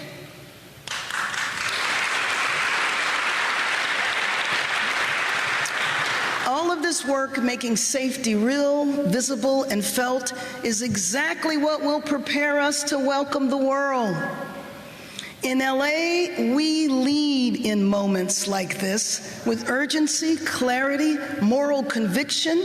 That's how the world will come to know us. And as we prepare for the U.S. Women's Open, the FIFA World Cup, and soon after the greatest Olympic and Paralympic Games in history,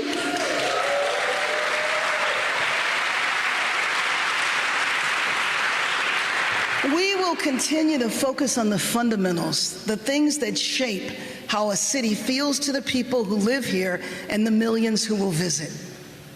So here is our path forward. We will continue to resolve encampments and housed Angelenos through Inside Safe and other programs. We will intensify our efforts on focusing on housing veterans and making housing affordable. Paralympic martial arts. We will accelerate beautification efforts trying along to take us major to that city and the corridors boxing. from our new Clean Corridors initiative, especially near where World Cup watch parties will take place. And in that, we will crack down on illegal dumping. Those who cut corners, avoid disposal fees, and leave a mess for workers and neighbors to deal with, there are consequences.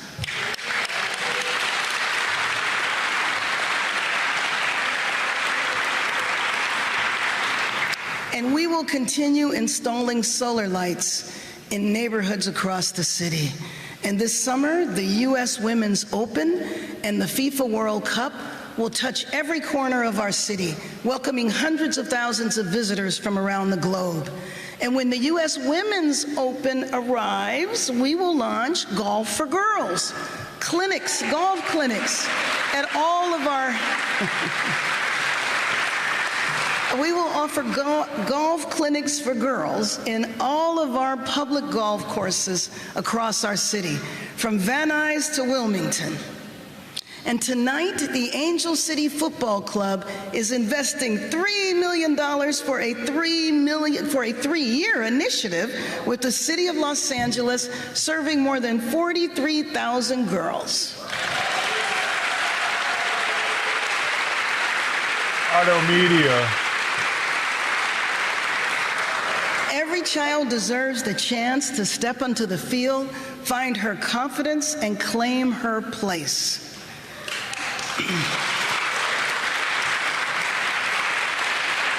Then, in 2028, we welcome the world on an even grander scale as we host the Olympics for the third time and the Paralympics for the first time in history. Oh, we got these foreheads. That is an extraordinary opportunity, and it is a serious responsibility. When the world looks at LA, they won't just see venues, they will see our values, the diversity of our people, and all that our neighborhoods offer, including our restaurants and food trucks, our stores, and our cultural richness. And we will be ready because of the people who show up day after day and take care of this city. Two people who embody that spirit are here with us today. Carlos Cabrera from South Central Cleanup and Juan Nuala from Cleanup. Two Mexicans, and that's what I'm talking about. Stand up. Stand Everybody up. in LA should be Mexican. I know all the white people just move out. Why are we even doing? What are we doing here?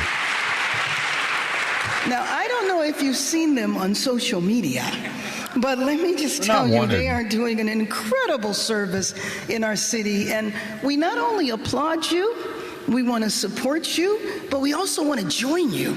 So, you know, we've been doing Shine LA every month since last April. And as a matter of fact, we're doing Shine LA this coming Saturday, and I'll talk about that in a second. But we want to join you and ask you two to take the lead, and we'll all join what you're doing, because to me, you exemplify civic involvement, and we would love to see thousands of Carloses and Juans who will take responsibility in the city and help us beautify this city.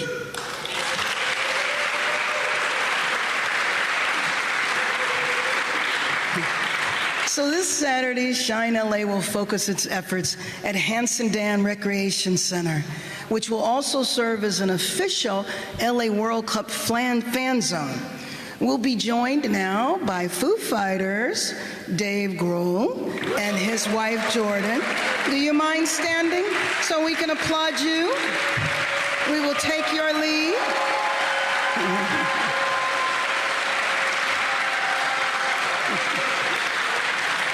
So I have joined you before at Shine LA at Hope for the Mission, and you're out there all the time, never seeking attention. He didn't want me to introduce him, but I couldn't resist it.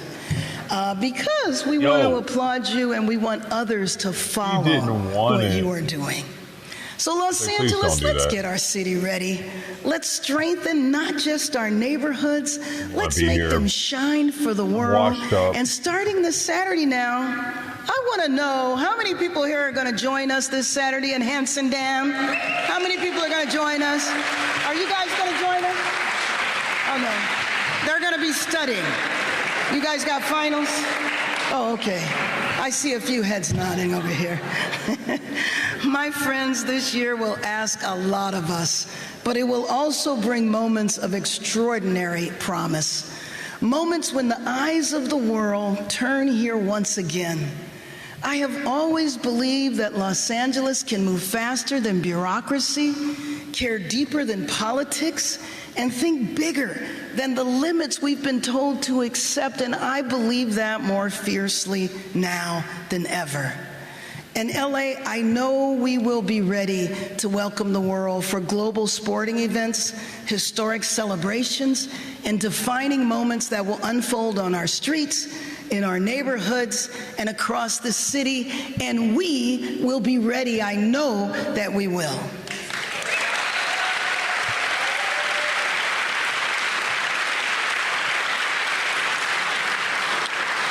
But here's the thing.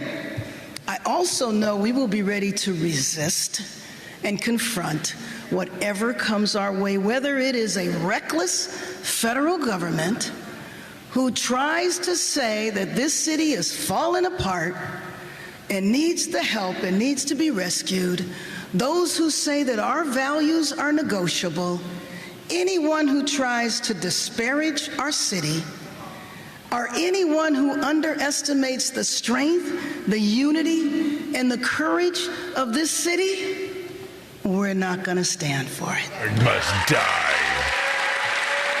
Oh. Just say it, Bash.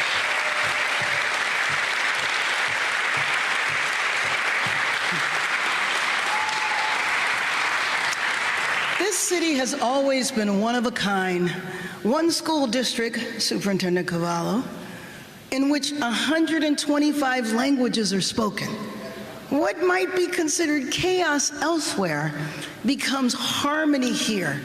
A place built from Alvera Street to downtown skyscrapers. Well, there isn't wheelchair by people boxing, who came dude. from everywhere and decided to build something together. A place that has always welcomed the world. I have never believed in us more. So Los Angeles, Angelinos, let's get to work. Let's keep building. Let's keep lifting people up as the world comes here once again. Let's show the nation and the world. Para judo and para taekwondo. Let's show the nation and the world. We are the greatest city on earth. Thank you, thank you, thank you, Los Angeles. The Paralympics. And my favorite Paralympic team, America. You know it is. They asked that on this thing.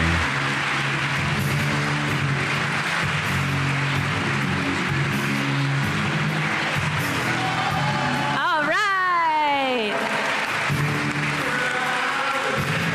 We love LA. Let's give it up one more time for Mayor Karen Bass. Karen Bass is the one I know.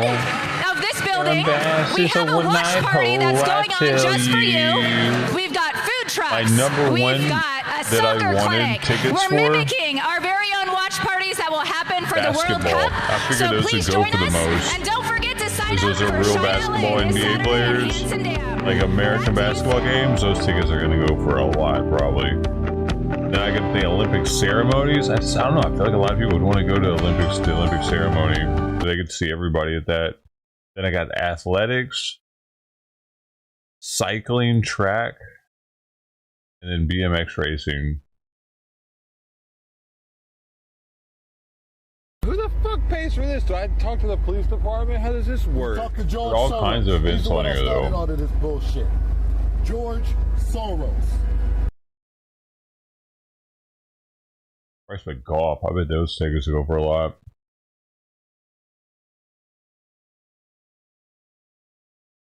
What tickets y'all think would go for the most?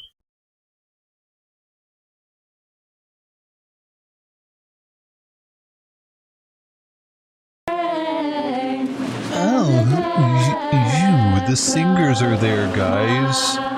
The singers. My penis. I can't take anymore.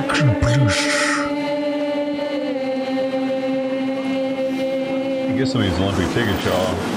Oh, should I just go to it if I get on instead? The Olympics, baby. Go see some retards judo it out.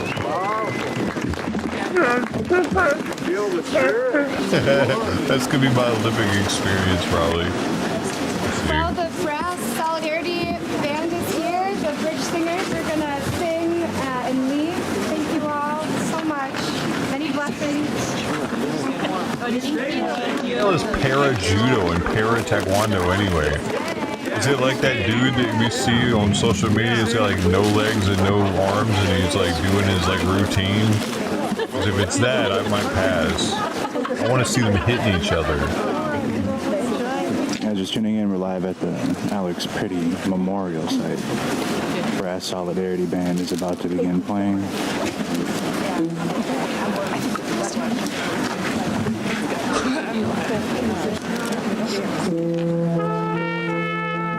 This one needs people fighting. That can't be an Olympic sport, right? That was my wishful thinking when I picked those.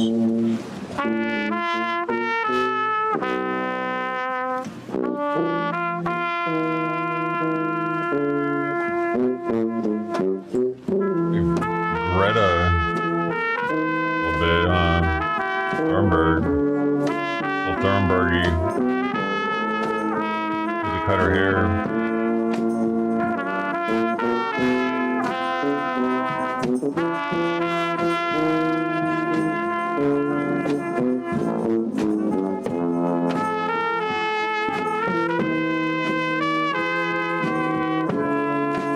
had a female lead. Minnesota's so progressive. Does that mean she's the best trumpeter there? She got them tight lips. Better than the black dude, for real? Oh, come on. I don't know, man. I don't know. I don't know, man. That seems kind of like bullshit. You know, you got the lips. They got the lung capacity. Oh, he's even in charge of shit. DEI her up into the front spot, dude. You know, white women are the biggest recipients of DEI.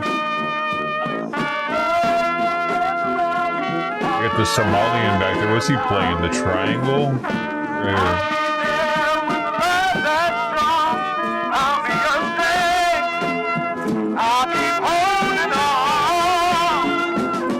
Oh no, he's got the big drum. Boom, boom, boom, boom. That tracks.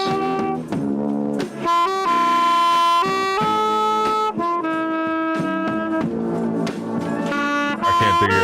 Well, the symbols might be easier.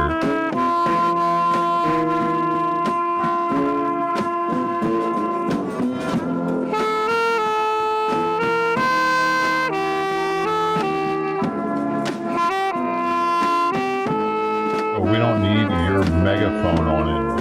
Get out of here.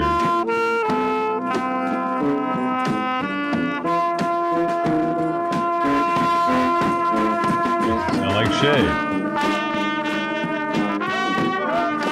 Do they suck? I was never in the band, so I don't know. The singer sucks. Know that.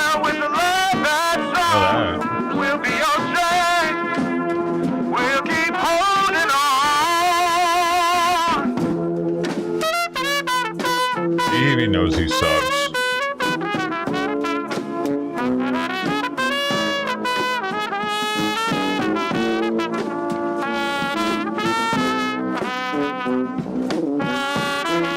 Oh shit, his eyes are rolling back. He fucked up there though, didn't he? He's like, gah.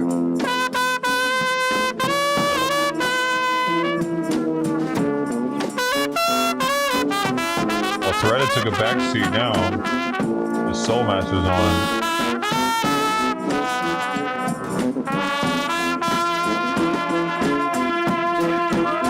The white guy's all meager over here. Is he about to rip it too? Oh, he'd blow the flowers out.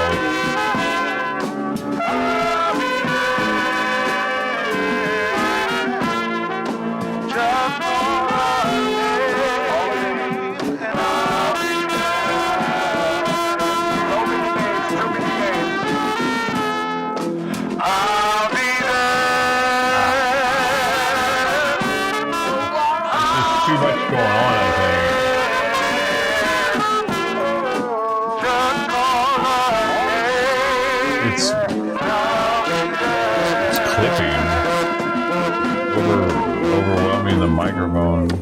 I'll be there.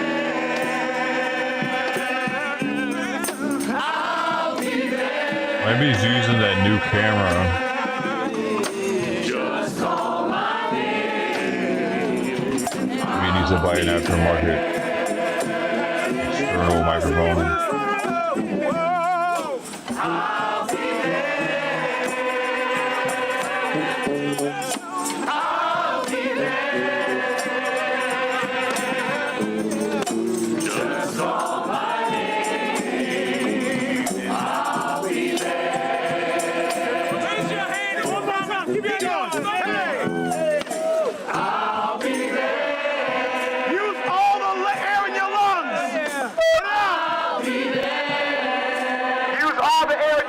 You got this. Just call my name. I'll be there. Millions more Epstein pages have been released. 22 minutes ago, says Channel 3000. Millions.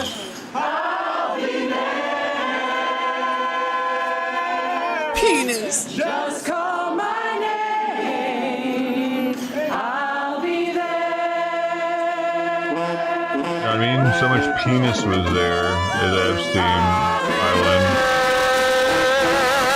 Yeah, If this is the new camera, he needs to fucking figure this out because it's the camera that sounds like shit, dude. It's the microphone, it's clipping, it's too sensitive or something. I don't fucking know, dude. I can't take all the noise.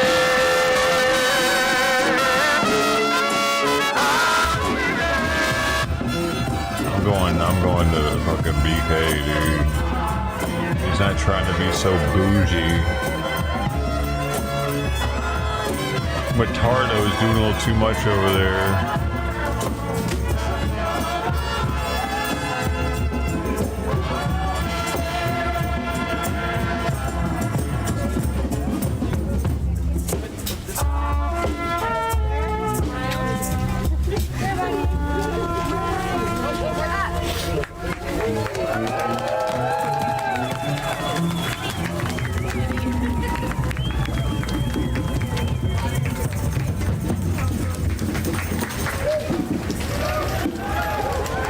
They didn't sound as bad as it sounded like because of that.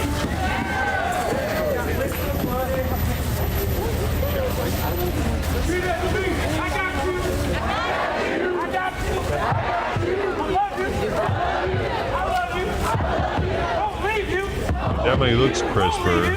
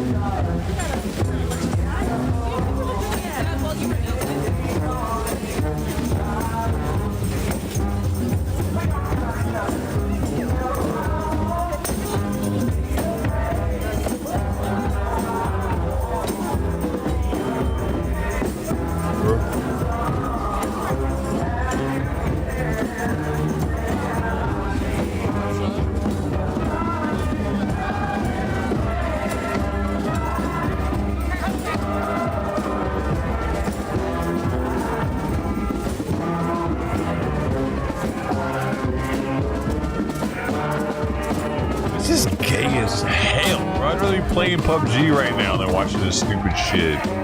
What am I doing? Huh?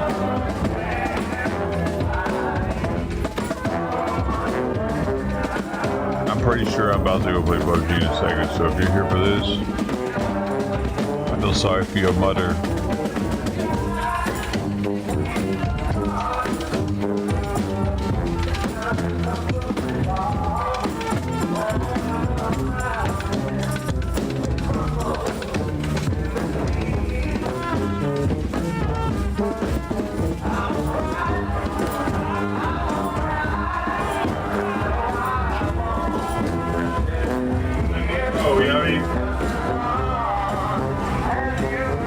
Just let me know if they do anything worth a shit watching. Alright, but I'm not gonna listen to them do this. Why would I do this? I don't even go fucking see professional band. I'm gonna listen to these motherfuckers? Like, I'm sorry, not the one. Hello. Goodbye. Come again.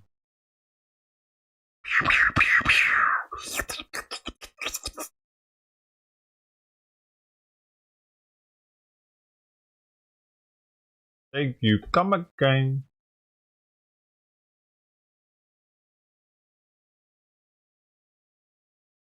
I'm at the end it. I'm at the end this one and go over to the other goddamn channel though.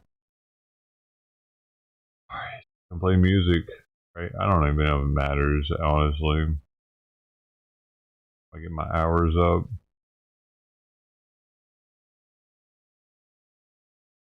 Should I go push it? Doesn't matter, dude.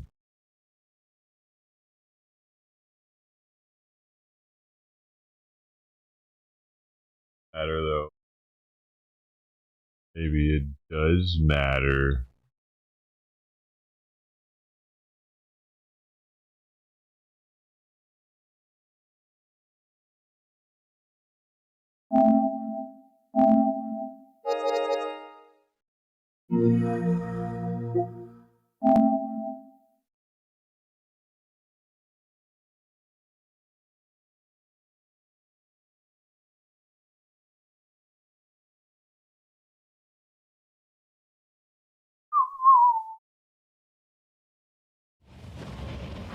Wow, wow, wow.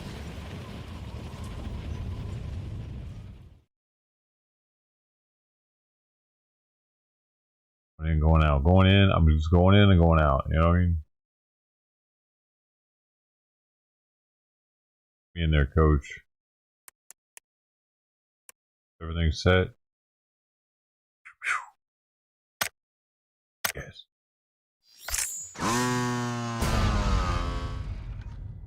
That I have to switch that. No, sir. Go in and kill. What I do. I'm a straight killer. I don't feel like switching, dude, because I feel like something might actually happen at someplace, and I don't feel like bringing another stream up, another stream down, dude. I mean,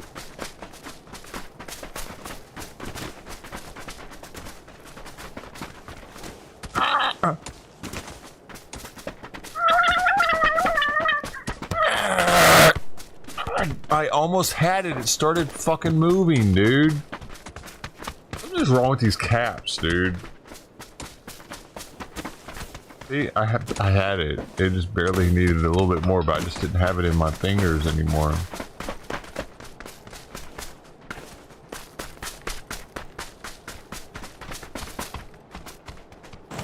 Knowing is half the battle, Sister T. G.I. Joe! Where's Ted at, anyway? Did I fire him? Just fire him already? For his insubordination?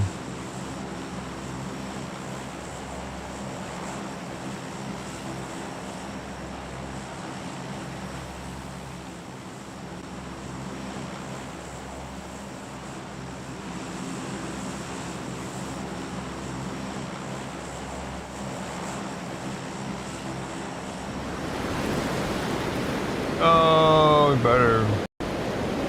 I gotta make an example of somebody.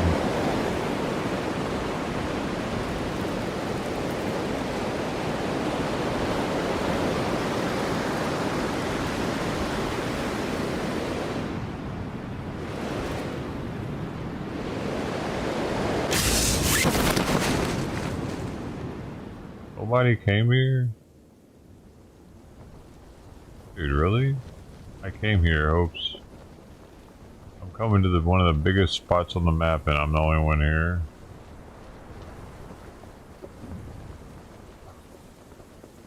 Weird.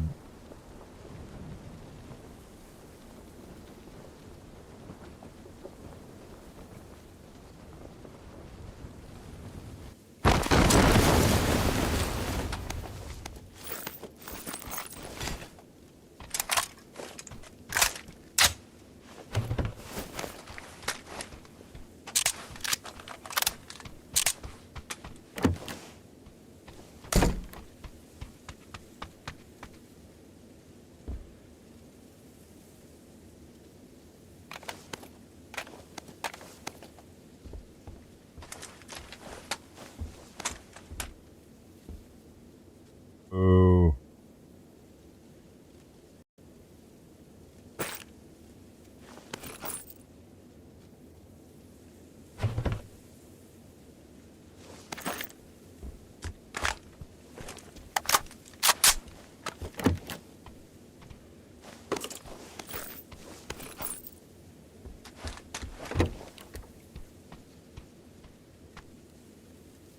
Out of here, get a car.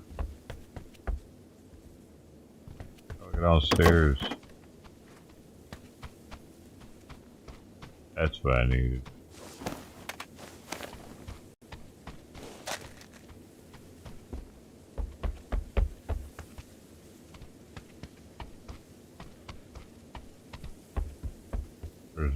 downstairs.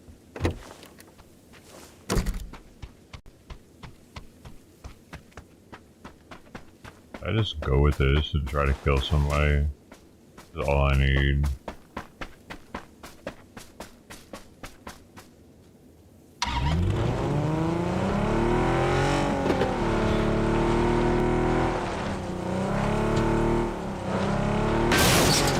All I need. Yeah, boy. Alright, that's good, that's good, that's good.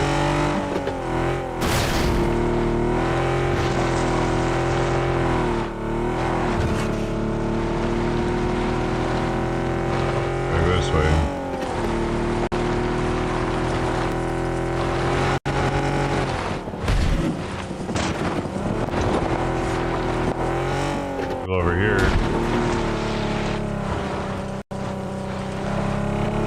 Over here.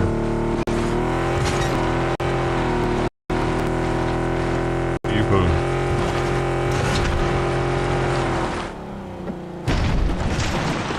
Where are they?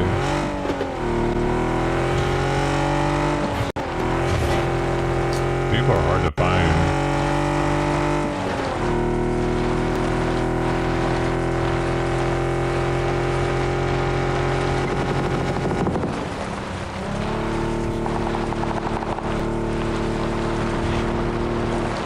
That was gonna hurt.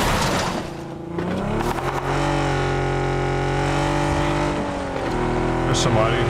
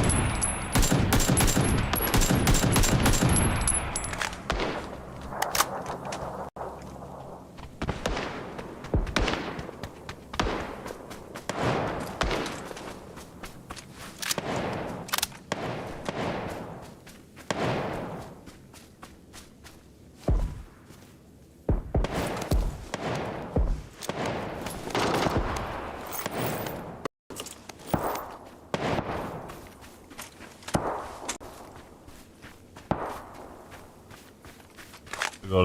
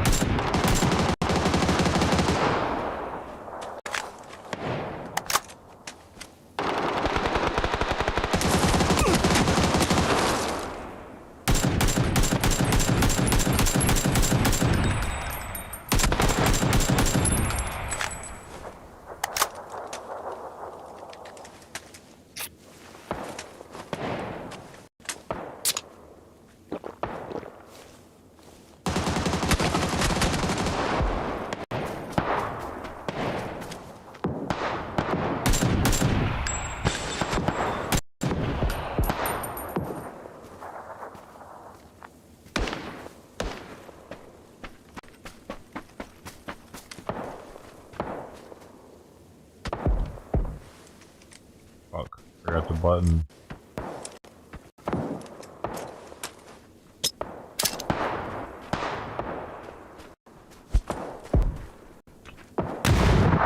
Ah, he was running at me all of a sudden. What the fuck was that dumb shit?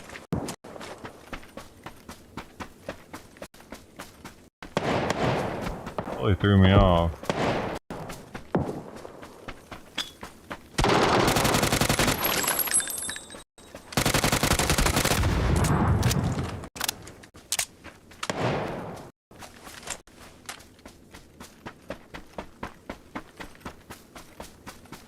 Where's this guy? Oh, fuck.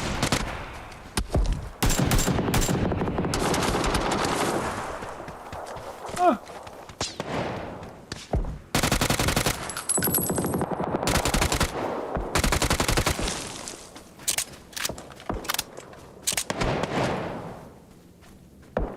ahead and get this shit. Alright. More bots. Do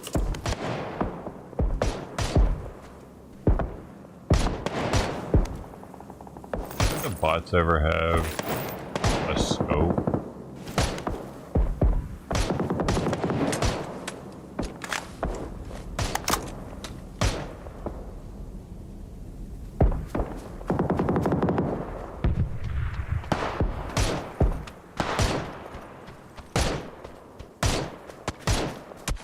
Still at that tree.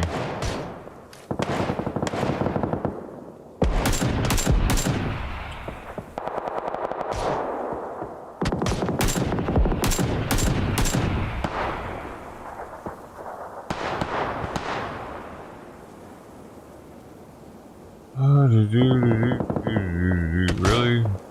Oh god! Where's this other guy hitting me from, bro? Over there. Alright.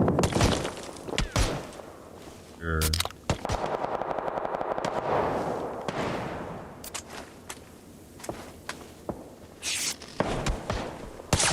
Over here. Must not be in a good place. Here. Bitch.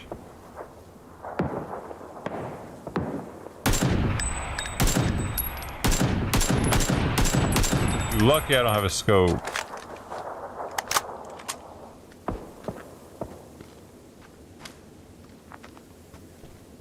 Oh. There. Go.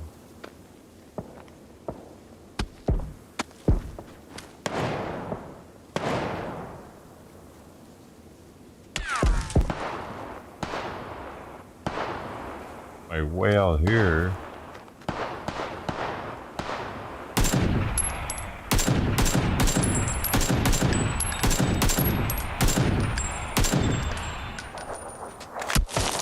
There's another one, dude. What the fuck is right here? My car at?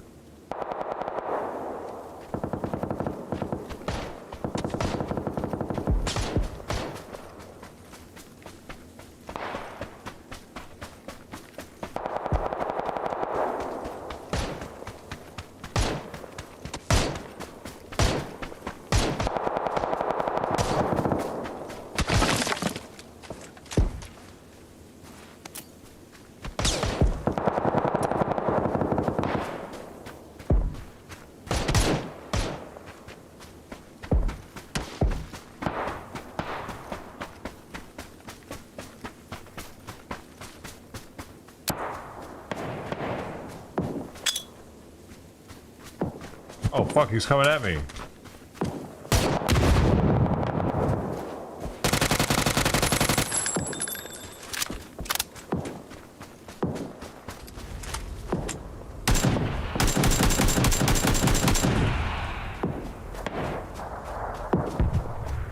Put his name up in the lights.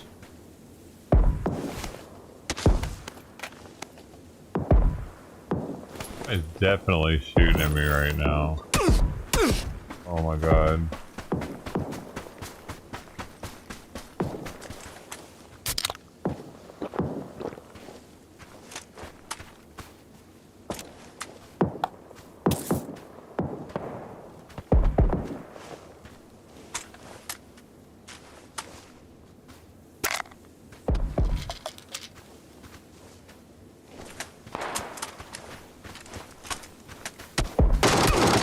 There's two of them. Just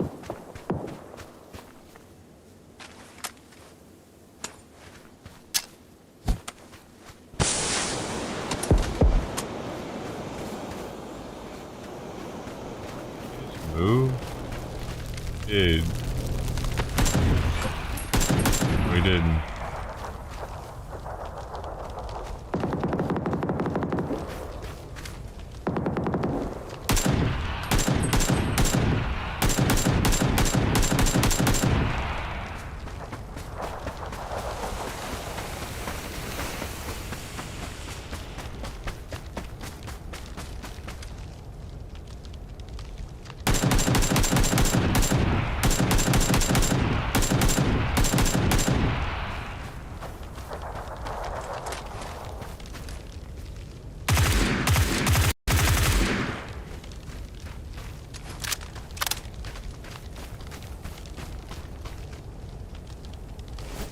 Oh, come on, knock at my door.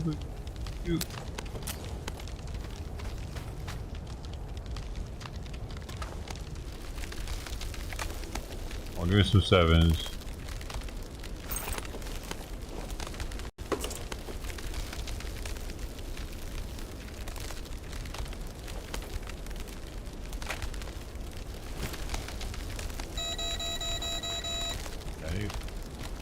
Need a vehicle.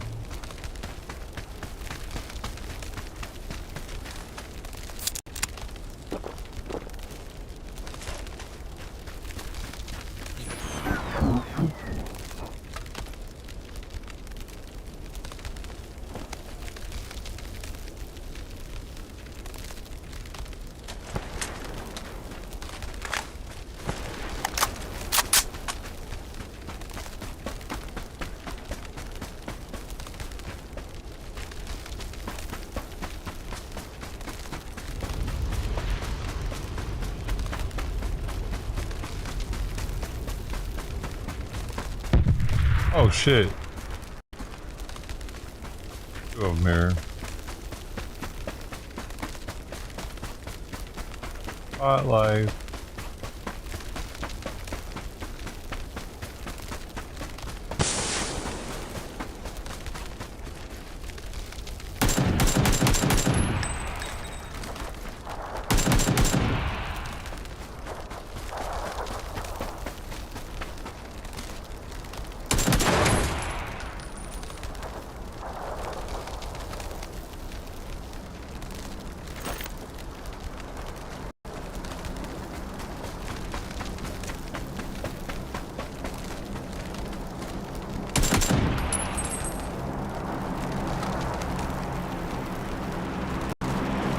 Is this gonna hurt me a lot more because it's cold?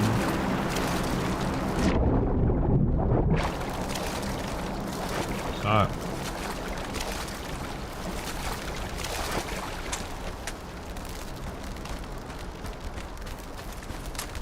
Oh, it's easy when they're bots, though.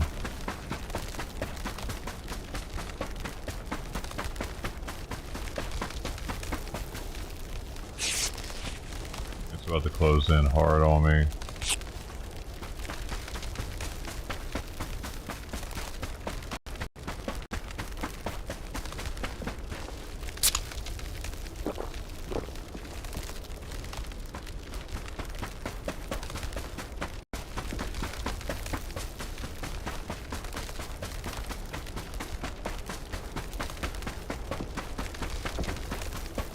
I'll do that phase 4 action.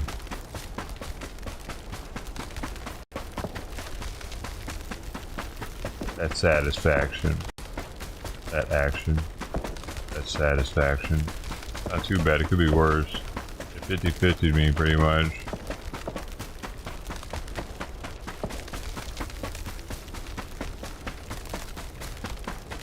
There's a car right there.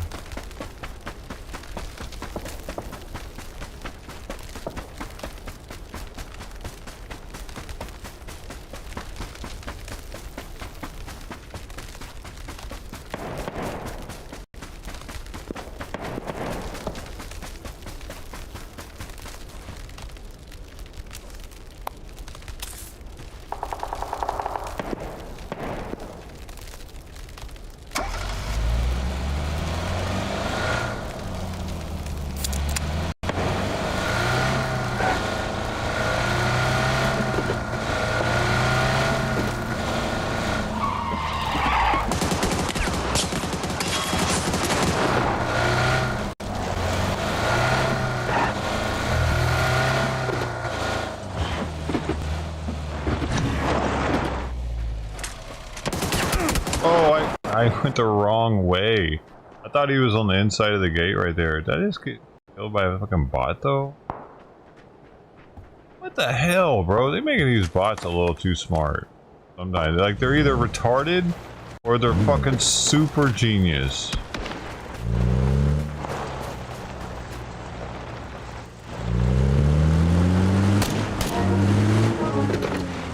There's no between.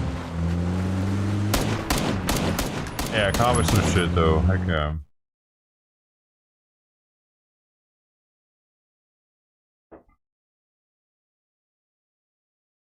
Mm-hmm. All that matters.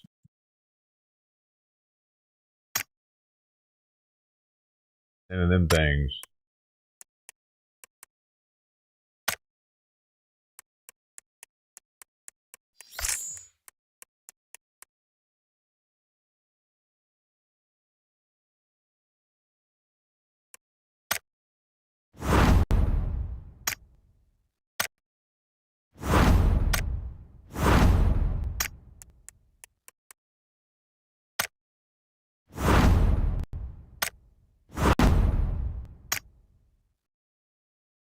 Yeah. Now we only need 712. Next level. All I'm really trying to get is this motorcycle. And now I'm not going to care much more about this pass. That's one bike.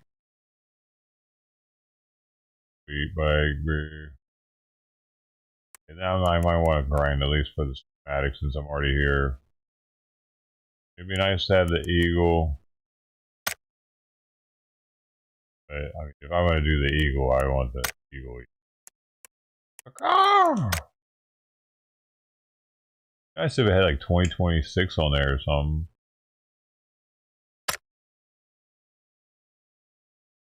They gypped us.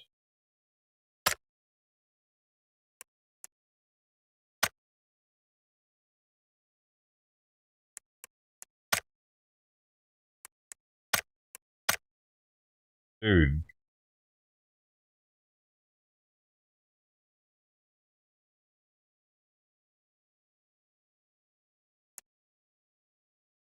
Engine off. I gotta coach a lot more. Okay.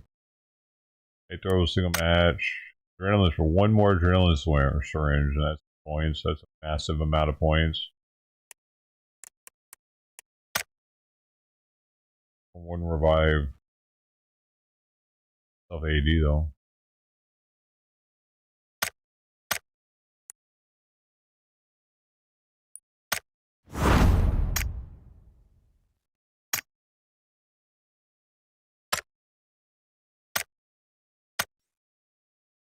How do you? Hey, it's 444. Make a toke.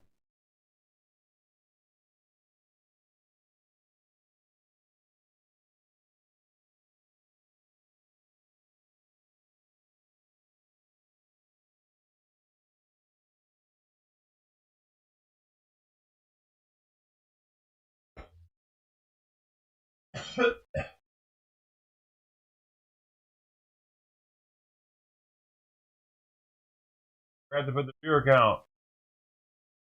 Oh. You are somebody.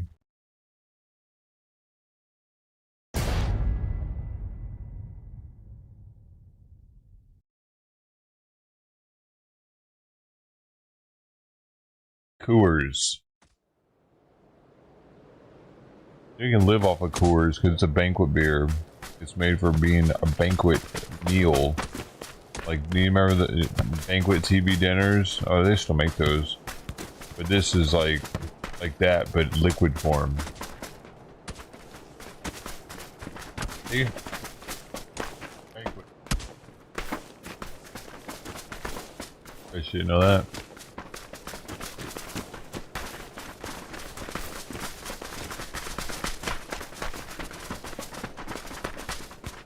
Golden, Colorado. Golden, Colorado. That's an interesting little city, actually. Golden. Impressive. Very tree hugger. Very vegan.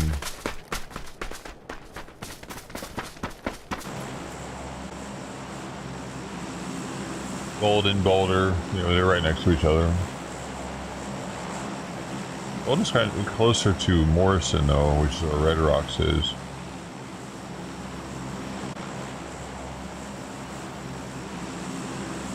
Yeah. Maybe Golden's more in the mountains. I can't remember. Makes sense though. They're Rocky Mountain beer. I think they're still Arapahoe County. That's the county Denver then. Arapahoe, bitch.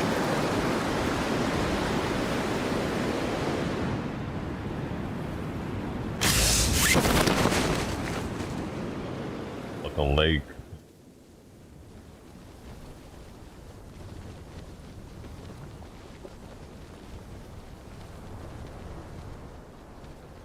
What are these tars all doing?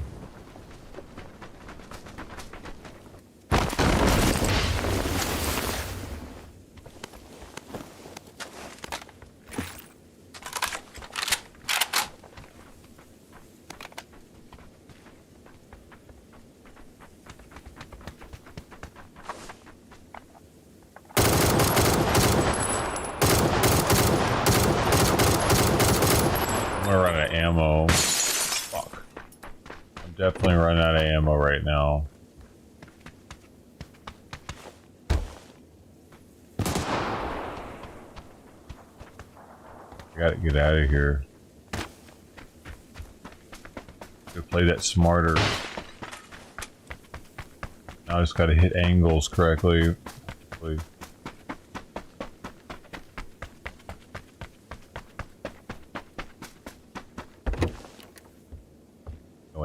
No ammo, not the fuck what I wanted to put on my gun either. Oh. I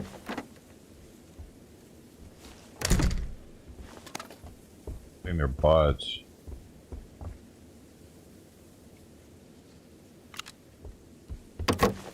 I got 3 bullets to save my life. Oh no, they're coming.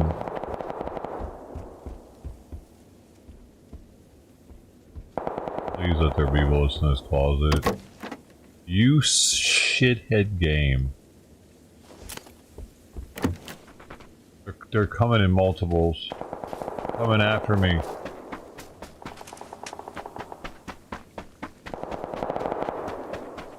Ah, guys, I missed the fucking cap!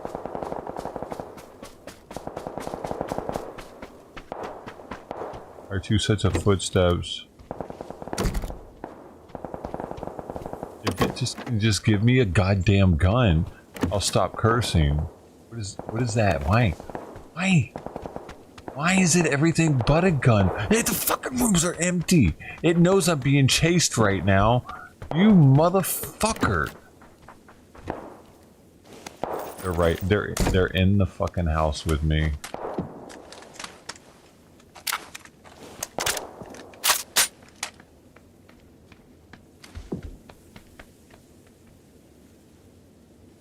Great.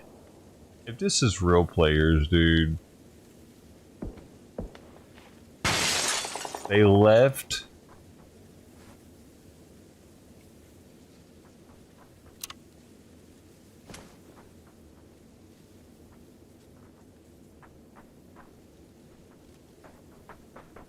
There are 2 of them running around the house I'm in.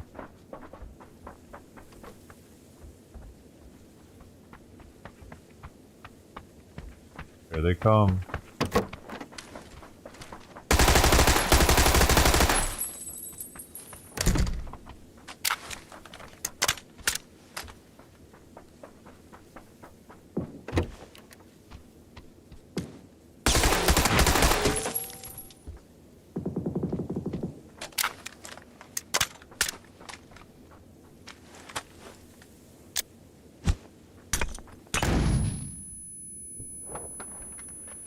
I wanted.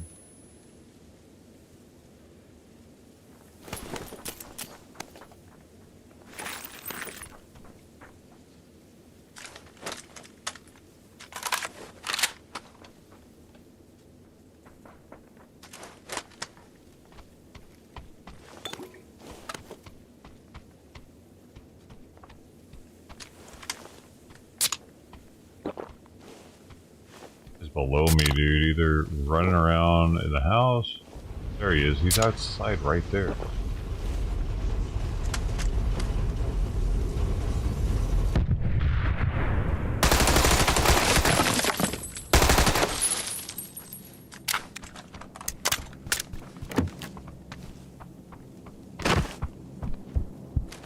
Oh my god, now there's 2 of them inside.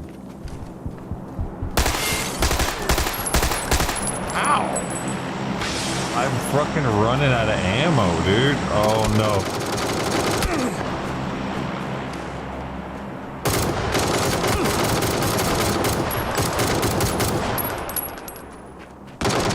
I have 2 bullets.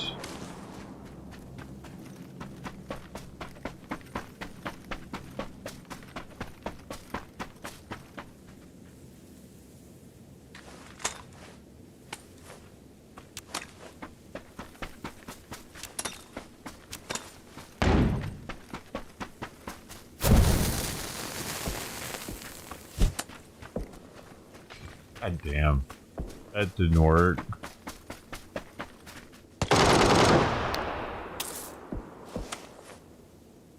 Trying to... Don't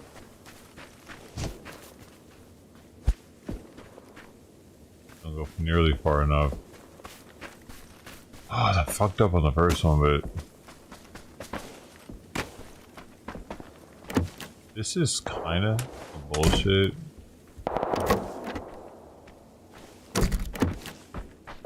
Right, now there's somebody right outside this house.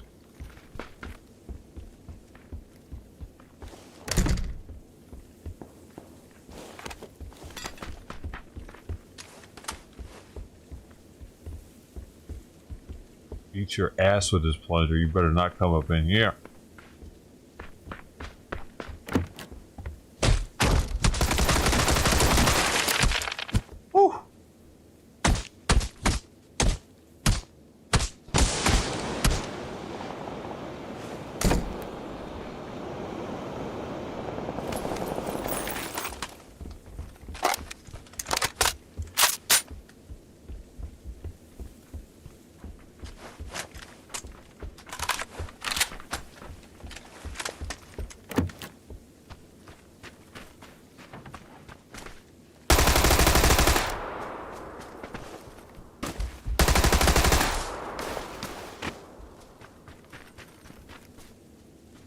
I was walking inside one of these houses.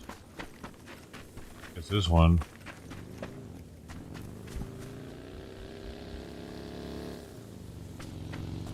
Oh shit! Save me.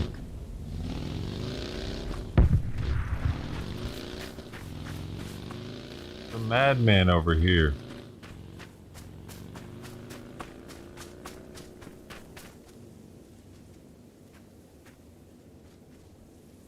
Dude, the snow keeps tripping me out. A roof? Oh, he's hit me.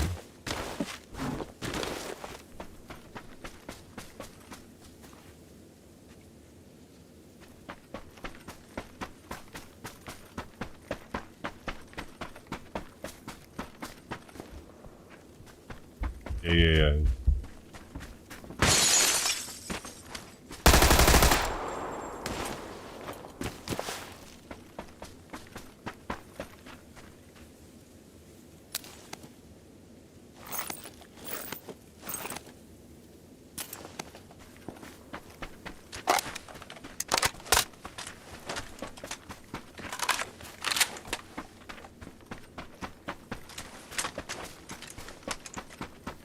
What?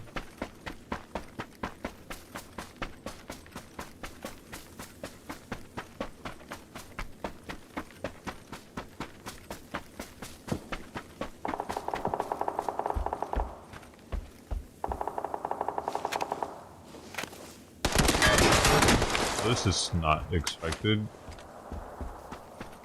Alright.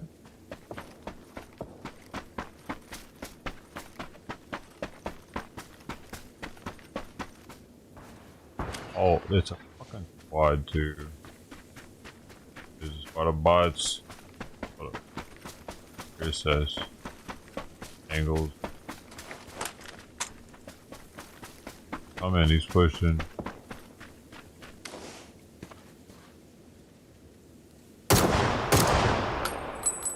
Push it real good. Come on. Bots are like, it's like I said, they're retarded or they're smart. No in between. Oh, now you... What are you doing? Figure it out. Oh, okay. Is that it? I thought that was a chair. I was like, what the fuck is that? It was looking at the wall. Oh, like it's like, oh no. Straight up thought that was a chair or something. I was trying to figure it out, like, what the fuck is that? It looks like a soldier, but it doesn't have a face.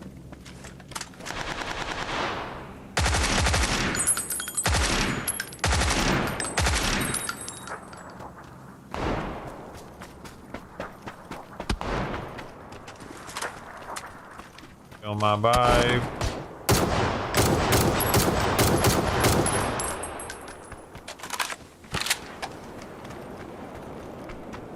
Somebody else?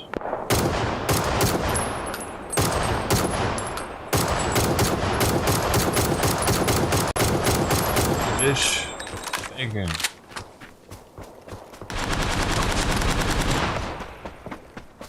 Are you lucky? Okay, I got something to throw. Oh shit, he's right there.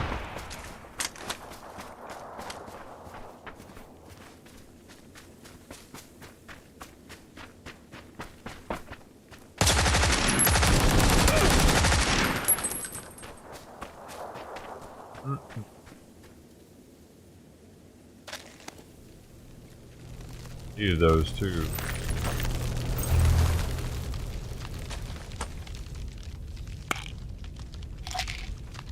He's running towards me.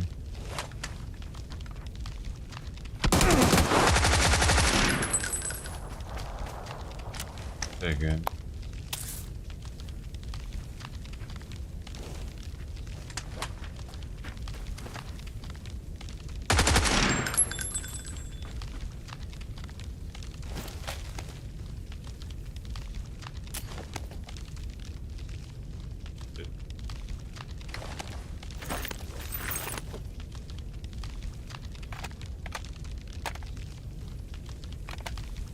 Oh. Oh my god.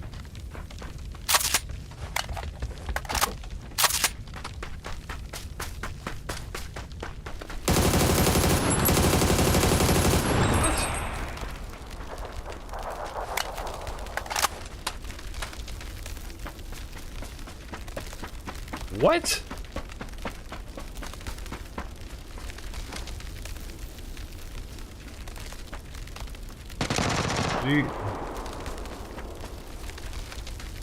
I'm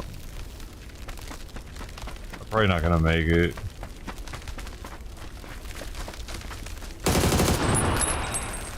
Wait.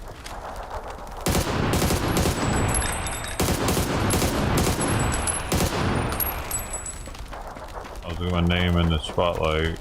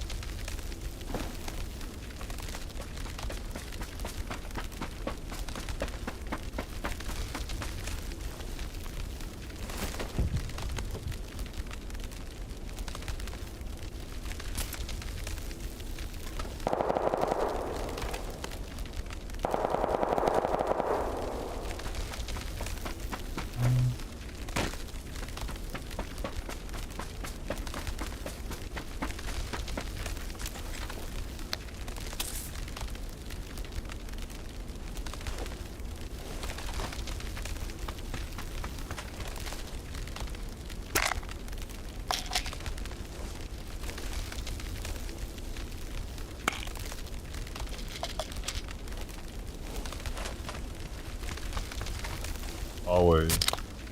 Oh no. She's alright.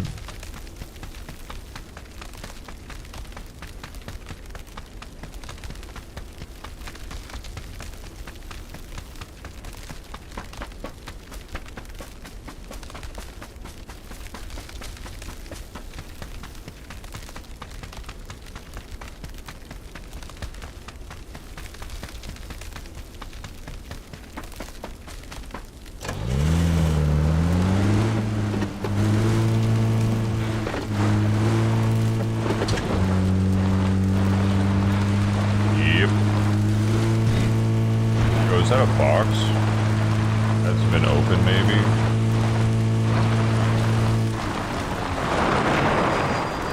Oh, it has not been. Oh. I don't want that sniper rifle. Actually, you know what? I'll fucking take it. Oh shit, no, night. Fuck, no. Fuck.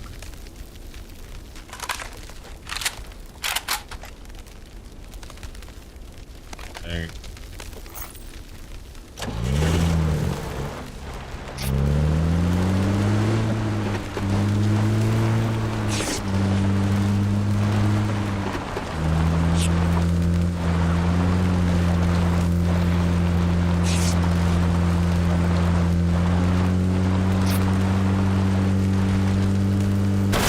I didn't see the fucking rock. I was looking ahead of the rock. It looked like it might have cleared that tree still.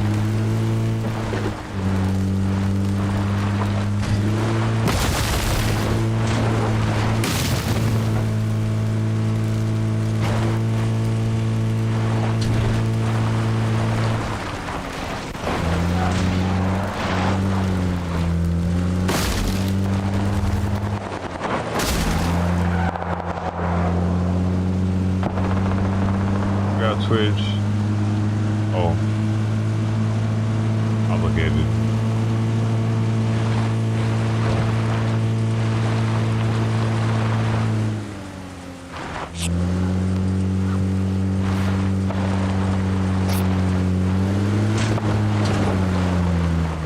Oh. Oh shit. Oh, that wasn't very nice. It's when you run into a full squad of real players. That's when it all goes to shit. Wasn't even paying attention. Trying to figure out why you guys were. Oh, because bungle.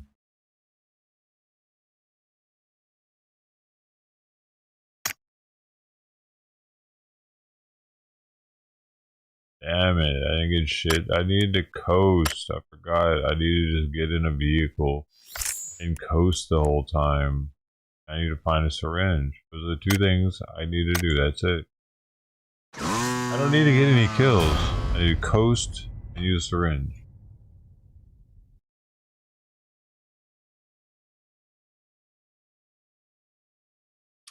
Okay.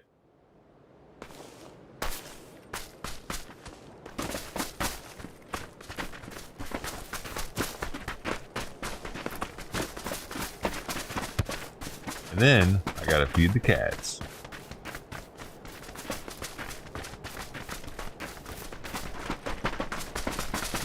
Yo, Discord's where you share your dick pics, dog. With other fellow dick picker havers.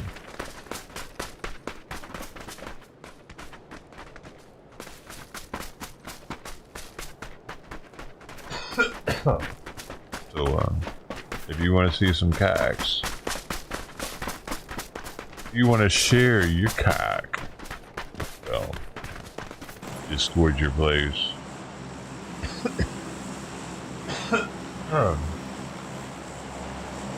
Become a member today. It's free. Imagine that, dude. You could have thousands of cocks in your DMs before midnight. Oh yeah.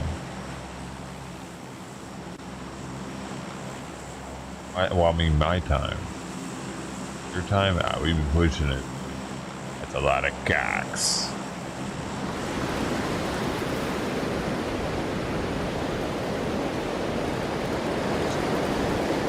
Going on over here, I need to get a car. I need a coast. I'm just gonna go straight down.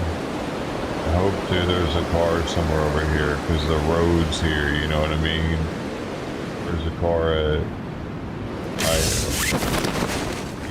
Why are these people next to me? Get away from me. That a car? Where to stay? does kind of look like my car. Let me see if I can click it. Oh no, not a car. It is a car. Alright.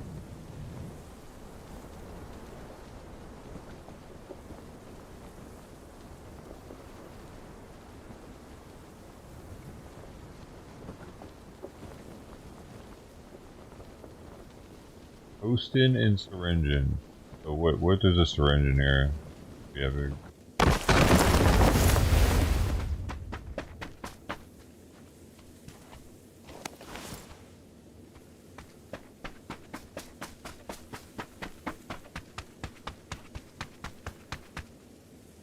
yeehaw. Alright, so here's like a little hill here. That's where you get the coasting hours in. Good hill climber too, so that'll work at my advantage.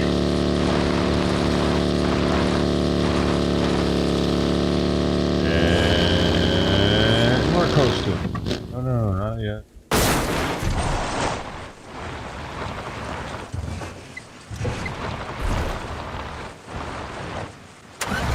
That's all we get. It's gonna be a hard one to do. Probably just what here? Oh shit. Just coasting, man. Fucking asshole. Be coasting.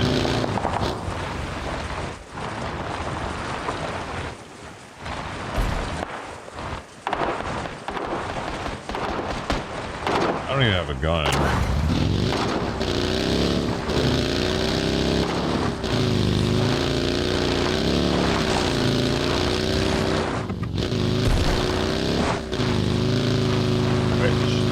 What? No. Oh, no. That's nothing for me.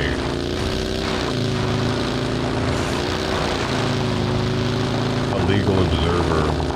I don't even look at it.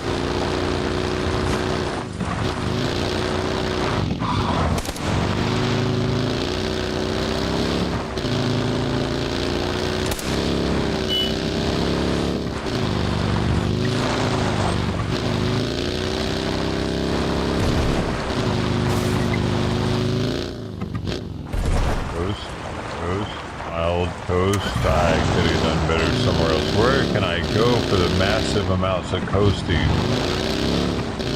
Let me figure it out. We need longer road. Left here.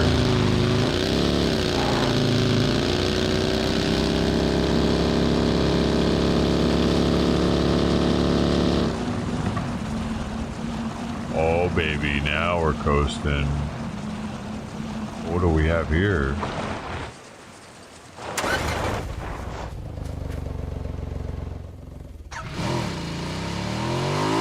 Now we're coasting. Oh, let's go. That's better.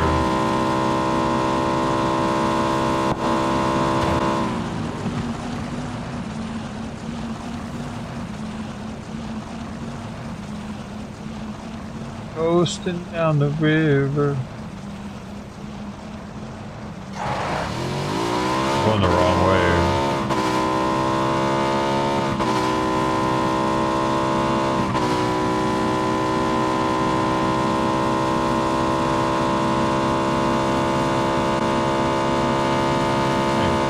Oh. Okay, I'll go back. Special way, the Navajo way.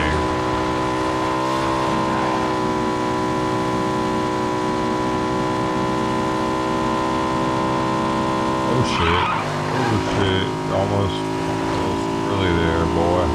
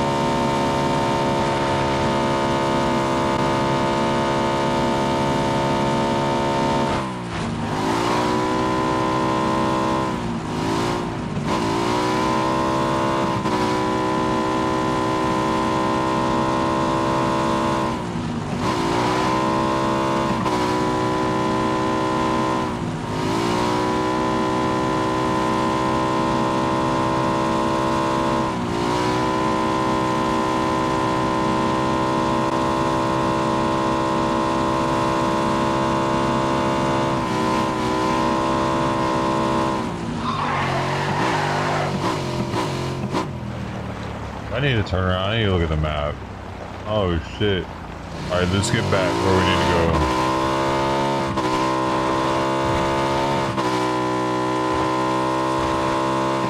I'll just follow the road.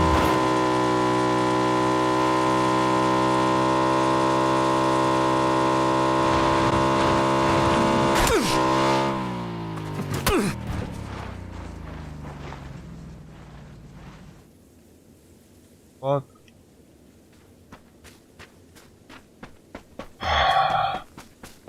If you say so.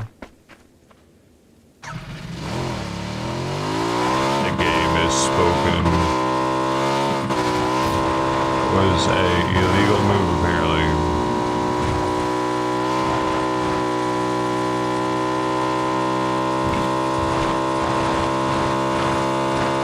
Destined for greatness. Maybe the G-forces were just too much. Oh. Oh, the fence.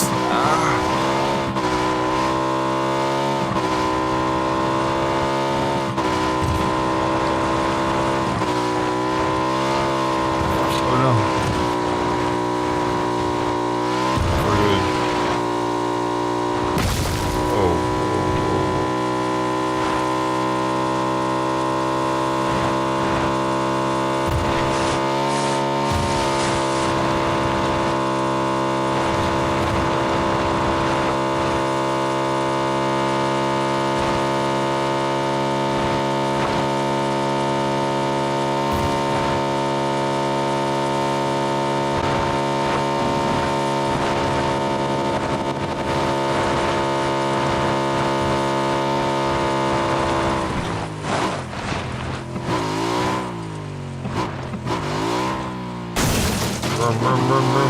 I went too far. I need to go.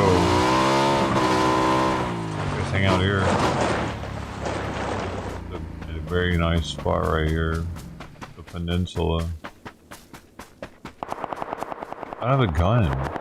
Oh, I didn't coast enough. That's right, I'm just a coast. I'm a coaster. Get back on this bitch and coast, baby. After I punch it a little bit.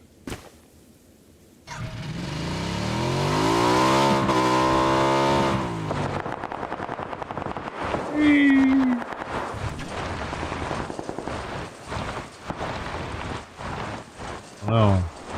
I don't have a gun. Really?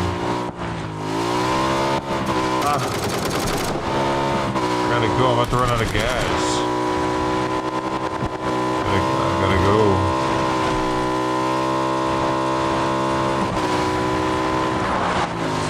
Where's that buggy at? Shut up. Coasting.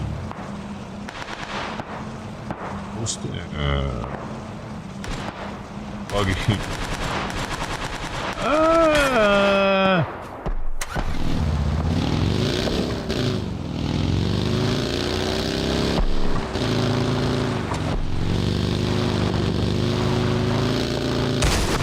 Dummy. Gonna finish him.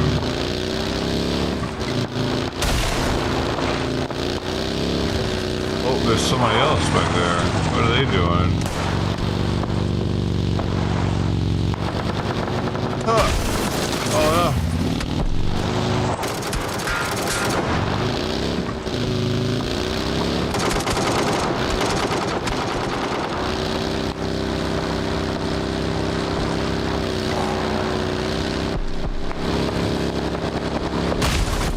Nice one. They just got right in front of me. That's perfect. Mad Max strikes again. But well, that shoe's not big enough, boy.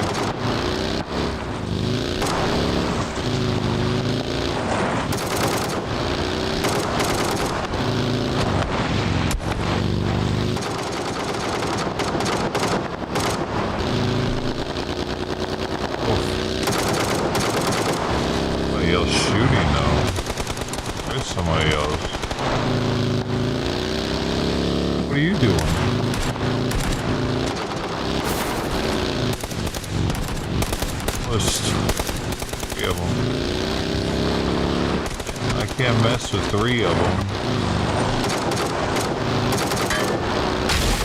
I get that one though. Hey.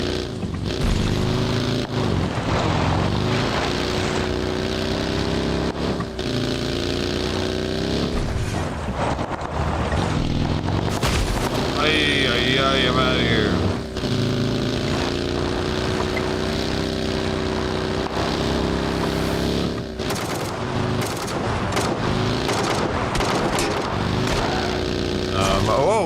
Oh, they got me.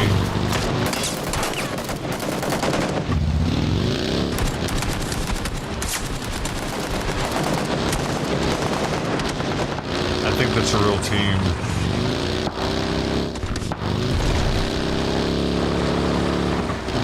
Oh, yeah. I don't have a gun yet, dude.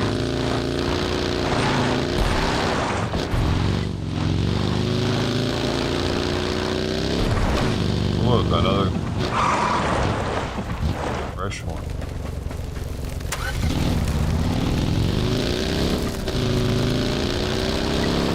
A fresh weapon.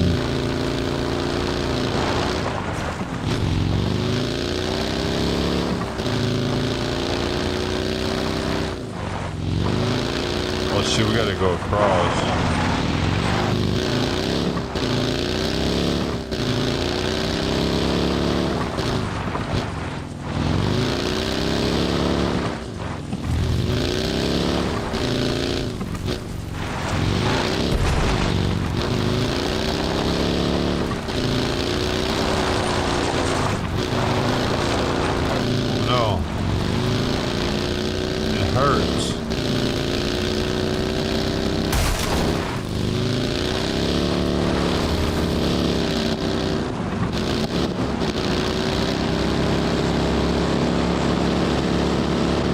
Should get that guy's shit, but I need him to walk in bounds, so.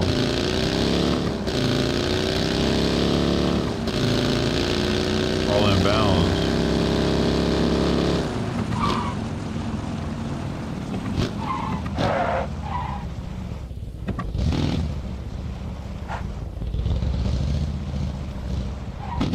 Yeah.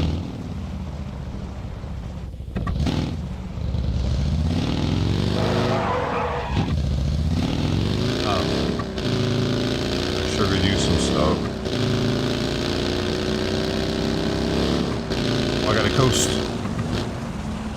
Coast, that's right. Oh, is there stuff here?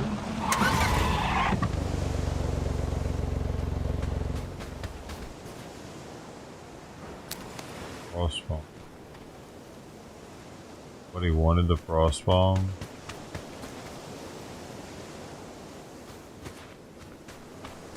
Weird.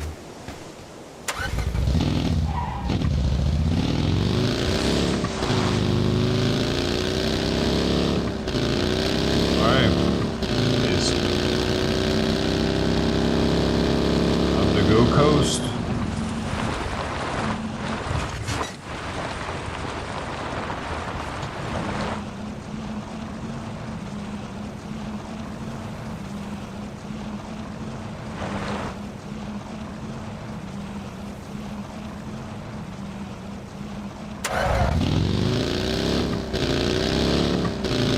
Productive coast. That was a productive coast. Flip it. Another productive coast here. This way is good.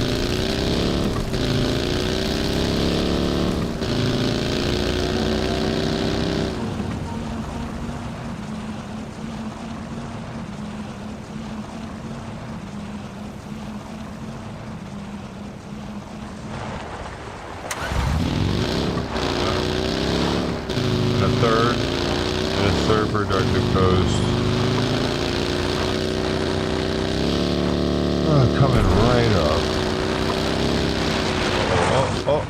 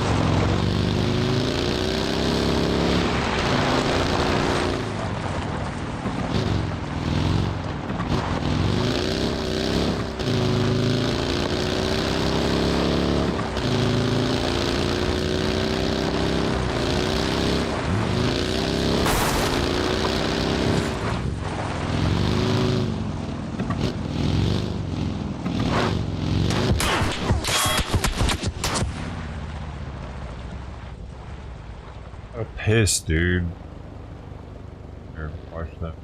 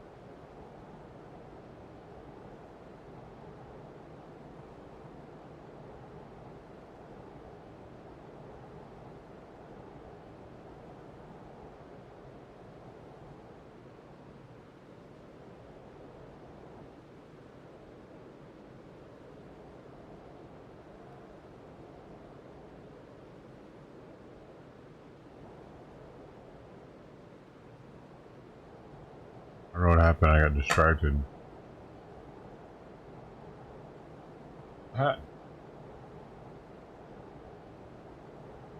Oh, is it happening?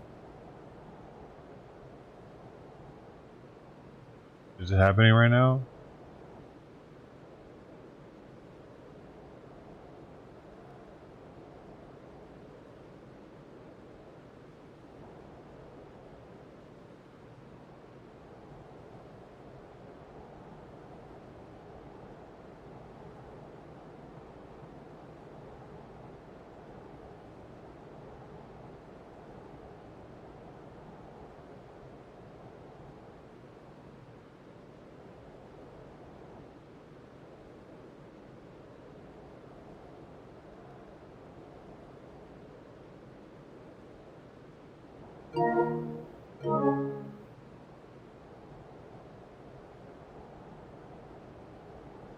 Broken.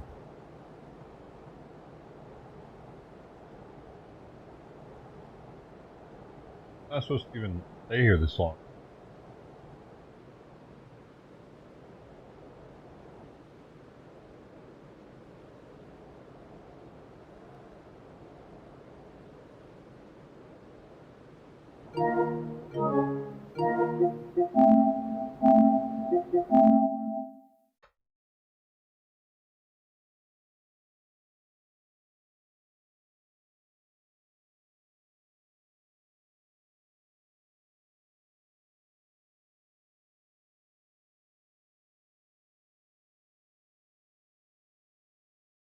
As a candidate, he promised to make life better for working people. But while families struggle with rising costs, Trump has turned the presidency. Some rat shit. All about it.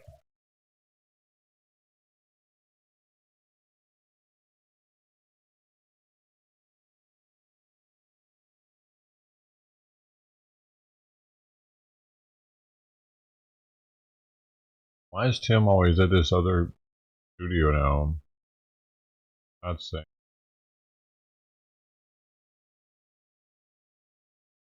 Is it?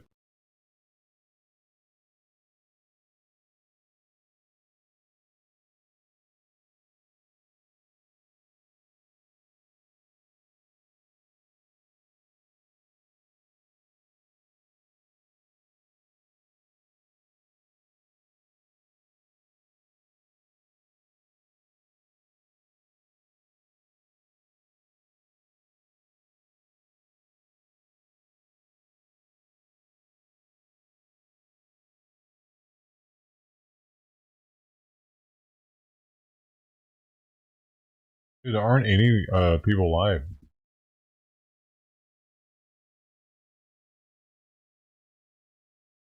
Not any, they got the sausages.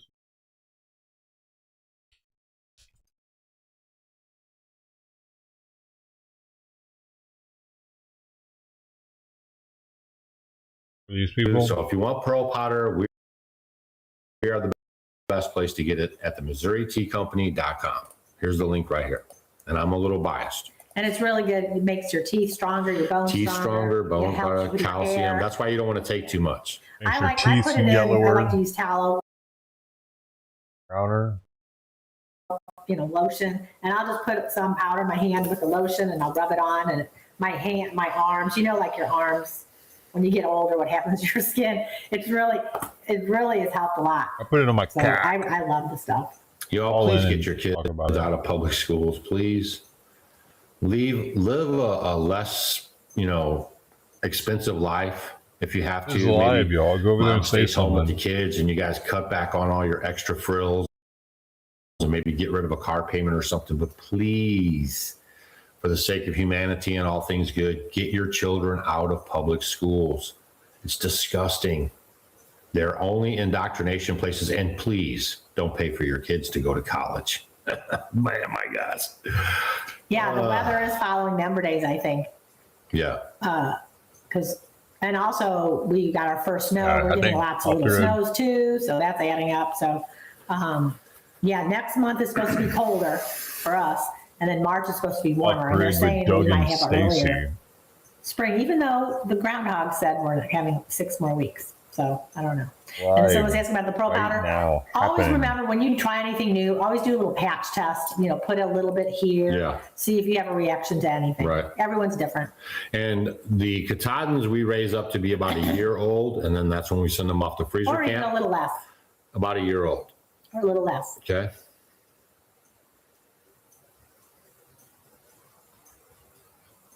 And y'all, that's why I left school. I mean, I was one of those guys. I mean, my mind and the way I operate, I could not sit in a box and in a chair for some 8 hours a day. It's nonsense. No child is meant to sit still. The Rockefeller, here, let me go over it one more time.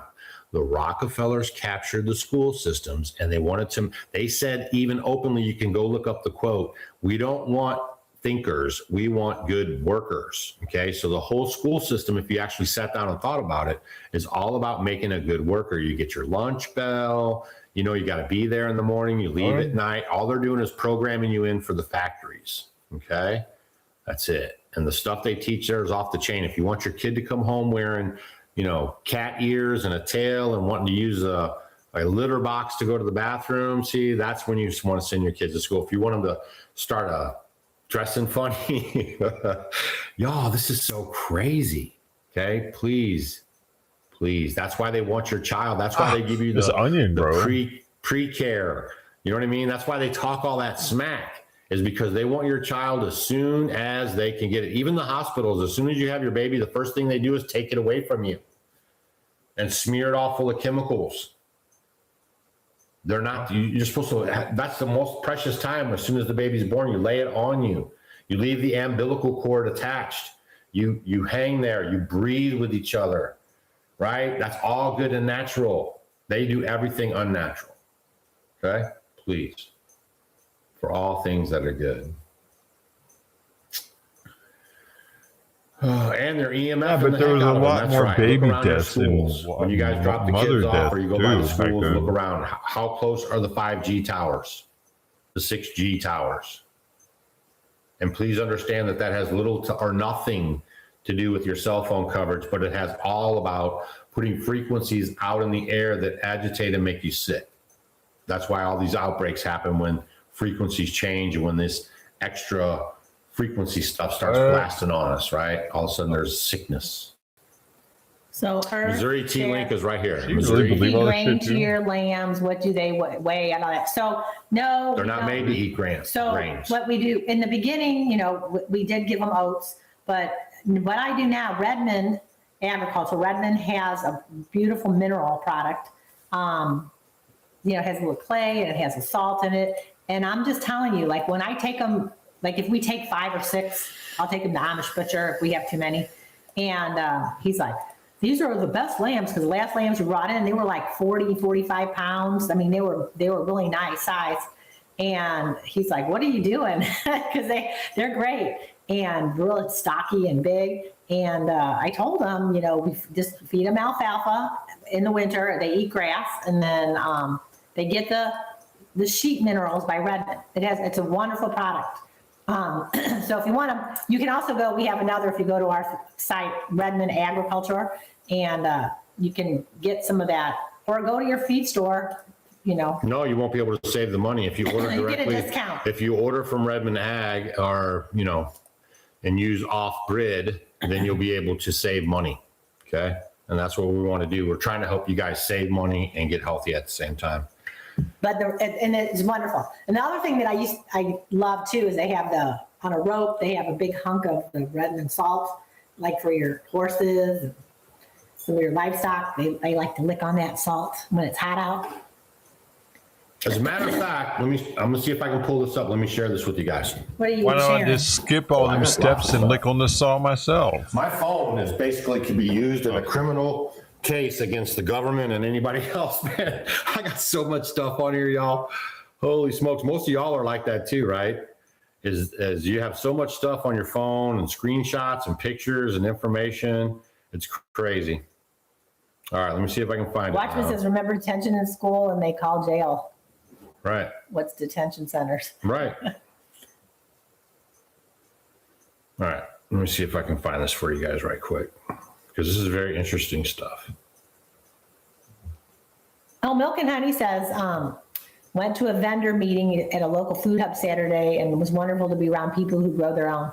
Yeah, I mean, it's crazy. You maybe look in your area if you could find co-ops, like local co-ops in your area. And if you find those, if you're not familiar with what they are, is they get all the food from, it's like a little grocery store, and you can become like a little member. Usually it's free, and if not, it might be a $5 fee or something. It's not that much if it is. And you go in there and they have all the local produce, like if people have their own local honey or the local greens and the local carrots and tomatoes, and they do all that. And then they'll also bring in other stuff like good natural products that you might find at different like health food stores.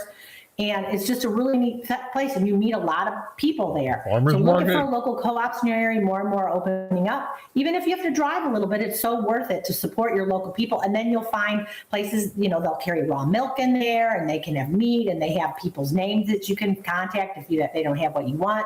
So look at local co-ops in your area. You guys have shit I want. Larry Ellison, you guys go look that guy up. Larry Ellison once predicted that citizens will be on their best behavior amid constant recording. Now his company will play a key role in social media. Okay, Larry Ellison, go look him up. He's right here hanging out with his buddy. That's him right there. That's his buddy. Right, Larry Ellison. That's him right there. Go look him up. Because all this stuff is for real and it's coming your way, right? Billionaire drools that citizens will be on their best behavior under constant AI surveillance. Okay? That's Trump's buddy. Constant AI surveillance. Larry Ellison. Well, go look him up. So we watched this thing on YouTube called Itchy Boots. Yeah.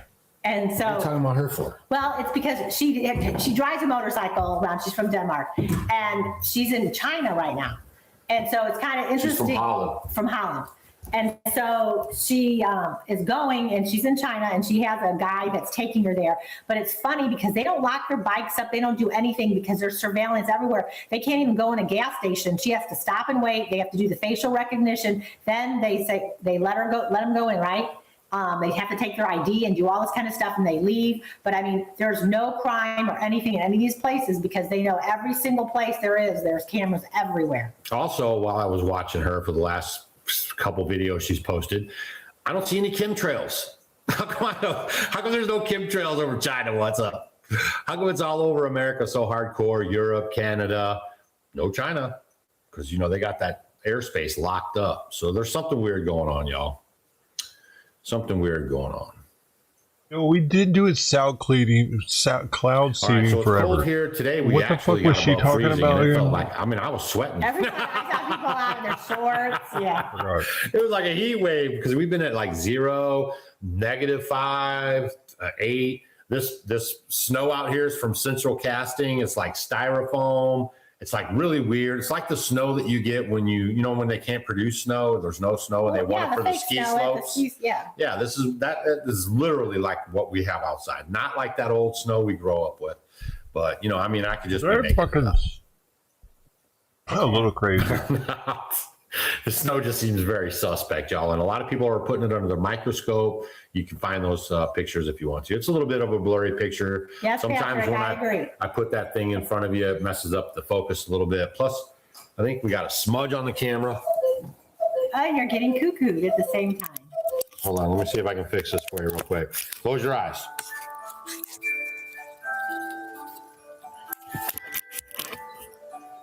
Man, that was fast. We were 10 minutes late too, though. Yeah, see, that's a little better. I think I had a smudge on there. All right. We're back. I think there was a little smudge on there. I didn't want you to see the background too good because I want to show you in the videos. All right, so now we're just going to read comments and see what you guys got going on and see if we can answer some of your questions. Oh, was it before that? Kim wants to know what kind of mattresses do we recommend. The one we have is called Plush Beds. Plushbed.com. They have some nice organic mattresses. And if you don't want to get a whole mattress and spend the money for a whole mattress, you can get a topper. And they even have the organic cover that goes over the topper as well. And don't forget, if you guys do leave out of here, that I'm making videos every single day, bro. So I hope to see you there. I hope you guys are hitting those thumbs ups. There's, you guys are slacking on the thumbs up right now. There's only 1973. There's 3120 here. Please hit that thumbs up. It really helps out the channel. Come on, go. If you use linen sheets on an organic cotton mattress, will those two cancel out? Because your skin is touching the linen. You don't want to have a linen sheet under you and then have a cotton thing on top of you. You know what I mean? You want the full healing power of the linen. Linen has the highest frequency for healing, and that's going to do you the best. Okay? The hell? Walk around the house, Doug. Make it Stacy anxious. I don't know. Oh, they asked if you like your new house. Oh, I love it. Yeah, I love it. It's got windows and it's open and it's very nice. I actually have an island where I have a lot of room to cook on. It's very nice. I love it.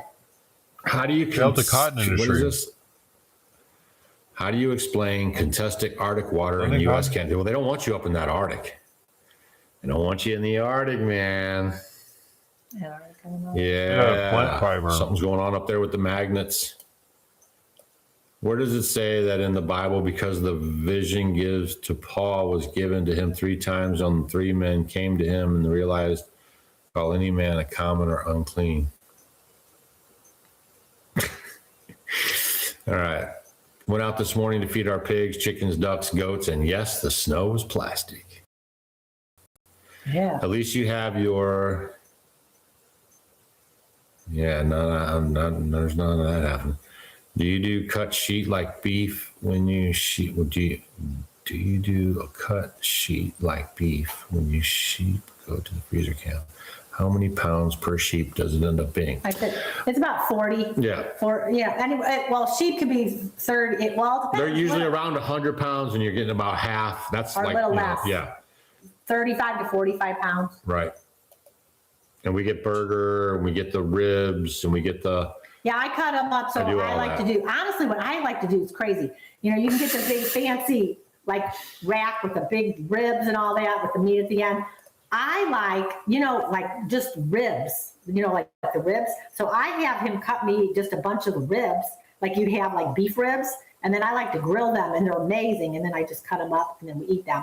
So I like the ribs and I do lamb chops. I do lamb steaks. I do leg of lambs.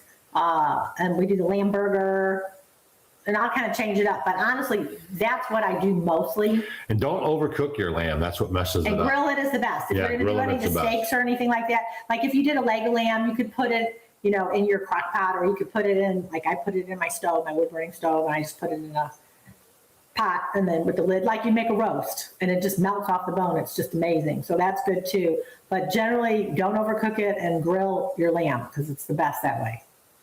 Definitely. Lamb burger is great. I like to do lamb burgers, saute onions and some ghee, and I'll make like a yogurt sauce with some lemon juice and some crushed garlic and a little chili powder in there. And you can put that on top of it with the onions. It's just amazing. And that's a really good lamb burger. And if you guys just showed up and you missed my last 2 videos, Stacy and I have moved off of the 10-acre homestead. We are now living on 80 acres in a new homestead that's around the corner from the old place. So mom's just fine. And, we're just building this place up. This is the inside of the house now. I got my internet figured out because I got a good internet guy and we worked it through. And so I got a good internet guy. If you want to email me, asking about that too. I can give you a link. It's unlimited data. It's reasonably priced and he works very hard. It's a family run deal. And I like it too because, I would never get Starlink or anything like that. But this is they hijack the cell phone towers and then, you kind of bounce off of those. You can actually pack it up, take it with you on the road if you want to. And it works really good. And it's a mom and pop place. I love supporting mom and pop places. And so it's working very good. Years. And he just was able to get the price down to a point where I could tell you guys about it. So if you want to get to understand that, you just give me a holler at growinginfaithfarm@gmail.com, put internet provider on there in the subject line, and I'll see if I can get you the link. Type it in there so people can see. No, it's all good. Growing in Faith Farm. You can stop the video. I'd rather eat animals that I know I didn't cast bells into the Yeah. No, we don't have any resources. We don't mess with layman's anymore, y'all. That turned into a bad deal. I guess if you give people long enough, they show you their true colors. The liberal daughter, the dad died several years ago, but as soon as he died, the liberal daughter bagged the place up and sold it before the last piece of dirt was on the grave. And that really upset me, to be honest with you. And I know he didn't want to sell it because I've talked to him personally myself. And then she turned into some, don't nudge me now. I'm just telling the truth out there. She saw I was packing one year at the little thing we did at the meetup at the store. She's like, Stacy, does Doug have a gun? Is that a gun? And I'm like, well, yeah, I'm my security and everything. And I just don't leave home without it. You know what I'm saying? Even if I was going to a rally. And so she got all freaky about that. And then just the way they were running things and everything, they canceled us and stuff. So we don't recommend, you do what you want. We don't shop there anymore. So I want you to put the link in the. Link to what? Where do they not shop? Going in Faith Farm. No, I wasn't listening. That's an email. So the Missouri Tea Company, we got the copper cups are in stock. Oh, this is a fucking selling shit still. Selling something else again. Right there.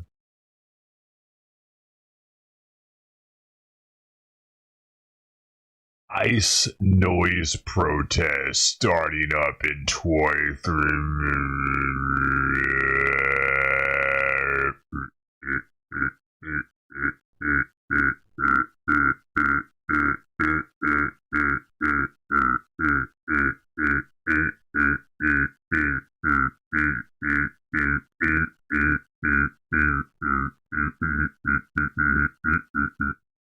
Titties!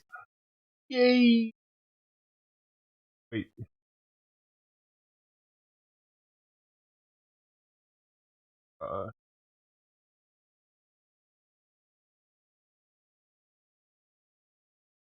There's supposed to be something where they're making a noise again. Little noise makers. But finding makers.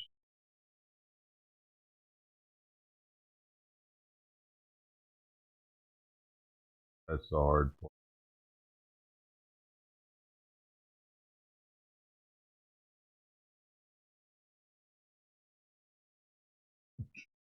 Love with your friends and shit. But I usually say that when I'm playing the game. I don't really know what to say now. It's good. Queen de la Mari. Hope you're having a good night tonight. We here walking with the holdable. That's the other view with you right now. Hope you're doing good. Oh, wait. I could still pin my goal. Look, I'm trying to get this one goal for my live. So I just need a few more followers. Like I think I need like 2 more. So if y'all could throw me a follow, I'll follow back. I appreciate that. Tell a friend about the live. Tell a friend about me. I'm just a chill guy trying to help. Well, not even trying to help. I'm just trying to be here. And I think my live name is Still Fuck Ice. So there's that about me. Always talk about stuff like that. We try to raise awareness as much as we can, while still having like half decent time. Not finding where we're going, man. There.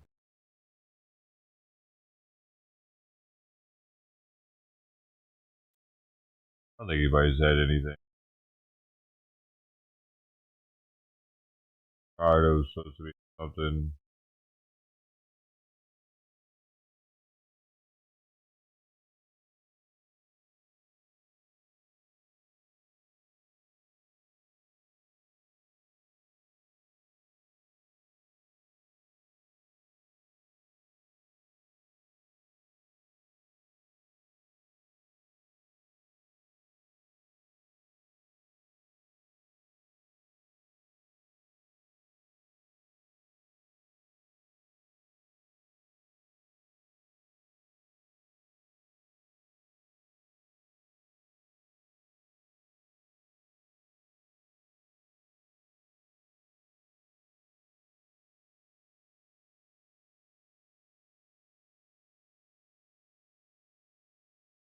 Ricardo.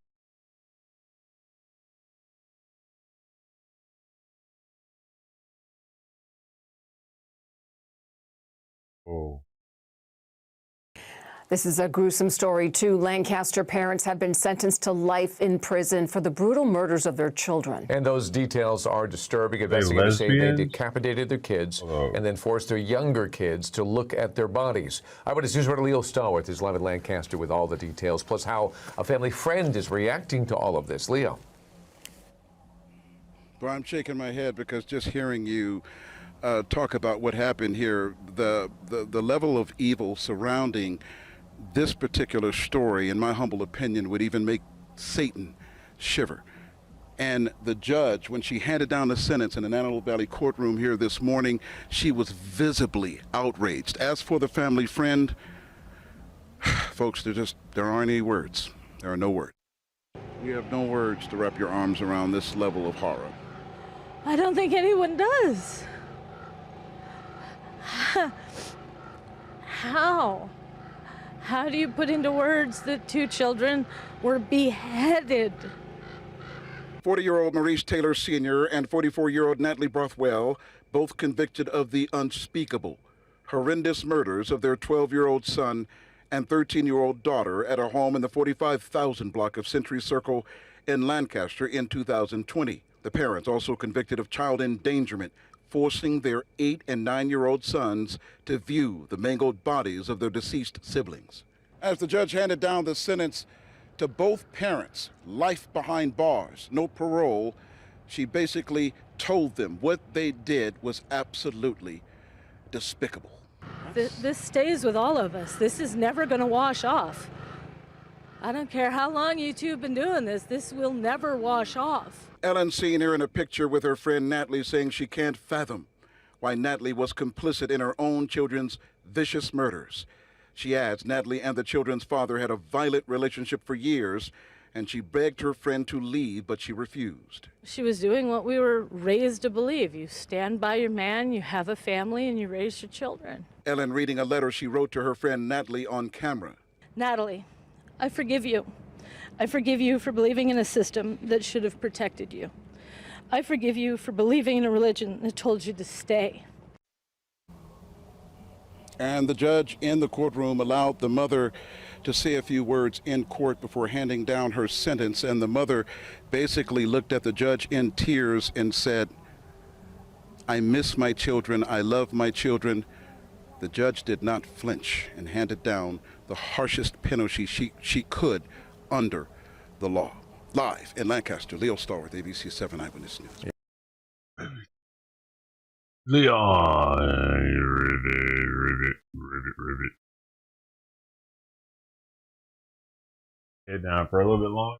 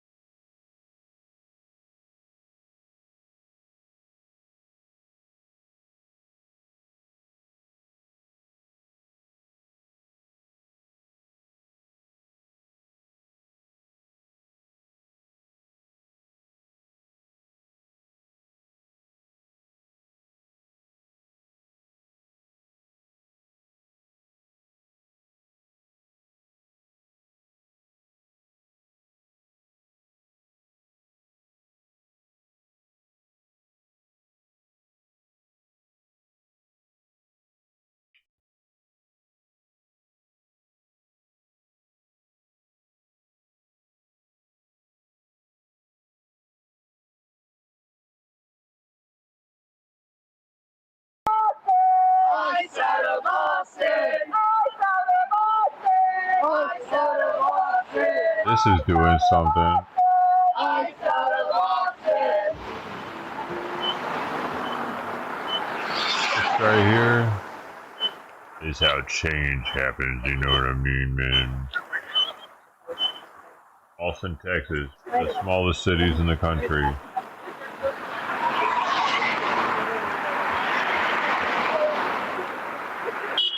The saying goes, everything's smaller in Texas.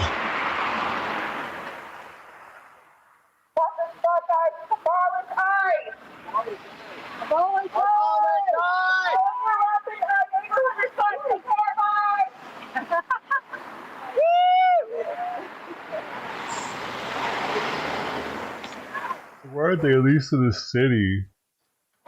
Middle of nowhere intersection.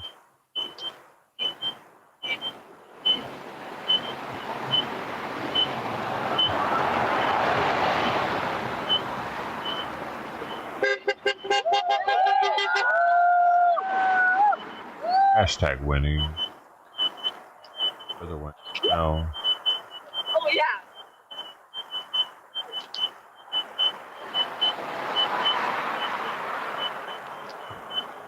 I don't know that laughter's the best medicine. Milwaukee. I have the privilege of belonging to a group of friends, ladies. The group is called Stitch and Bitch. And we get together once a month at each other's house and we just chat. And one of them, a few weeks ago, told me, I'm not really from 2 this hours country. almost. She told me that ICE agents are sort of bachelor losers who watch video games in their mother's basement.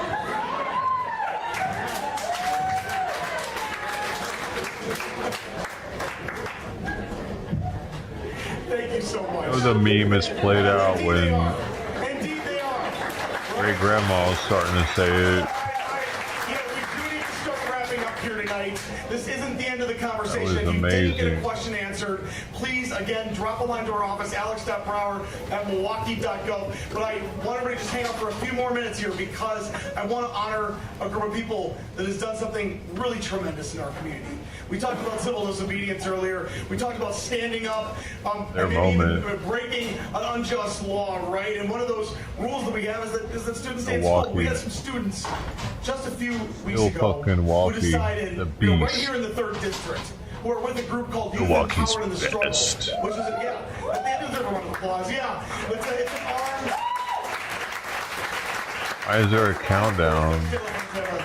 It's their youth wing, and what they decided to do, and what's happened all over the city, is they've been coordinating walkouts at different high schools and middle schools.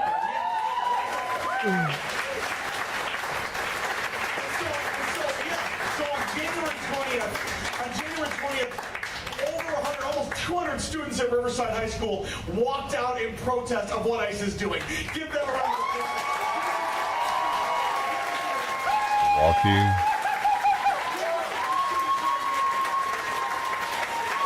Milwaukee.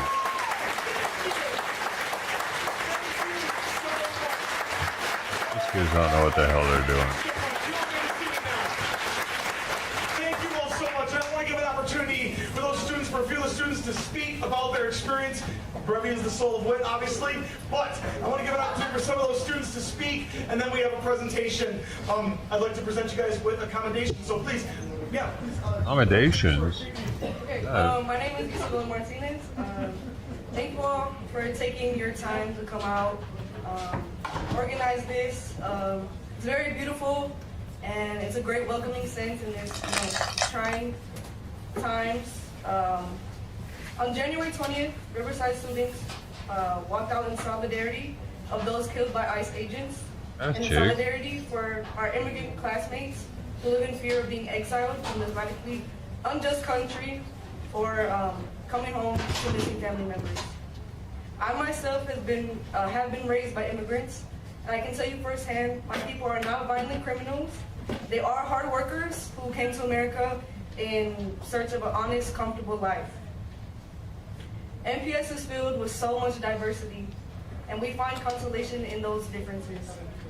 But I can't tell you how much it pains me to tell you we have to skip all our learning lessons to teach these small-minded people a lesson.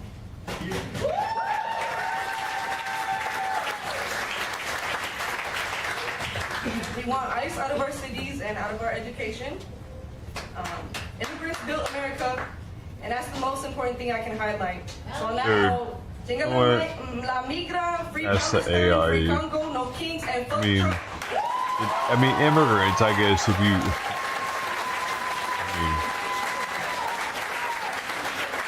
but they weren't Latin American immigrants. Hello, everyone. I am Brianna Maro-Perez from Riverside. They weren't from south of the border. I just wanted to come out and say a few things because this cause is very important to me. As a daughter of 2 immigrants that came here from different sides of the world, and all my family are immigrants living in the United States right now.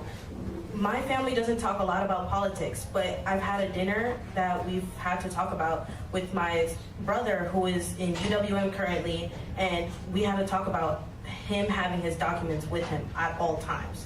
I have to have my ID with me at all times to make sure, and always have a communication with my mom, my dad, and more family to make sure I don't come home to an empty house. I am very thrilled to have seen so many of my friends and adults in my life come and join in this walkout to support us, immigrants. Thank you for everyone coming out tonight as well. Si se puede. I'm feeding you too much. Where are your ribs at? Might be feeding you. Hi, my name is Imran Clark.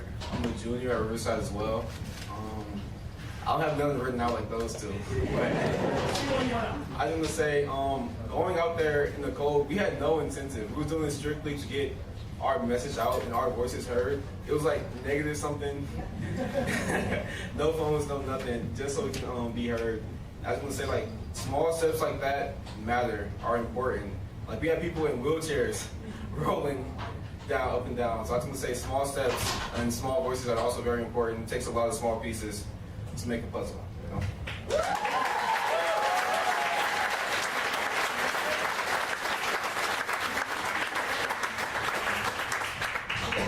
Hey, well, come on up here. Yeah, come on up here. So what I'd like to do, I'd like to read the commendation the members of the Common Council and I signed. Whereas Riverside can see yes, walked out in March time, January 20th, 2026 for Riverside University High School at 615 East Locust and continued west across the Locust Bridge in peaceful protest. And whereas Riverside University High School students involved in Youth Empowered in the Struggle demonstrated leadership and civic responsibility during a peaceful protest against recent measures taken by U.S. Immigration and Customs Enforcement and federal immigration reform that has threatened the health and safety of immigrants and their families nationwide. And whereas in Milwaukee Public Schools, the students of YES represent Voces de la Frontera, a nonprofit organization in Milwaukee nationally recognized for its commitment to immigrant and worker rights. And therefore, be resolved that the Common Council of the City of Milwaukee herewith recognizes YES and Riverside University High School, Youth Empowered in the Struggle in Milwaukee and the Milwaukee community for its brave stand against nationwide injustice, and therefore be it further resolved that a suitably engrossed copy of this resolution be presented to YES at Riverside High School. And here it is, folks. I don't get it. What the fuck does that do for them? Wipe your ass with it. Do more than put it up on the wall.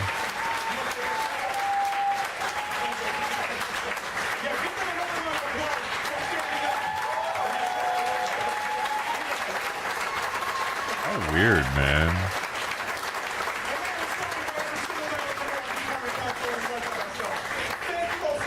It's not a special ed class, dude. It's Milwaukee. It's a special ed city. So hang tight here. Please stay for the rest of it. Alondra, come on up. The president of Voces de la Frontera.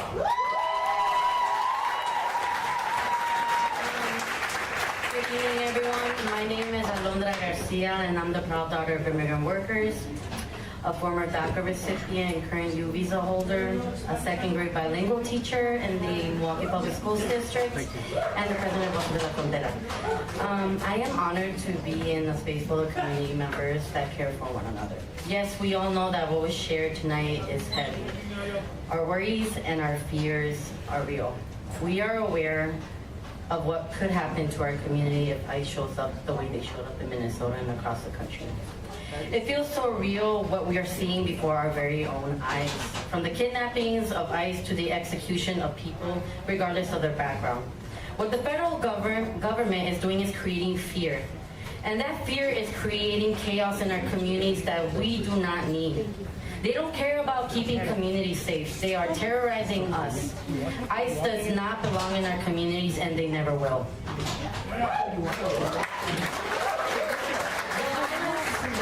From these ICE kidnappers is the product of decades of racially targeted enforcement, a system built to criminalize and terrorize immigrant communities. History doesn't whisper, it is repeating itself. We know that this administration is terrorizing our community using military forces to implement a racist policy of mass deportation and dictatorship that only favors billionaires. What's Americans racist always show about us it, that though? when the powerful want scapegoats, citizenship doesn't always protect you. Being undocumented doesn't make you less human, just like being a U.S. citizen doesn't make you more human. What makes you more civilized? Worth is not defined by status. Worth is defined by how we decide to act on the name of truth and integrity. Our worth is as important as any other individual.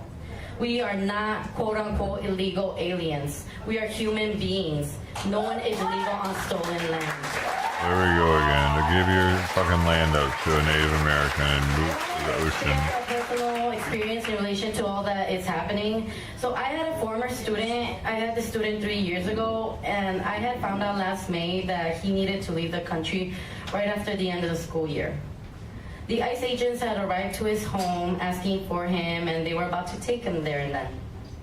But they started asking questions about how school is going and so forth. They then made the decision to leave him so that he could finish the school year, but that he would have to self-deport sometime soon, or else other not so nice ICE agents would take him no matter what. Given that outcome, the mom and the rest of the family decided to all self-deport together instead of being separated. That's the reality for many of our families in our communities. They got a good deal. They would prefer to self-deport altogether than being ripped apart from each other.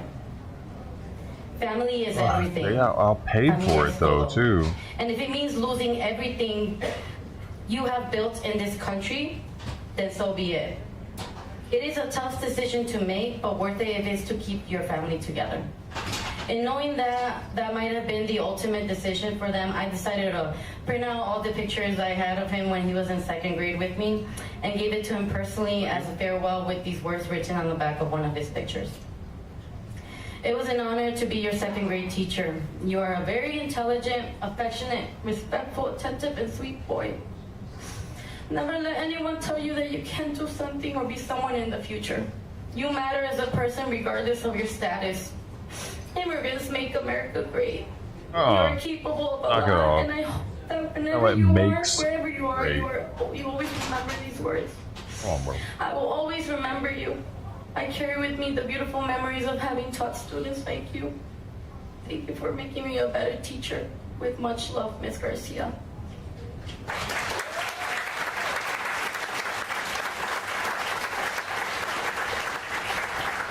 Down as I was writing those words, I wanted to express all the frustration and anger that I was feeling then, because I couldn't do much more for them. It took me a while to realize that no, it wasn't true.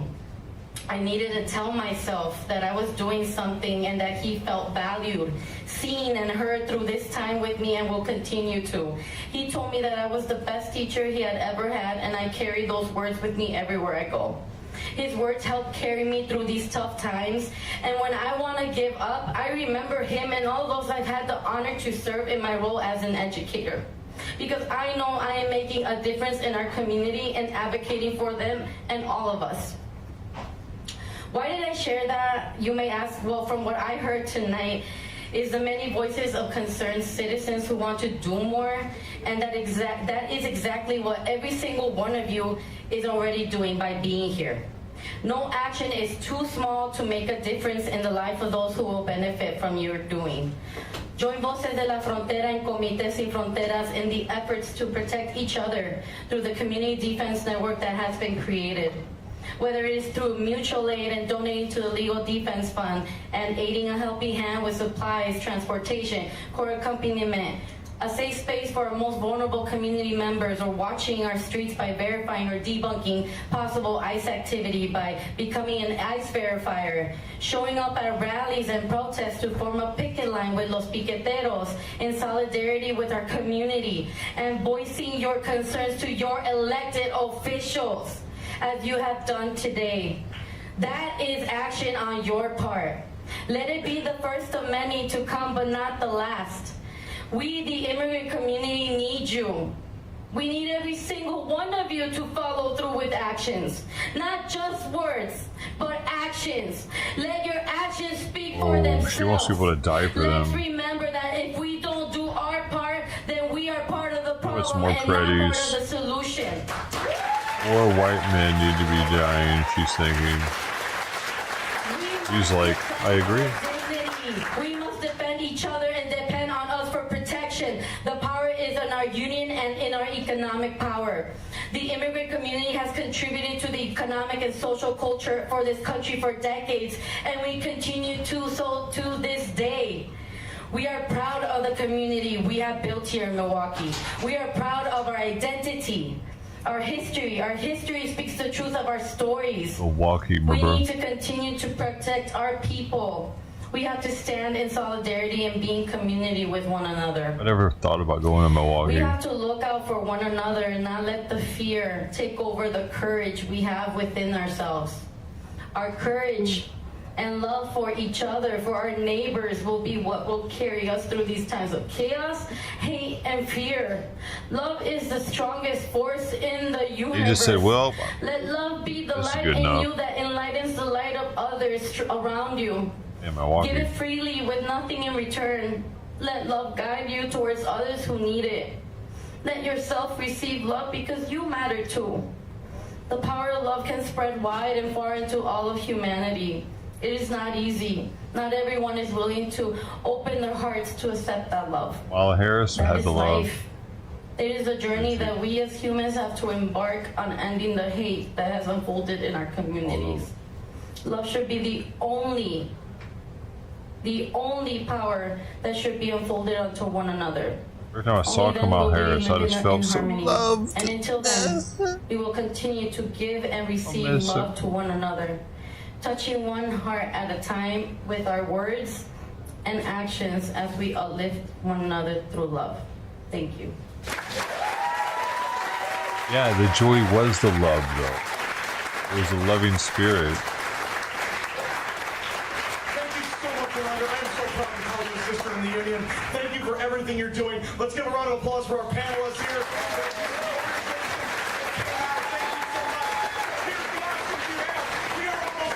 Here's the options you have. You can sign up to be a neighborhood leader. You can sign up with the DSA. You can sign up with Voces. You can sign up with Turners. We have posters. We have posters from Voces de la Frontera that demand that ICE have a warrant. I had 400 of them printed, so I want every single one of you to take one for your favorite business and put it up. I want the east side covered. Okay, are you guys ready to get engaged? Why does he care so much? Isn't it weird? I just sell out. Why are the white dudes selling out to this bullshit? Trying to get votes? Like it. Weird. White people are so dumb. They have no idea what's really going on, apparently.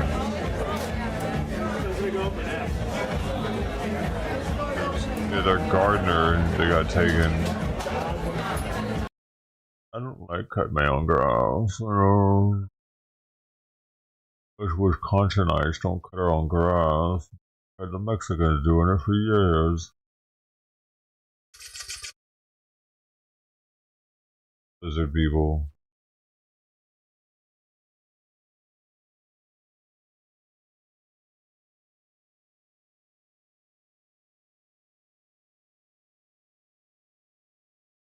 Where's Mikado Retado?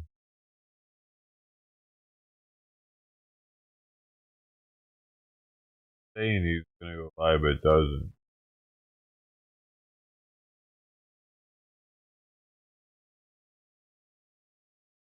Numbers must be too low.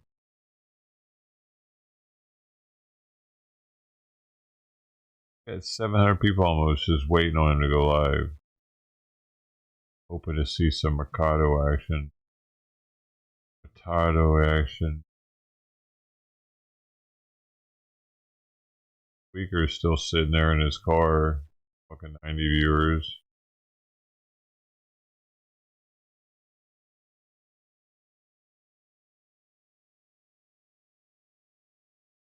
Hayes. I didn't know. If I'd have known, I would have tried harder.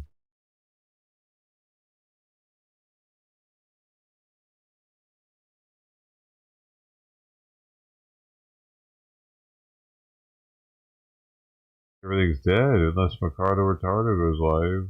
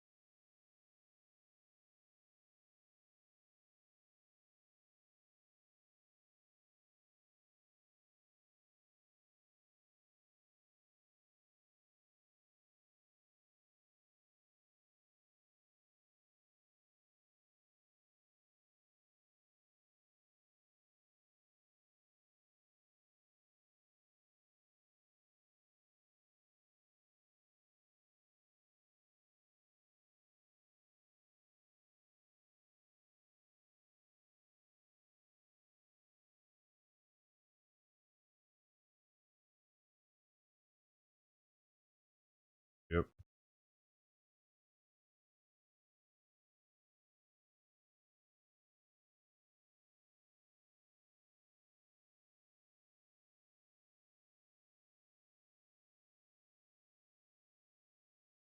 Might be. I didn't know this was Long Beach. New 5, a Long Beach Catholic school heartbroken after someone broke in, caused tens of thousands of dollars in damage, even defecated on school grounds. Fox 11's Haley Winslow joining us live from the school after speaking with leaders about the investigation. Christine, and all of this happening on a significant Catholic holy day. One forensic investigator saying it is the worst destruction of its kind she's ever seen. Investigators did collect fingerprints and even saliva from food and drinks left behind by the vandals in hopes, of course, of catching the culprits. Students at Holy Innocents pray for protection after their Catholic school in Long Beach becomes a crime scene. While inside their atrium, forensic investigators comb for evidence. When I walked up on campus, I could see the face of everyone who was here, that something had gone wrong. Just the sadness and the sorrow. Investigators estimate $100,000 worth of damage to the newly upgraded, nearly 70-year-old TK through 12 school. It's very saddening. Yeah, it's hard to see. Overnight, criminals cut wires, knocked out the internet, wiped out the AV system, destroyed musical instruments, and even defecated on the campus. But the sisters say what's most disturbing, the vandals desecrated devotional statues in the school chapel. There are crucifixes, there are statues of the Blessed Mother, there are the tabernacle itself was taken and thrown on the floor, and the sacred host is there.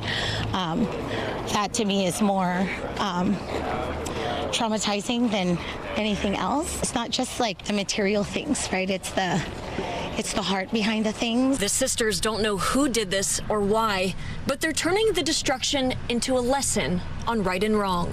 It's not maybe a person that we can see, but evil is out there. So we need to pray. Well, I just hope that we find that the people who do these kind of things really are found, and so that they realize how much pain they cause other people. The school is most importantly I didn't think asking she for was going to want prayers and, of course, punishment of the tips. people If for a you have second, any idea but she who might have moved it done this, around. please call the school and most importantly police. And if you would like to help the school recover, there is a GoFundMe set up in Holy Innocents' name. Reporting live here in Long Beach, I'm Haley Winslow, Fox 11 News. She got a smaller eye than the other one. Haley. Kind of winking. Wink. I saw it. A little bit. Gigi's live. Nothing. Oh wait, no, he's at the hotel. Gigi beat Ricardo. Okay, it was smaller too. Alright. I had a combination.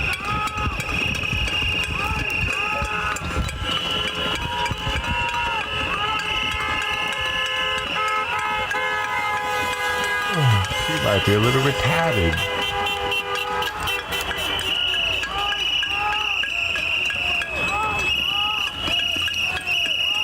That's as close as they can get because it's already a barricade out. I don't see this really being a problem for the hotel then. That's hilarious. They have to stay so far back.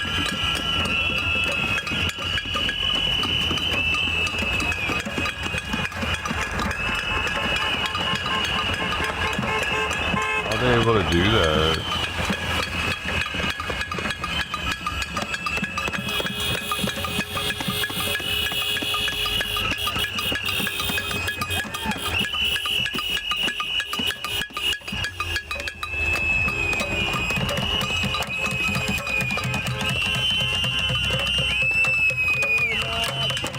Take it.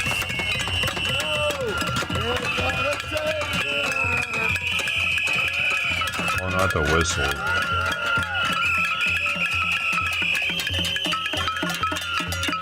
Dumbasses really think this is doing something.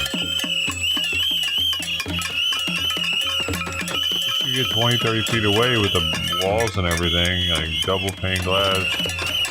Here am I.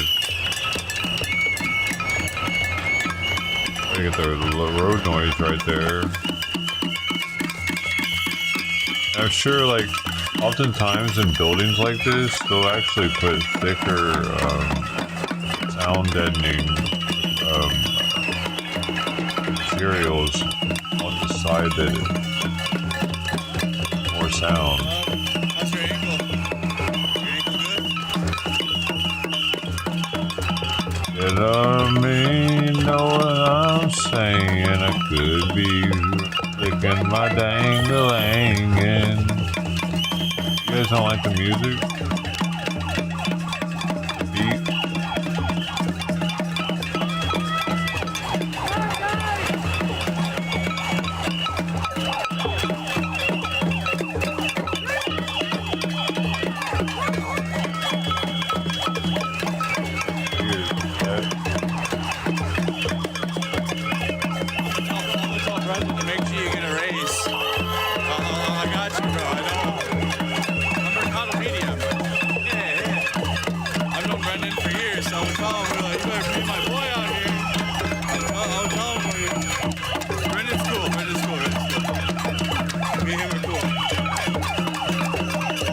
Likes the word cool. That's why I think you're perfect for his platform. Because he gets right into it too. Like, you know how he works. He's everywhere. Parker's sucking somebody's butthole right now, isn't he? Why is that?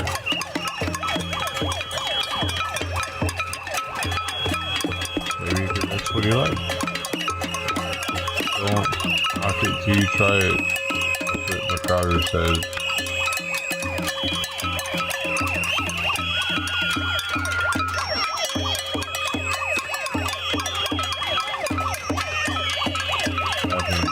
Oh, probably.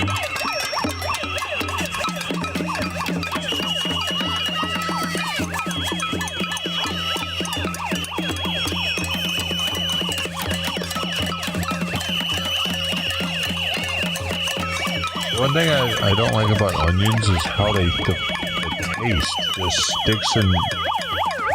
Oh, do I need to drink another beer to get rid of this?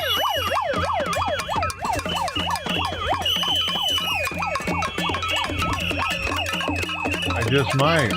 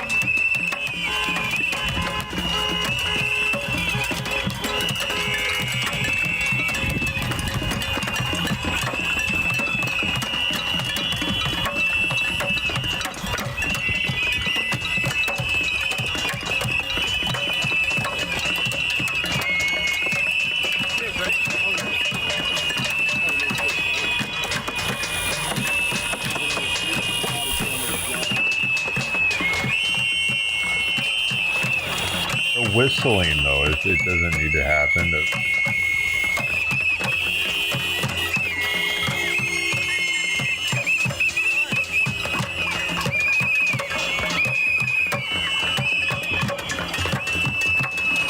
Atoga.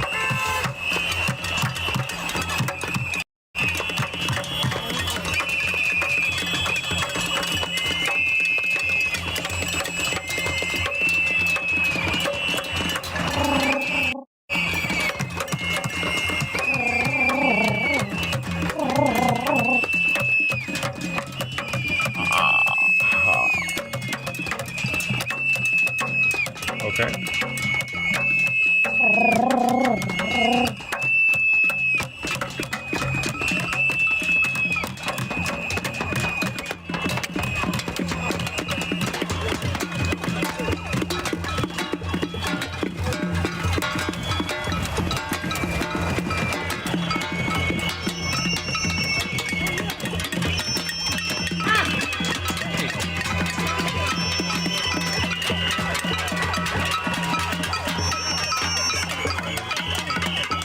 I usually like the smell of beer.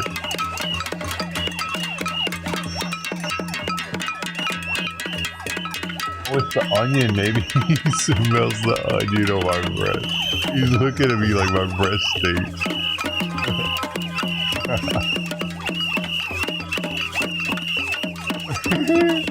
He like squinted.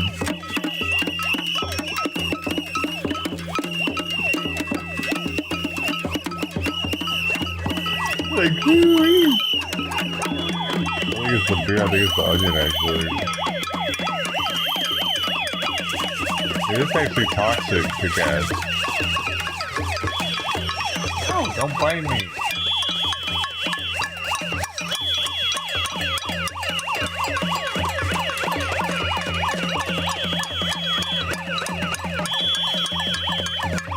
Dude, I'm happy that other cat is fixed though. The light gray kitten. He must have got. I bet that dude got it. Scary.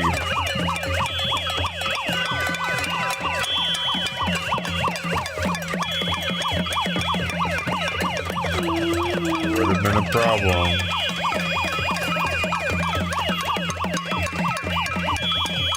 Now all of them that come by here are fixed. All of them that I ever see are all fixed. That's good. I'm gonna have to reduce how much I'm feeding them though by like half. Apparently I'm feeding them way too much and giving them 1 can a day, dude. That's crazy. Apparently I've been fucking up with feeding these cats.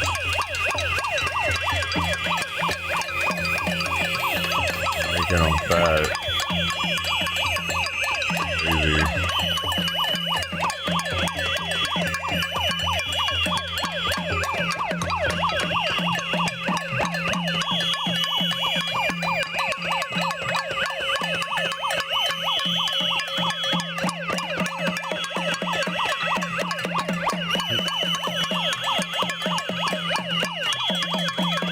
Yeah, I know, but I've been feeding them way too much.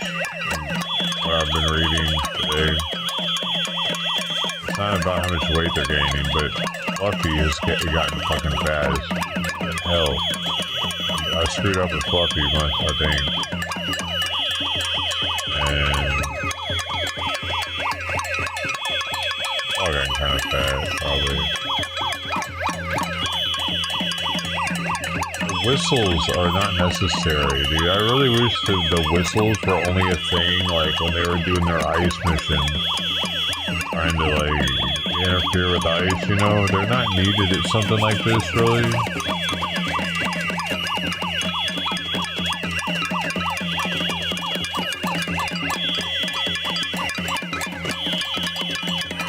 Democrat women are fucking weird.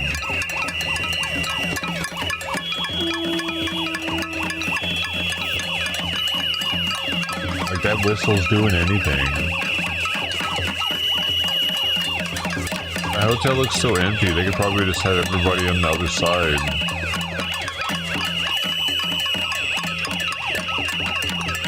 How many people are going to New Brighton, Minnesota? Is that a hot destination?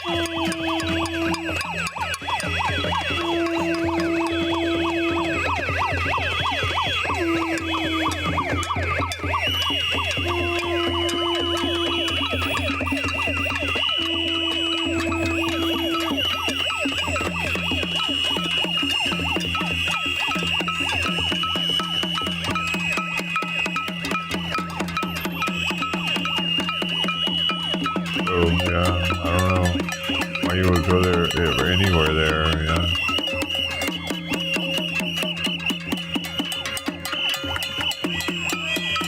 Or Wisconsin, the last place we were watching. Wisconsin.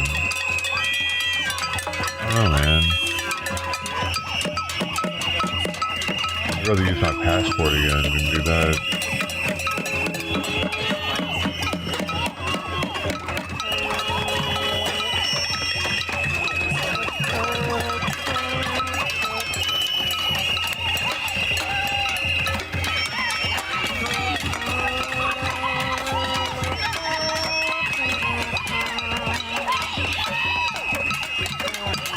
screaming at, dude? Damn. Security guard.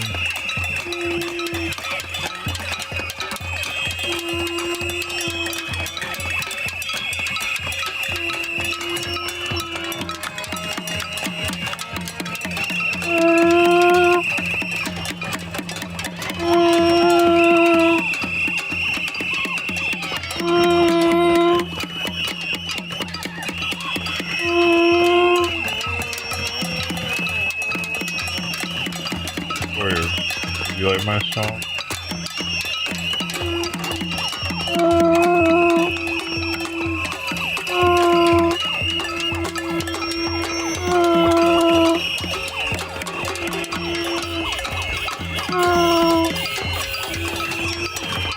Sawyer likes my song, dude. Putting him to sleep.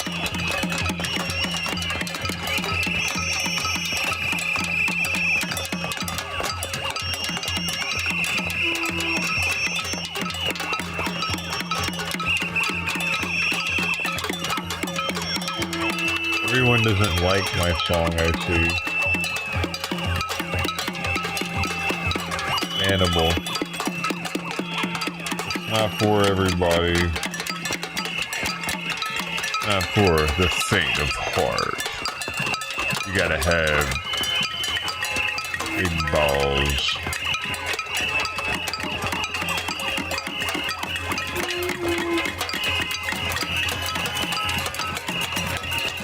Oh. Oh. Ow. Where are my clothes, man? Let this be chilling. All of a sudden he gets a hankering from fucking biting on a ribbit.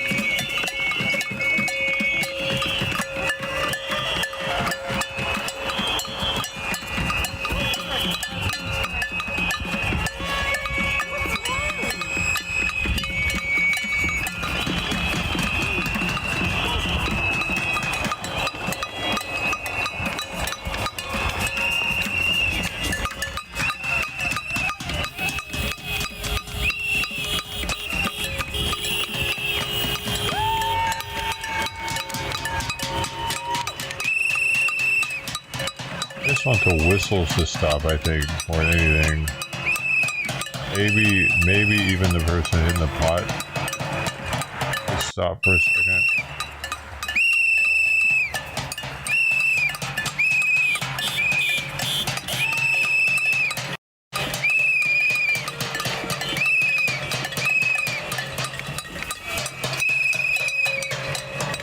Ah! Oh, come on, chill out.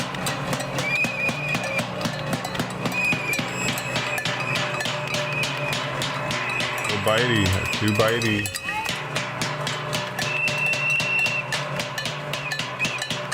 I don't know how much more of this lady I can take.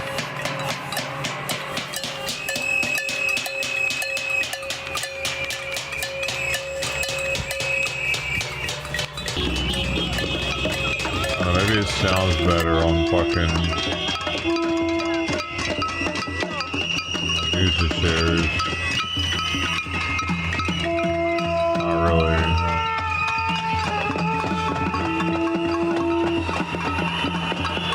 Not as Chris.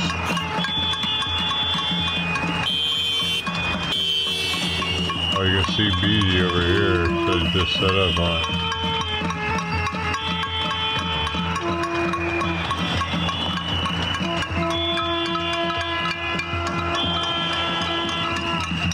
Little bit retarded. Little bit retarded.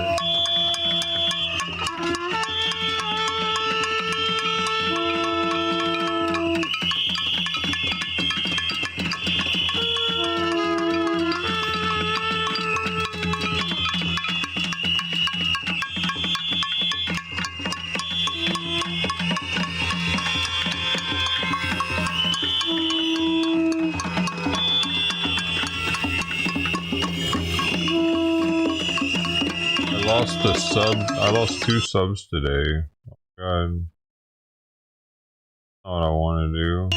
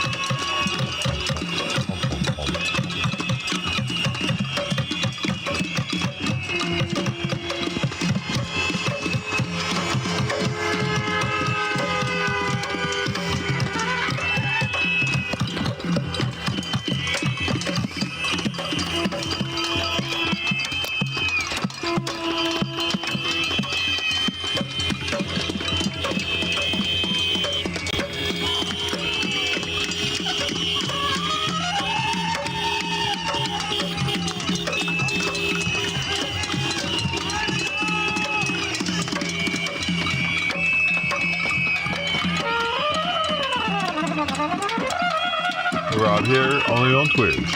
Up, put in the feet. Got him.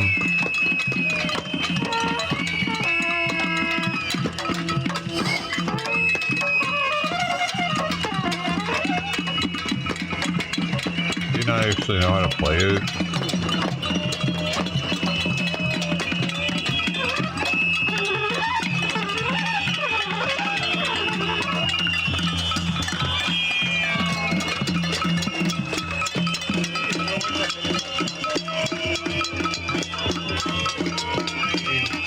Watch out. You got busted.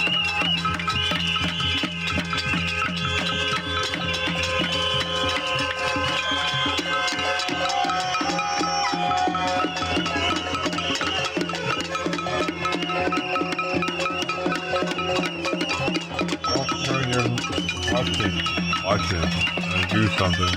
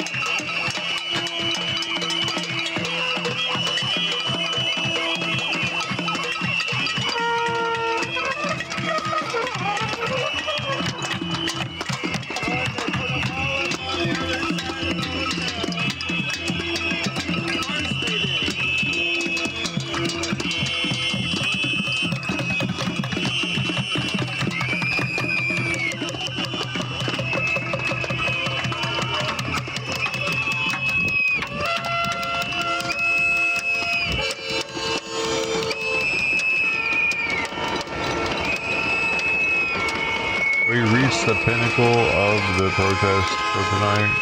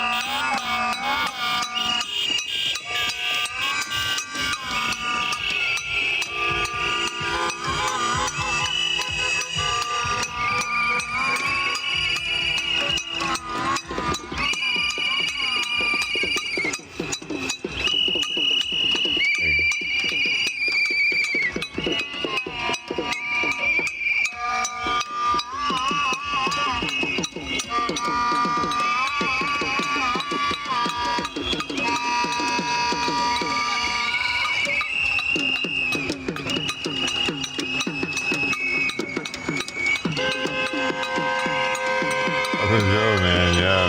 I mean, nothing. It seemingly nothing's happening in Portland right now.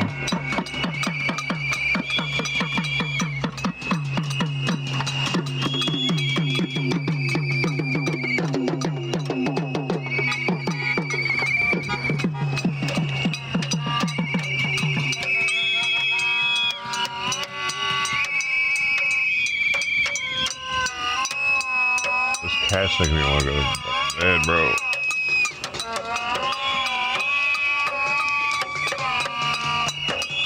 I'm over it wanting a bottle cap. He just wants to knock something off the desk at this point.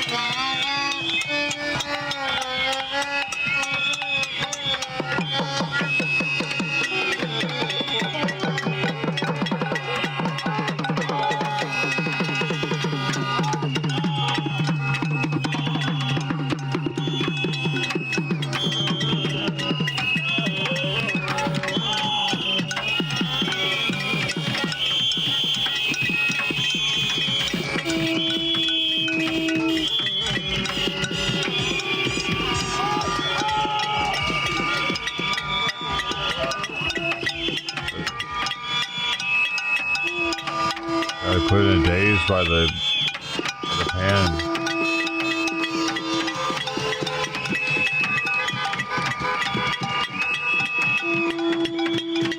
Taco John's.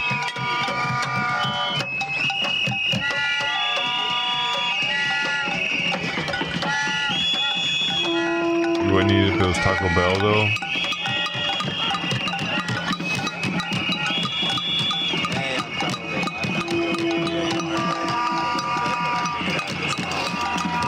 If it was Del Taco.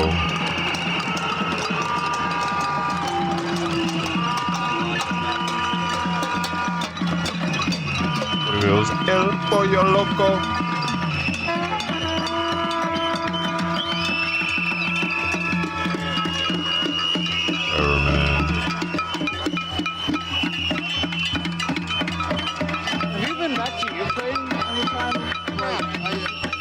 Better than Taco Bell. Taco Bell would just give you the correct servings on shit. It'd probably be worth it.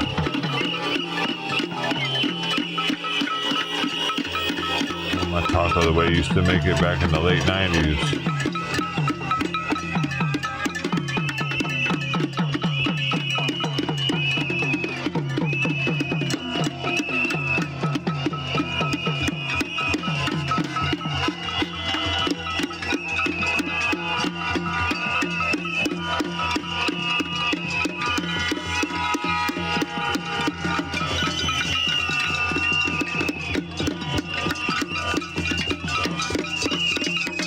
Easy to get caught up in the trance. Be careful, y'all.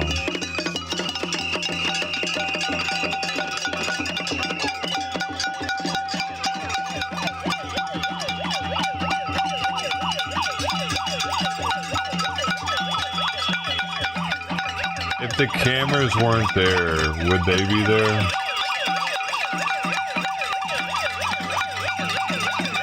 Like if they knew that no cameras would show up, for sure, 100%. There's not going to be a camera no matter what. Would they still be there? Like you can bring your own camera, but you're not allowed to have like a following or anything. You just have to be like you can show your kids and your mom or whatever, like old school Facebook style.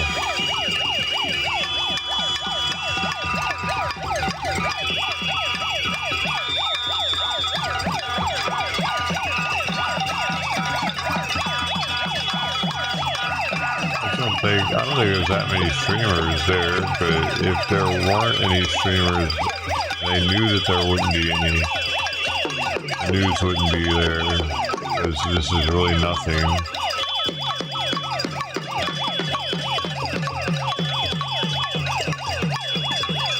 They do it for the attention.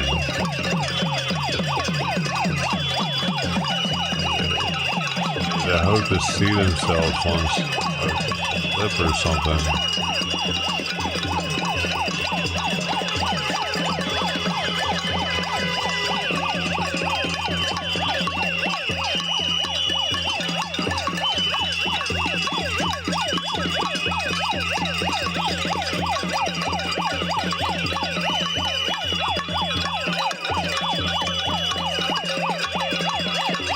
How are they gonna do this, man?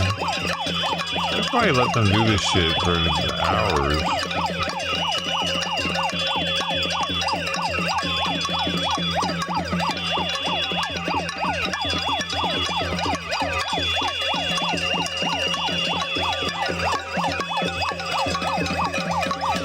I don't like the megaphone. I feel like it's the most lazy out of all of them. It's not an instrument, it's just some dude turning a switch on. It's that bitch right there. It's the white bitch right there. Really doing something with her woo-woo. I'm gonna do something. I'm gonna bring my megaphone. I'm just gonna keep it on the entire time. So that we can go on that side. Yeah. need if I'm gonna get my Pulitzer from this evening, you have to do whatever it takes. This is the night to sacrifice everything.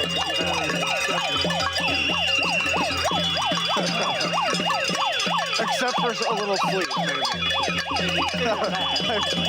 I'm ready to hang on that. Are you live? Yeah, I am. I don't anticipate this going sleep. Like, I'm not saying leave immediately, but I'm like, whenever you're good, I probably would be too. I see the direction of this, and again, I'm not going to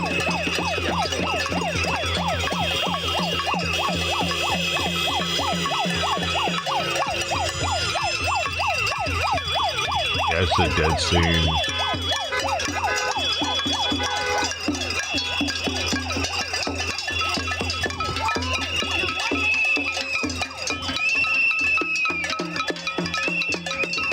Let me go. Look at that. Oh, there's the 50K there. Artistic. You got this guy playing the accordion.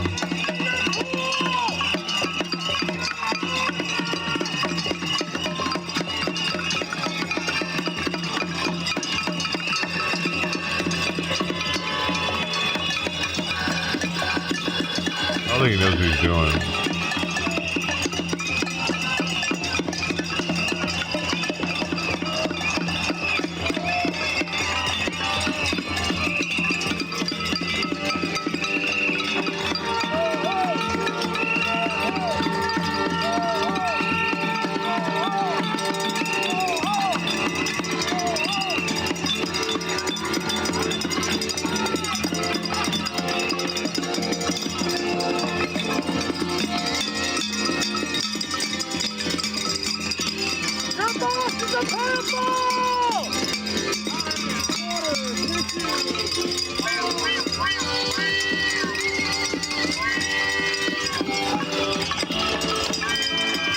He put on the same thing. He put it on.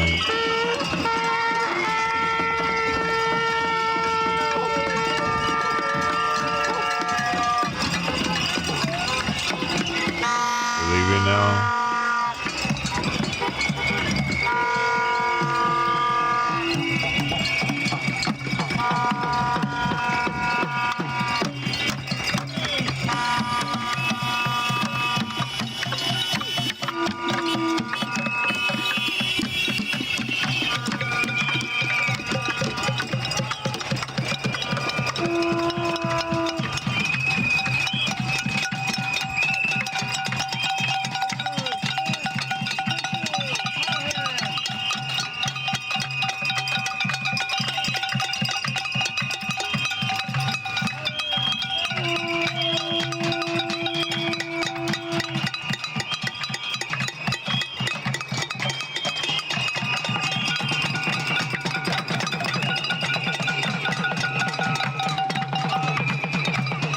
Nope, he turned it back to the right.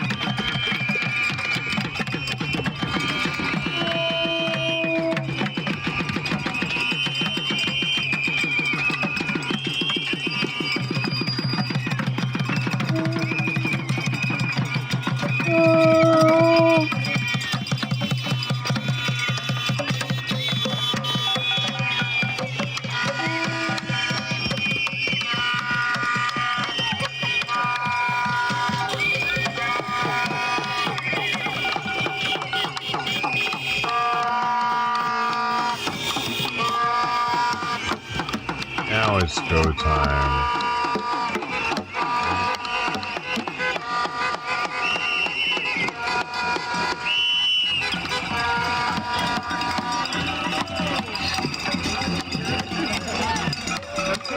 Come back and catch you in a minute. You're not staying safe.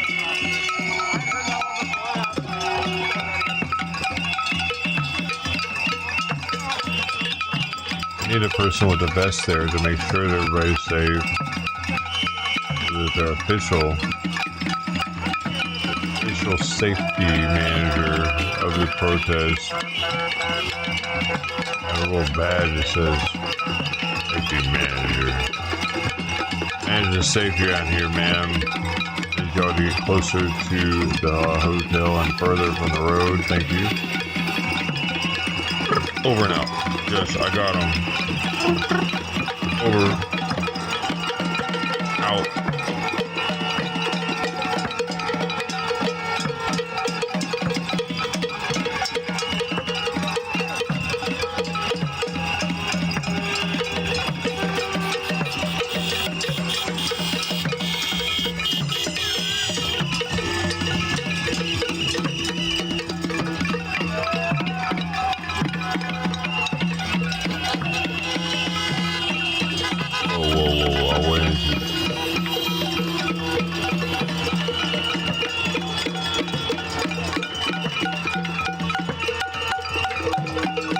I don't even think that they hardly even hear these people, man. That's the thing. This hotel's pretty well built. Knowing that that's going to be the roadside, probably has more like sound deadening shit in the walls, like rubber matting and shit. Keep a lot of this noise out. Maybe even triple pane windows versus double pane on that side.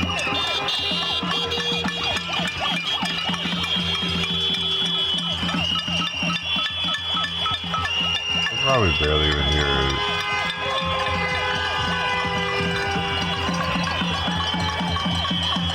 This hotel's so empty. Maybe they have most of their guests in on the other end, parking lot end. I haven't seen one person driving in or out of this place. Oh wait, there's a car.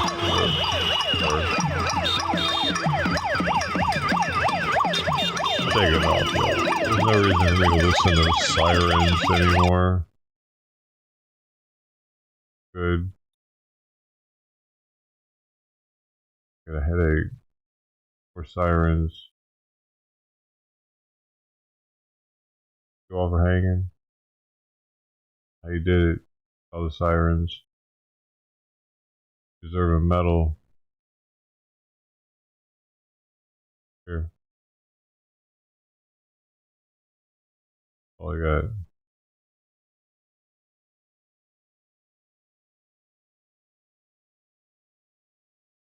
And stay safe out there.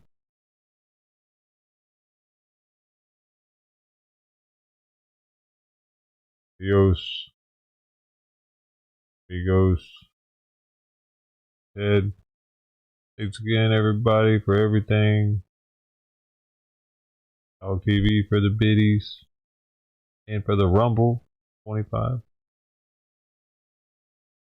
I have to get that pizza. Maybe tomorrow. Love y'all. Good night.